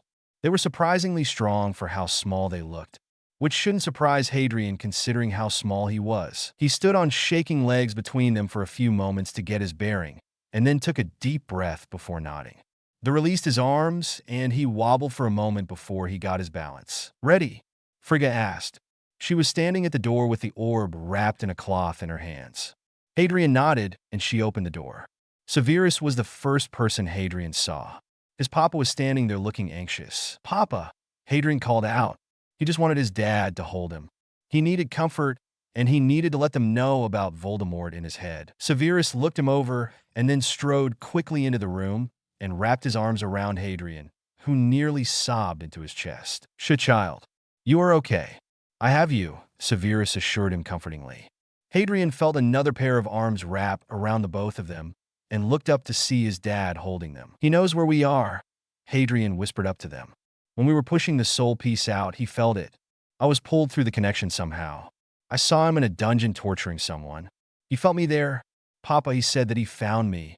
He is going to come here." "Calm down, Hades," Tony insisted calmly. Hadrien was quickly descending into a panic attack. "It's going to be okay. We can handle him, kiddo. Promise?" Hadrien asked with a sniffle. This was his worst nightmare coming true. His family was now in danger from Voldemort, and it was his fault. He had led the man straight to his home. "I promise," Tony told him. Then he grinned.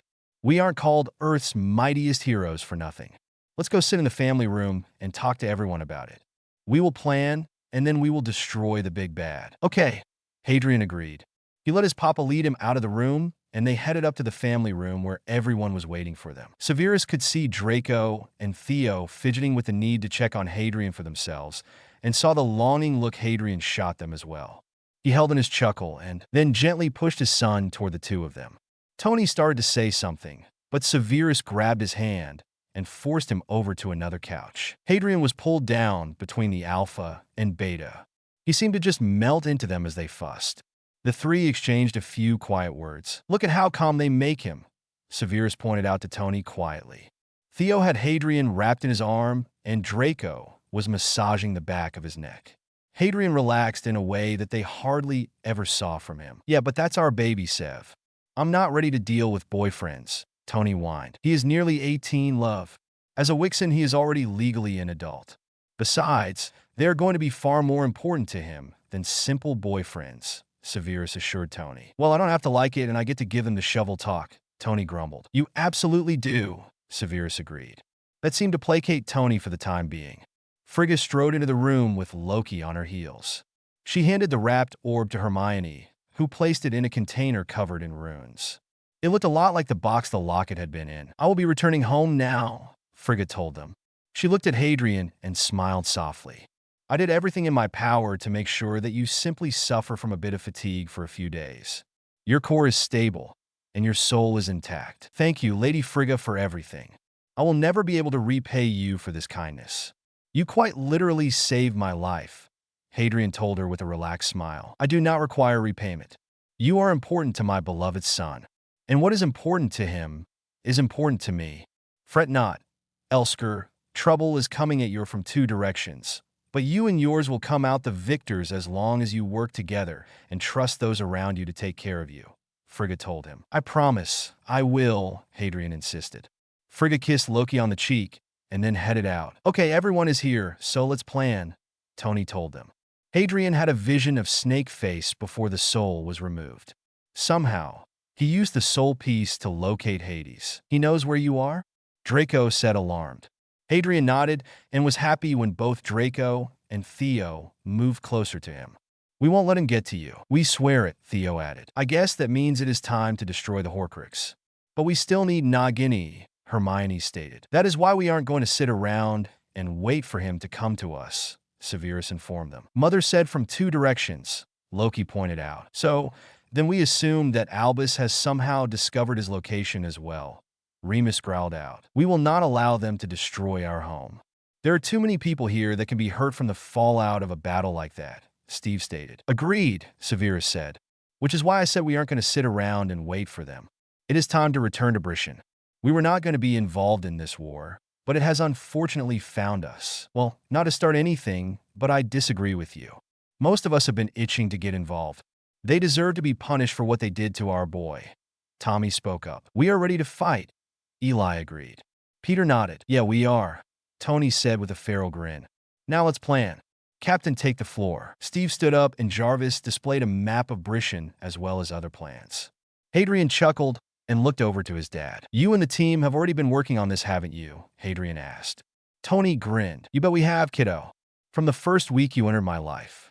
These plans are years in the making. I have just been waiting for permission," Tony told him. "I love you, Dad," Hadrian said with a voice full of emotion.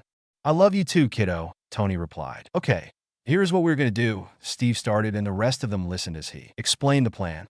Hermione told them about Nagini and their plans to destroy the Horcrux. They agreed they would wait until they had reached their chosen battlefield to destroy them. A few hours later, they separated to prepare to leave.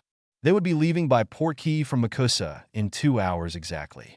Makusa would be sending Oris with them as well to help on the magic front. They were going to be porting straight to the British Ministry to talk to the minister before anything else began. "Where are they?" Albus demanded. "I don't know," Tonks answered with a grimace. "Damn it," Moody growled out and slammed his fist into the nearest wall. Every floor was checked. Arthur asked cautiously.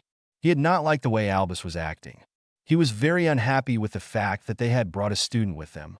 He didn't see what purpose the small girl served from being here. "Yes," Shacklebolt answered, and Bill nodded. "You said they were here, Nymphadora. You said you followed them to this building and that they were staying here," Albus stated angrily. "I did follow them here. They were staying here. Their magical signatures are all over the place 2 floors down," Tonks replied with a huff. "I did my job. I followed them, and I reported in. I can't help that they are no longer here." "Do not use that disrespectful tone, Tonks," Moody growled out. "I trained you better than that, girlie." "Sorry, sir," Tonks replied with a slight blush. Well, they must have somehow known that they had been found. They fled. We can stay here a few days and try to learn where, or we can go back to Britain, Arthur answered. Albus turned to the little Ravenclaw, who had not spoken a single word since Albus had turned up with her. Where would they go? Albus demanded. If they thought they had been discovered, where would they go? We know you have a hideout somewhere that Nymphadora has not been able to find. Where is it? Luna simply said nothing. She just smiled dreamily up at the headmaster as if she was floating in another world. Albus growled and gripped her chin. She looked him in the eyes, and he dove into her mind to take the information for himself. The connection was abruptly cut off when there was suddenly a hand covering the girl's eyes. He scowled up at Arthur. What in Merlin's name are you doing, Albus? Arthur demanded. That is illegal and dangerous. We need to know where they have taken Harry. Arthur, Ms. Lovegood is very close with Neville and your sons. She has stayed with them during the summers. She knows where they would take Harry, Albus insisted. You could destroy her mind, Bill spat out. You have already stated that Tonks has not been able to find the house. That means it is under Fidelius, and who knows what other wards and protections. If you try to rip the information from her mind, you will cause brain damage, if not death. Quite dark for someone who is supposed to be the leader of the light. They all quickly turned at the sound of that voice. There was a tall man with dark hair, standing in the middle of the room, smirking at them. But you aren't really light. Are you Albus Percival Wulfric Brian Dumbledore? You are a manipulative old man who will do anything for power and glory. You faked a prophecy. The man paused when a flash of spell fire went through his body. He raised an eyebrow at Moody and then turned back to Albus. You stole that poor child from his true father and gave him to your loyal followers. What child? Arthur asked. The man never looked away from Albus. Hadrian Anthony Stark Prince. But you know him better as Harry Potter. Albus stole him from his true father, Severus Prince. He needed a child to manipulate and mold into a weapon that he could use to defeat a dark lord that he himself created. Another spell passed through him. This time from Albus himself. Lies. Filth to make you doubt me. He is a Death Eater sent here to confuse you and sow dissent amongst us, Albus stated calmly. After the Potter's death, he placed that poor innocent baby with a family of magic-hating muggles who locked him in a cupboard under the stairs. They starved him and beat him regularly with the blessing of your light lord. Didn't you ever wonder why the boy was so small and jumpy? Listen to nothing he says. Tell us what you have done to Harry. Have you taken him to your lord? Albus interrupted. You would do good to listen to me. I have only spoken truth here. I'm not a Death Eater, and I serve no one. I am Loki Odinson. I am simply here to deliver a warning. You will not find what you are looking for here. Go home. He will find you when he is ready, Loki stated, and then he snapped his fingers and disappeared in a flash of green light. Loki, Bill repeated, an admitted trickster. You mustn't listen to anything that he said. He is a deceiver. I would never do the things that he has accused me of. You know better than that, Albus stated as he turned back toward them. Where is the girl? Luna was nowhere to be seen. He looked around the room to see if she was simply hiding. She is gone. She was taken by the same green light that took Loki, Arthur stated. He had been holding her when she disappeared. But before she had gone, she had whispered something to him. He speaks true. The old man is far darker than you could ever imagine. Arthur locked eyes with Bill. His eldest son had heard her as well. They would be having a conversation once they were away from Albus and the others. Definitely the works of a dark wizard, Moody growled out. So, what are we going to do now? Kingsley asked. We go back to Britain. They clearly knew we were coming. They have taken the boy and laid a trap of some sort. We need to gather the order and speak to the minister about Auror backup. I believe the final battle is nigh, Albus stated. So, that was what they did. They used the portkey that Albus had obtained illegally and ported back to Britain. He hadn't wanted to go through Makusa or Gringotts to get an international portkey, so he had simply made one himself. It could get him banned from American soil and removed from his position at the ICW if it was found out. Albus was pissed. He had left the others and gone back to his office at Hogwarts. He had simply told them he would send a message out to meet with the order later. The office was in shambles. Albus had thrown a right fit the moment he had arrived and broken many things. He didn't know who the mysterious man really was, but he had quite possibly caused Albus a lot of trouble. Now, there would be doubt among his most loyal and powerful followers. and he still didn't have the blasted boy under his control. How had they known he was coming? He knew Tonks was very good at concealing herself. There was no way they had known she was there. There were also other people involved that he didn't know anything about. He didn't have any idea who Tony Stark or the Avengers were. Were they Muggles? Were they an American group of Wixen? He didn't like unknowns. Where was the Potter boy now? His only leverage was gone, and he didn't know exactly where to go from here. The man Loki had said to go home and wait. Albus was good at waiting. He didn't like not being in control. If the boy was back in Britain, did that mean that he could reach him by Al again? He knew that he had been warded against receiving them for years, but he wasn't in America anymore. Albus grinned. He wrote out a quick letter and infused the words themselves with magic and compulsions. He woven compulsions into the parchment and layered spells over it all. Then he turned the letter into a portkey that was set to activate 1 minute after opening. He would bring the boy straight to him. He summoned an owl from the Ollery and sent it off with his letter. He sat back in his chair to plan what he was going to say to his followers to remove any doubt. Perhaps he simply needed to dose them all with liquid imperious and be done with it. Albus pulled a few vials from his secret cabinet and tucked them into his pocket. That was exactly what he was going to do if he didn't feel like the rest of them believed him about what was going on. He took a breath to steel himself for what was to come and then flood over to the new headquarters. The time has finally come, Voldemort addressed his followers. I have located Harry Potter and confirmed that he still lives. That is wonderful news, my lord, Lucius stated. It is time to end this war and finally take my place as minister. Once the Potter boy and those who fight with him are dead, the rest of the British Wixen will fall in line, Voldemort stated with glee. Of course they will, my lord, Bellatrix cooed at him. Lucius nearly rolled his eyes. He honestly didn't know how anyone put up with the crazy bitch. My lord, called out Rookwood. What is it, Rookwood? Voldemort asked him. The Potter boy arrived at the British ministry mere moments before I left to come for the meeting. I could not glean why he was here or what he was doing, but he arrived with a group of others that I did not recognize, Rookwood revealed. He has returned to Britain then, Voldemort said with glee. Perfect. The boy knew that I found him, and he panicked. He has nearly delivered himself straight to me. Return to the ministry, Rookwood. Lucius, you will go as well. Dig up everything about the boy that you can. Yes, my lord. It will be done, Lucius stated and bowed low. There were a few with him that I did recognize, my lord, Rookwood added with a gleam in his eye. Go on, Augustus. I have no patience for games today, Voldemort growled out. Of course, my lord. Forgive me. Blaise Zabini, Theodore Nott, Draco Malfoy, and Severus Snape were among those that accompanied the Potter boy, Rookwood said quickly. There were cries of outrage throughout the room. Lucius looked pale, and Nott Sr. looked murderous. Voldemort stood from his chair and looked ready to storm the ministry right then. Impossible, my lord. My son would not join together with Potter. He abhors the boy. It is a trick meant to rattle us, Lucius stated quickly. Crucio. Voldemort nearly screamed out, and Lucius fell to the ground, writhing in pain. He held him there like that for minutes as he composed himself. There was nothing like the screams of pain to calm him. Finally, he released the spell, and Lucius lay panting on the floor. Voldemort sat back down in his throne and reached out to pet Nagini, who was draped over his throne. I don't know what you find so unbelievable, Lucius. Your son fled your home after you promised him to me. He fled to the Nott child, and the two of them disappeared. They have not been seen since. Why is it so hard to believe that they would flee to the one who has been proclaimed to defeat me? Voldemort stated, and then spit on the ground near Lucius' head. Of course, my lord.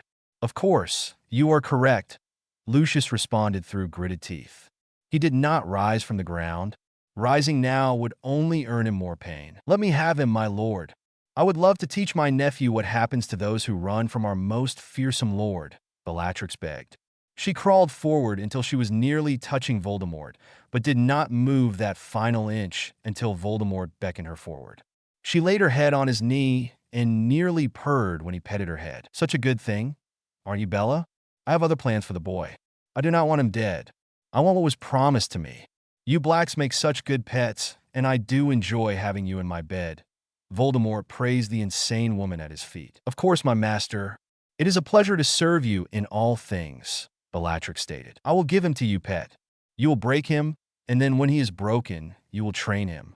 You will train him to serve you master the way that you do, Voldemort informed his pet. He will serve you in every way, just as I do, master, Bellatrix promised. Good pet, Voldemort cooed, and then he fisted his hand in her hair and threw her away from him.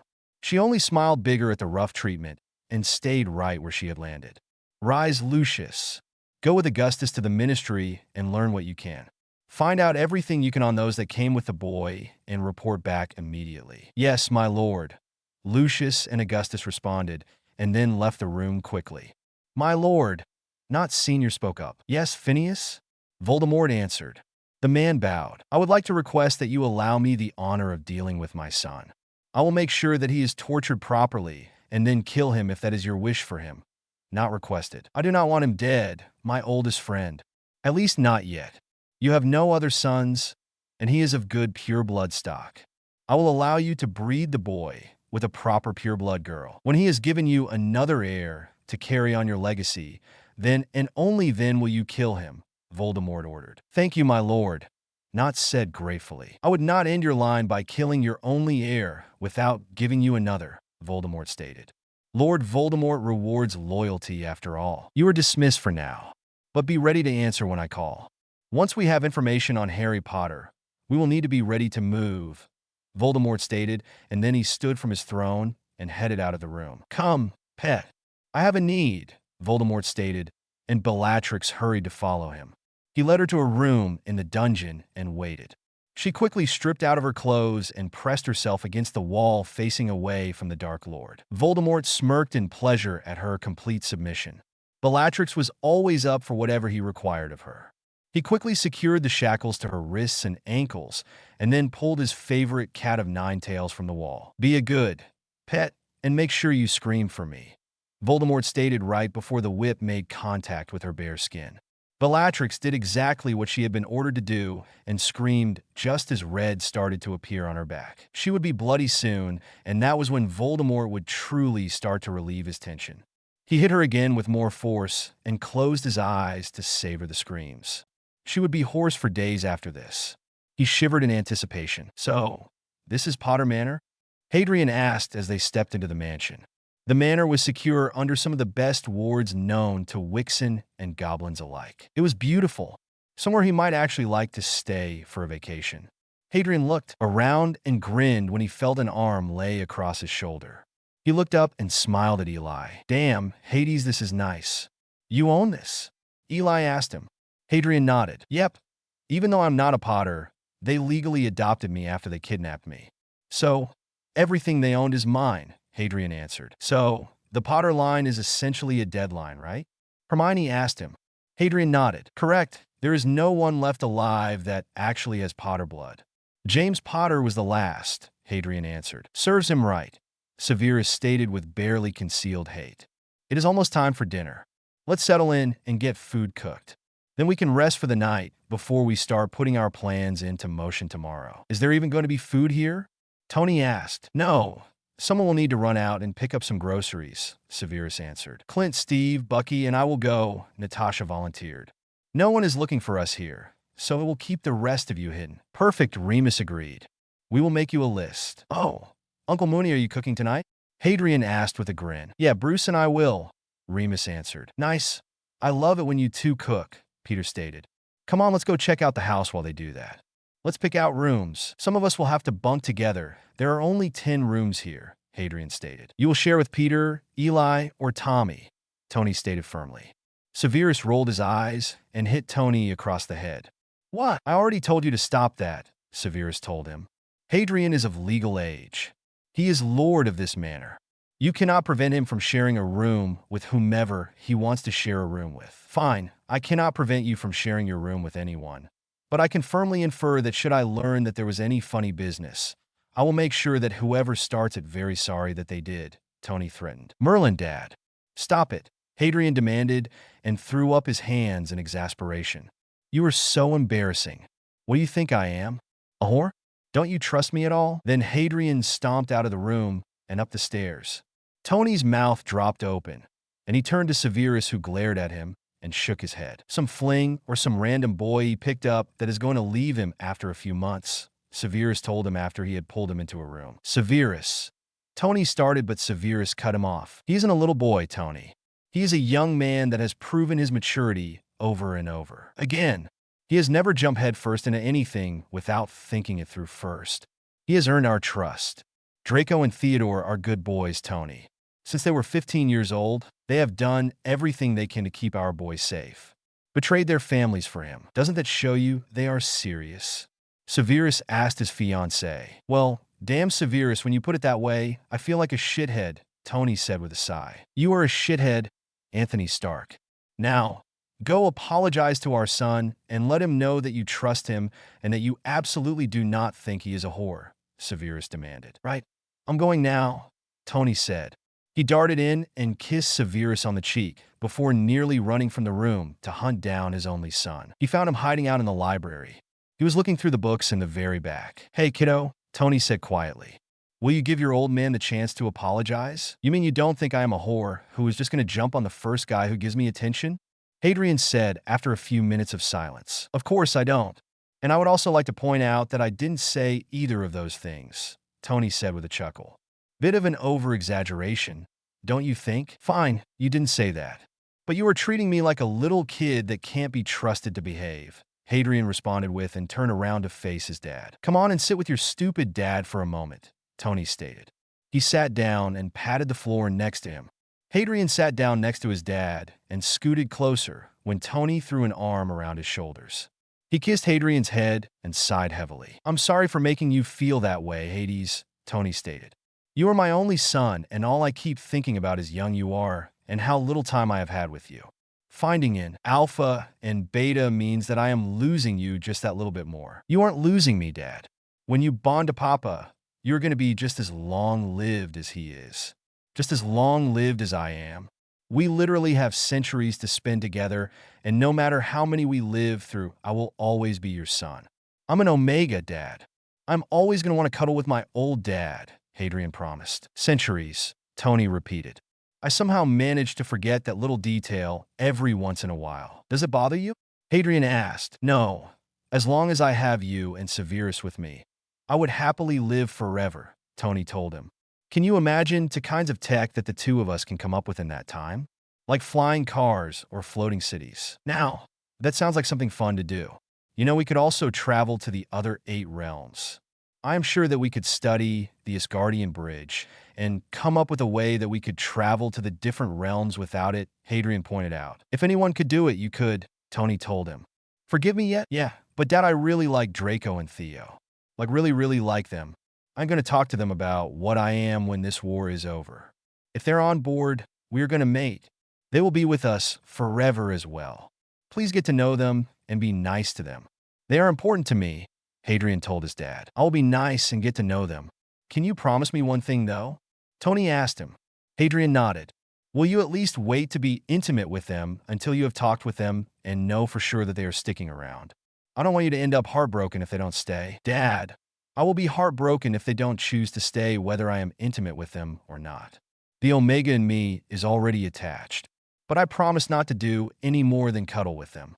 And maybe kiss, Hadrian promised. Tony tightened his arm around his son and kissed him on the head again. He really needed to read the book that Sirius had given him about Omegas. It would help him navigate this stuff with his son a little better. Maybe he won't make these kinds of mistakes in the future. Come on, kiddo. Go claim your room and let those young men of yours know they can room with you, Tony said. He stood up and pulled Hadrian with him. Thanks, Dad, for understanding. I love you, Hadrian said happily. He hugged his dad tightly and then grabbed a book off the shelf before running out. He had seen the title and was curious about it. Hey, Mon Cur, Draco said when Hadrian peeked into the room. He and Theo were in. Do you want to stay with me? Hadrian asked with a blush. I think your dad was very clear about how he felt about that, Theo said with a chuckle. Yeah, well, I just talked to my dad, and he changed his mind, Hadrian informed them. So, do you? Yes, we absolutely would like to share with you, Draco said with a grin. Guess I made a good choice when I told Eli and Tommy that I was staying with them. Peter laughed from the doorway. I knew your dad would give in. They never tell you no. Hush it, Hadrian said with a laugh. So, who's going to take this room? Dibs, George shouted and grabbed Blaze. The two barreled into the room and shooed the others out. Guess that settles that, Draco said with a chuckle. So did everyone find a room? Hadrian asked as the three of them headed for the master bedroom. Yeah, I believe so, Theo answered. The three of them entered the master bedroom, and Hadrian looked around. It was a bit bigger than his original room at Stark Tower. Hadrian, did you get another suppressant from Sirius? Draco asked him. He could still smell the Omega, and he didn't know if it was because the suppressants hadn't kicked in yet or because he hadn't changed clothes. Oh, Hadrian said in surprise. I completely forgot about them. I need to go see my papa. Settle in, I will be back. He picked the room across the hall, Theo told him. Hadrian smiled and lifted up on tiptoes to kiss the beta on the cheek. Thank you, Theo, Hadrian said before he headed out of the room and across the hall. He is quite a bit more accepting of everything than I thought he would be, Theo said when he went back to unpacking their bags. Yeah, he really is, Draco agreed. He is an Omega, Theo. This was the best possible thing that could have happened for us. We will be a complete mateship. Like fate, Theo said with a grin. Yeah, like fate, Draco responded. He pulled Theo down on the couch with him, and the beta cuddled up to him. The two of them sat together and cuddled in front of a fire. It was nice to be able to relax in the silence. Hadrian came back in the room about 20 minutes later. Come on, mon cur, Draco said and held out his hand. Theo smiled and sat up so that Hadrian could settle in the middle of them. What does that mean, mon cur? Hadrian asked once he was comfortably cuddled between them. It means my heart, Theo answered him. Hadrian blushed brightly. Oh, he said a bit high-pitched. And am I? Your heart, I mean. Yes, the both of you are. Have been for many years, Draco admitted without issue. Merlin, if anyone had told me 2 weeks ago that I would be sitting here like this with the two of you while you talk such sweet words, I would have told them that they were crazy, Hadrian said with a happy sigh. Well, we are grateful that you are. This is better than we ever hoped for. We were fully prepared to work hard to prove ourselves to you. I mean, we're still going to. But this is really nice, Draco responded. Can we talk about something important? Hadrian asked them. Of course we can, Theo answered. I am not human. I am a creature. A dark fae hybrid, though we aren't exactly sure what the hybrid part is just yet. It was on my inheritance parchment, Hadrian told them. Okay, is that it? Draco asked him with a smile. Hadrian laughed. Well, mostly. It doesn't bother either of you that I am not human? Hadrian asked, shocked. Though maybe he shouldn't have been. His life had a way of being both incredibly awesome and horrifically bad in equal measures. Not even a little, Theo answered for them both. We want to be with you, Hadrian. If we mate, we will also need to bond. It can't be one without the other. I need to tie your lives to mine. I will live for centuries. Is that something the two of you would be okay with as well? Hadrian asked them. Yes, Draco answered without hesitation. Theo nodded his agreement. Centuries spent together with the two of you sounds like paradise. Merlin, Hadrian said. Imagine what life could have been like if Ronald fucking Weasley hadn't been such a shithead that first day on the train. I think I hate him. I know I hate him, Draco said with an eye roll. Same, Theo agreed. Hadrian? Yeah, Hadrian answered. The beta sat up and turned toward him. Can I kiss you? Theo asked him with a slight blush. Hadrian sat forward and turned so that their knees were pressed together, and they were facing each other. He draped his arms over Theo's shoulders and grinned. Please, Hadrian nearly whispered. Theo smiled at him before he leaned forward and gently pressed his lips to Hadrian's lips. His first kiss. Theo slowly pressed a bit firmer and wrapped his arms around Hadrian. The Omega gave a small gasp at the feeling of it, and Theo took the opportunity to slip his tongue into Hadrian's mouth. He gently, slowly explored Hadrian's mouth. Then he pulled away and pecked Hadrian's lips once more before pressing the foreheads together. Merlin, Theo, that was perfect, Hadrian said after he took a moment to catch his breath. Yes, it was, Draco said from his place behind Hadrian. Theodore is a fantastic kisser. Well, it isn't like I have anything to compare it to, but it was spectacular, Hadrian responded. Theo pulled back and looked surprised. Was that your first kiss, Hades? Theo asked him. Hadrian blushed. Yeah, he admitted. The beta pulled him forward and hugged him tightly. Was I okay? More than, Theo assured him. He pulled away and felt a hand on his shoulder. He turned to look over his shoulder at the Alpha. My turn? Draco asked. Hadrian nodded and leaned back into the Alpha's arms. This kiss was awkward because of the angle, but no less perfect to Hadrian. Definitely more than, Draco agreed with Theo when they pulled apart. Hadrian blushed brightly and was content to relax in Draco's arms. Theo turned around so that he was facing forward again and rearranged Hadrian's legs so that they were laid across his lap. Hadrian summoned the book he had been looking at in the library and opened it up. Theo insisted he read it out loud, so he did. That was how Tony found them an hour later when he came to get them for dinner. He smiled at the sight of the three of them, relaxing while Hadrian read. Maybe he really needed to be less hard on them. They looked quite content together. "This arrived for you about an hour ago," Sirius stated when they entered the dining room. Hadrian stepped forward between Peter and Eli. Tommy draped himself over Hadrian as soon as he stopped walking. Theo grabbed Draco and moved him to stand on the other side of the table across from them. Hadrian had been right. The scowling was far worse now that they knew he was an Omega. "Why is it inside a ward?" Hadrian asked curiously. "Luna insisted that no one touch it," Neville answered. Hadrian nodded. That made sense. Luna was good at knowing things. "It is absolutely drenched in compulsions. It is also a port key," Remus added. "Sirius and I checked it out before we warded it." "Who is it from?" Draco asked, though he was pretty sure he knew the answer to that. "Albus," Sirius spat out. "Call Amelia Bones," Sirius insisted. "Don't touch it or do anything to it. Let her handle it so that she has absolute proof of where it came from and what it is for." "Good idea, Mutt," Sirius said with a smirk. "I will go now." It took 20 minutes for Sirius to retrieve the head of the DMLE and bring her to the house. She ran all of the diagnostics and recorded everything. After recording everything, she used their ward to transport the letter without touching it. "I'm going to take this to the ministry. I will keep it hidden, and then I will hand-pick a few ores that I know have been cleansed and can be trusted.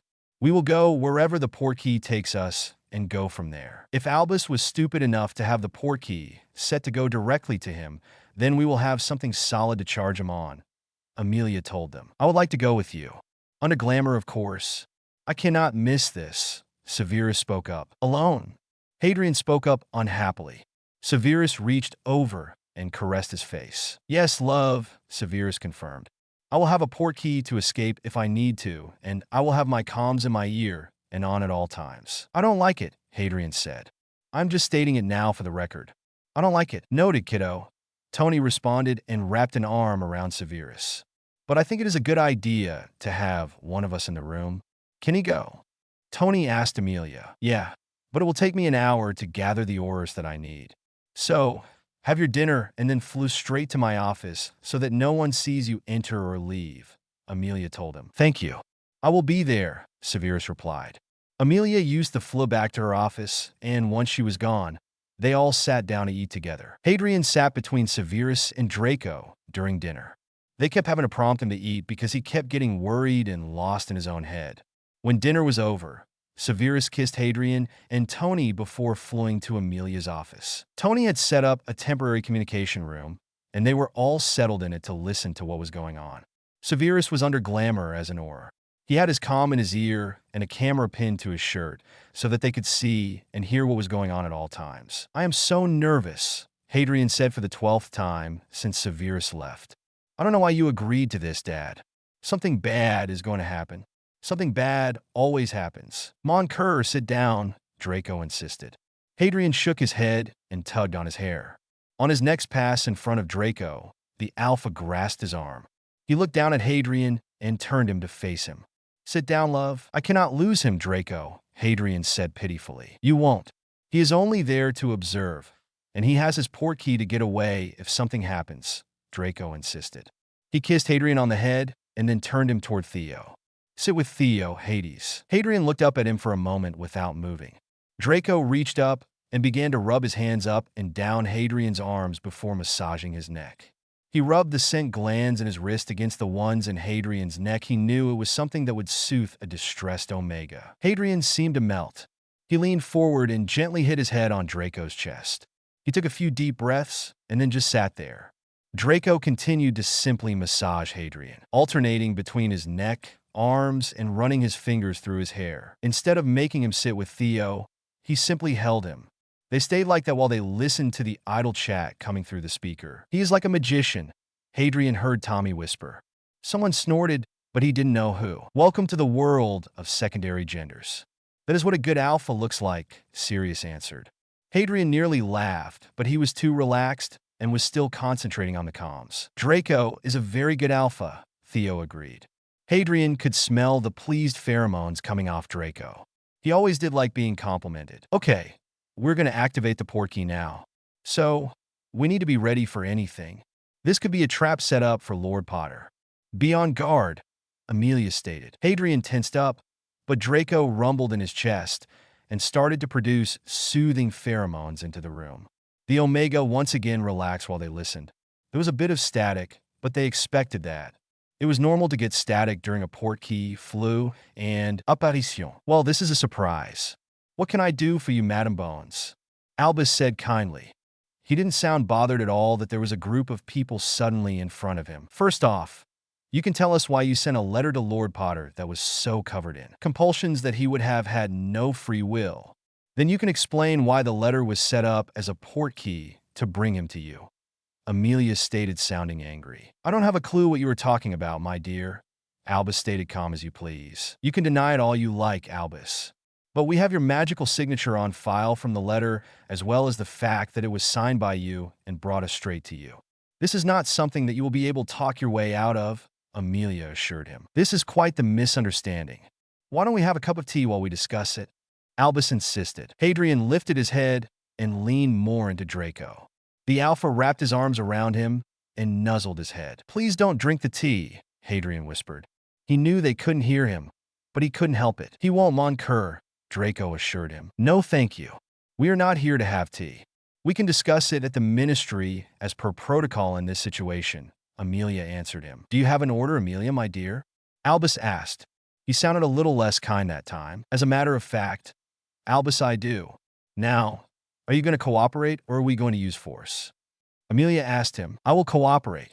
I need to speak with Minister Fudge anyway. This is out of hand and quite disrespectful for someone of my status. We are in the middle of a war, and if you take me in now, you are leaving the school vulnerable to Voldemort, Albus insisted. The goblins have agreed to come and strengthen the wards. As a matter of fact, I believe they should be arriving right about now. Minerva is perfectly capable of running the school while you are gone, especially if it is just a misunderstanding like you stated, Amelia countered. Of course, Albus said, and they could hear how unhappy he was about it. There was static once again on the comms, and then back to normal conversation. Amelia and a few Aurors were going to escort Albus to an interrogation room, and Severus fled home. Hadrien kissed Draco on the cheek before running out of the room. He made it to the floor room just as Severus stepped through. He flung himself into his papa's arms and just breathed him in. Everything was fine, my Hades, Severus assured him. Tony kissed Severus and ruffled Hadrian's hair. That was fun to listen to, Tony told him. What are the odds that one of those charges sticks? Steve asked. Low, but the doubt and trouble from the charges coupled with the information that we have already provided them with will at least be enough to get him removed from a few of the positions of power that he holds, Remus answered. And that will begin making people doubt his judgment, Clint added. Exactly. You cannot be a paragon of light if you have charges brought against you for compulsions and kidnapping among other things, Bucky pointed out. What if we add gas to the flames? Hadrien suddenly perked up. How would you do that? Hermione asked him. He grinned at the bushy-haired witch. Have you ever had to expose Skeeter as an animagus? Hadrien asked. Hermione grinned at him. No, and that is a great idea. I'll get started on it now. Luna, you come as well, Hermione said, and the two girls hurried out of the room. What's this about Skeeter being an animagus, and what does that have to do with what is going on? Sirius asked. Harry smirked up at his godfather. Skeeter is unregistered. She is also a beetle. It means that she is virtually undetectable when she wants to be, and Hermione has her by the balls, Hadrien answered. Don't be so vulgar, Severus said, and flicked Hadrien on the nose. Sorry, Papa, but you get the idea, right? We have dirt on the most popular writer in Britain. It means that Hermione and Luna can write an article that exposes Albus with actual facts and proof. Rita will publish it in the Prophet, and it will spread like wildfire. Luna will get her dad to publish it in the Quibbler, Hadrien explained. That is brilliant, Fred and George said together. Hadrien smiled at the pride he could hear in their voices for him. Yes, it is, Severus agreed. Good boy, Hades. I'm going to go keep an eye on Hermione and Luna. They will get caught up and forget what time it is, Neville said, headed out of the room. Fred followed him. How about some tea before bed? Sirius asked Hadrien. That sounds nice, Papa. Hadrien accepted. Tony threw an arm across Sirius' shoulders, and the three of them headed out of the room. Then the hero turned around and grinned. Come along, boyfriends. Let's have tea, Tony stated. Thank you, Mr. Stark, Theo responded quickly. Draco and Theo both followed the other three out of the room. Tony is fine, the Avenger offered. We might be together for quite some time after all. We'll be, Draco stated. We will be together for a very long time. Hades is what he talked to us about being a creature, and that bonding is non-negotiable if we mate, as well as the fact that we will live for a very long time. And you are on board? Sirius asked as they settled in the sitting room together. Absolutely, Theo answered. Perfect, Tony said. I expect you at our wedding next month. We will be there, Draco told him with a smile. He liked Tony. We plan to move to New York to be with Hadrien after this business is finished. The five of them talked together about small things for another hour before they decided to retire for the night. Tomorrow, they were going to hunt down Nagini and put her in a cage. And hopefully they would be releasing the story in the paper tomorrow as well. If everything went the way it was supposed to, they could be free of Voldemort and Albus by the end of the week. Dad, something isn't adding up, Bill said. He, Arthur, and Charlie were sitting at their dining table at the Burrow. They were the only two at home right now because Molly was staying at the new headquarters. The two youngest Weasleys were still in school, and Percy was still being an asshole. No, it certainly isn't, Arthur agreed. They had already explained everything that had been said when they were in New York to Charlie. The Dragon Tamer had immediately believed the mysterious man. I'm telling you that I believe the man, Loki. He has always had an unhealthy obsession with Harry and the war, Charlie added. Fred and George tried to tell us, Bill said and slammed his fist against the table. Don't you remember?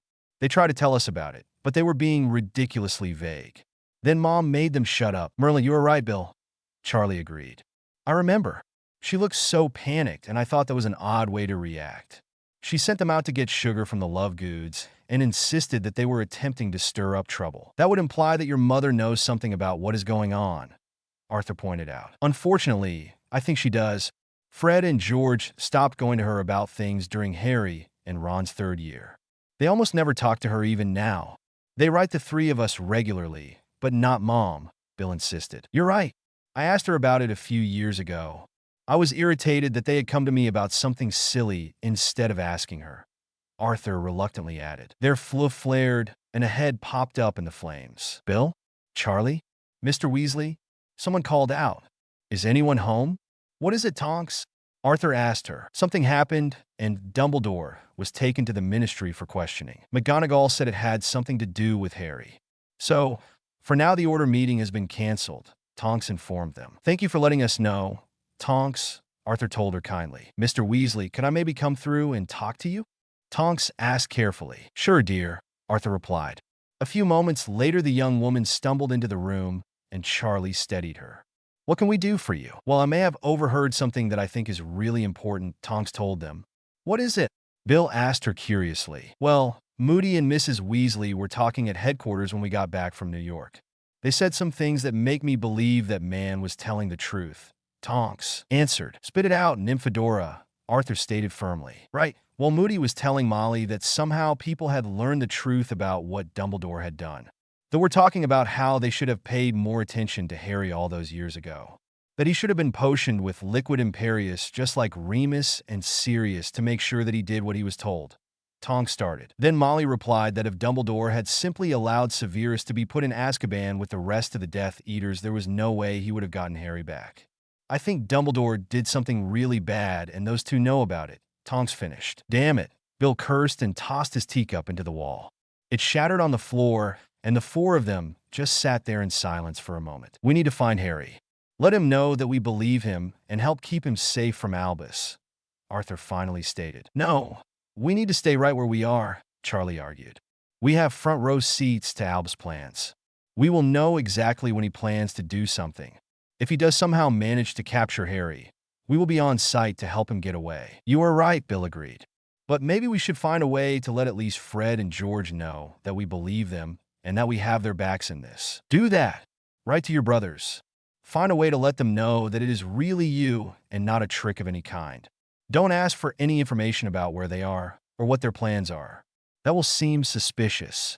Simply let them know we believe them and that we are here for them, Arthur instructed. I will do it, Charlie volunteered. Now, what are we going to do about Mom? Bill asked. Nothing yet, but we will keep an eye on her, and when this is over, I am going to get answers. Depending on the truth, I will either get her help or divorce her, Arthur replied. Simply, I won't stay with a woman who knowingly of her own accord helped cover up the kidnapping and abuse of an innocent child. We will have your back, Dad, Bill promised. Whatever you decide, we will stand with. Charlie agreed. You did good, Tonks, Arthur told her. Now you need to go back and act like nothing has changed. You didn't overhear anything. You do not doubt Albus. You are as loyal to the order as ever. Yes, sir, Tonks responded. Oh, and be careful of everything that you eat and drink. We know that they are not above potioning someone to get what they want, Bill added. I will be careful. All Aurors are taught the spells to detect poisons and potions in our food and drink. I will make sure that I check everything that I didn't prepare myself. Tonks agreed. Good girl, Charlie told her with a smile. Now go back and keep eyes and ears open. Of course, see you three later, Tonks said, and then she fled back to the new headquarters. This gets more and more complicated every time something new happens, Arthur stated. With a sigh, we better get back to headquarters ourselves before Molly becomes suspicious. Charlie, write your letter and send it to Fred and George. Stagger your returns so that no one is suspicious. You got it, Dad, Bill responded. Arthur fled out and then Bill followed by Charlie. As far as they could tell, no one was suspicious of anything. This is gold. Pure gold, Rita said with glee. You will change nothing about the article. Do you understand? Hermione insisted. I don't need to change anything. This is absolute perfection already, Rita agreed easily. You said Albus is currently being held in the ministry for questioning? Yeah, he sent a letter to Hadrien that was covered in compulsions, and it was a portkey. Hermione answered. Remember, your source is anonymous, but you have all of the proof in your hands. You can probably make an entire series out of the details of this mess. That is a fabulous idea, Granger, Rita stated with a giggle. I assume you want me to let you proofread each article before it goes out? You assume correctly. This situation is too delicate to leave in the hands of someone who has no qualms about lying, Hermione agreed. Yes, I know you hate me, but it is convenient to have dirt on someone everyone listens to, isn't it? Rita pointed out. Yeah, it is. That is why I let you go in the first place.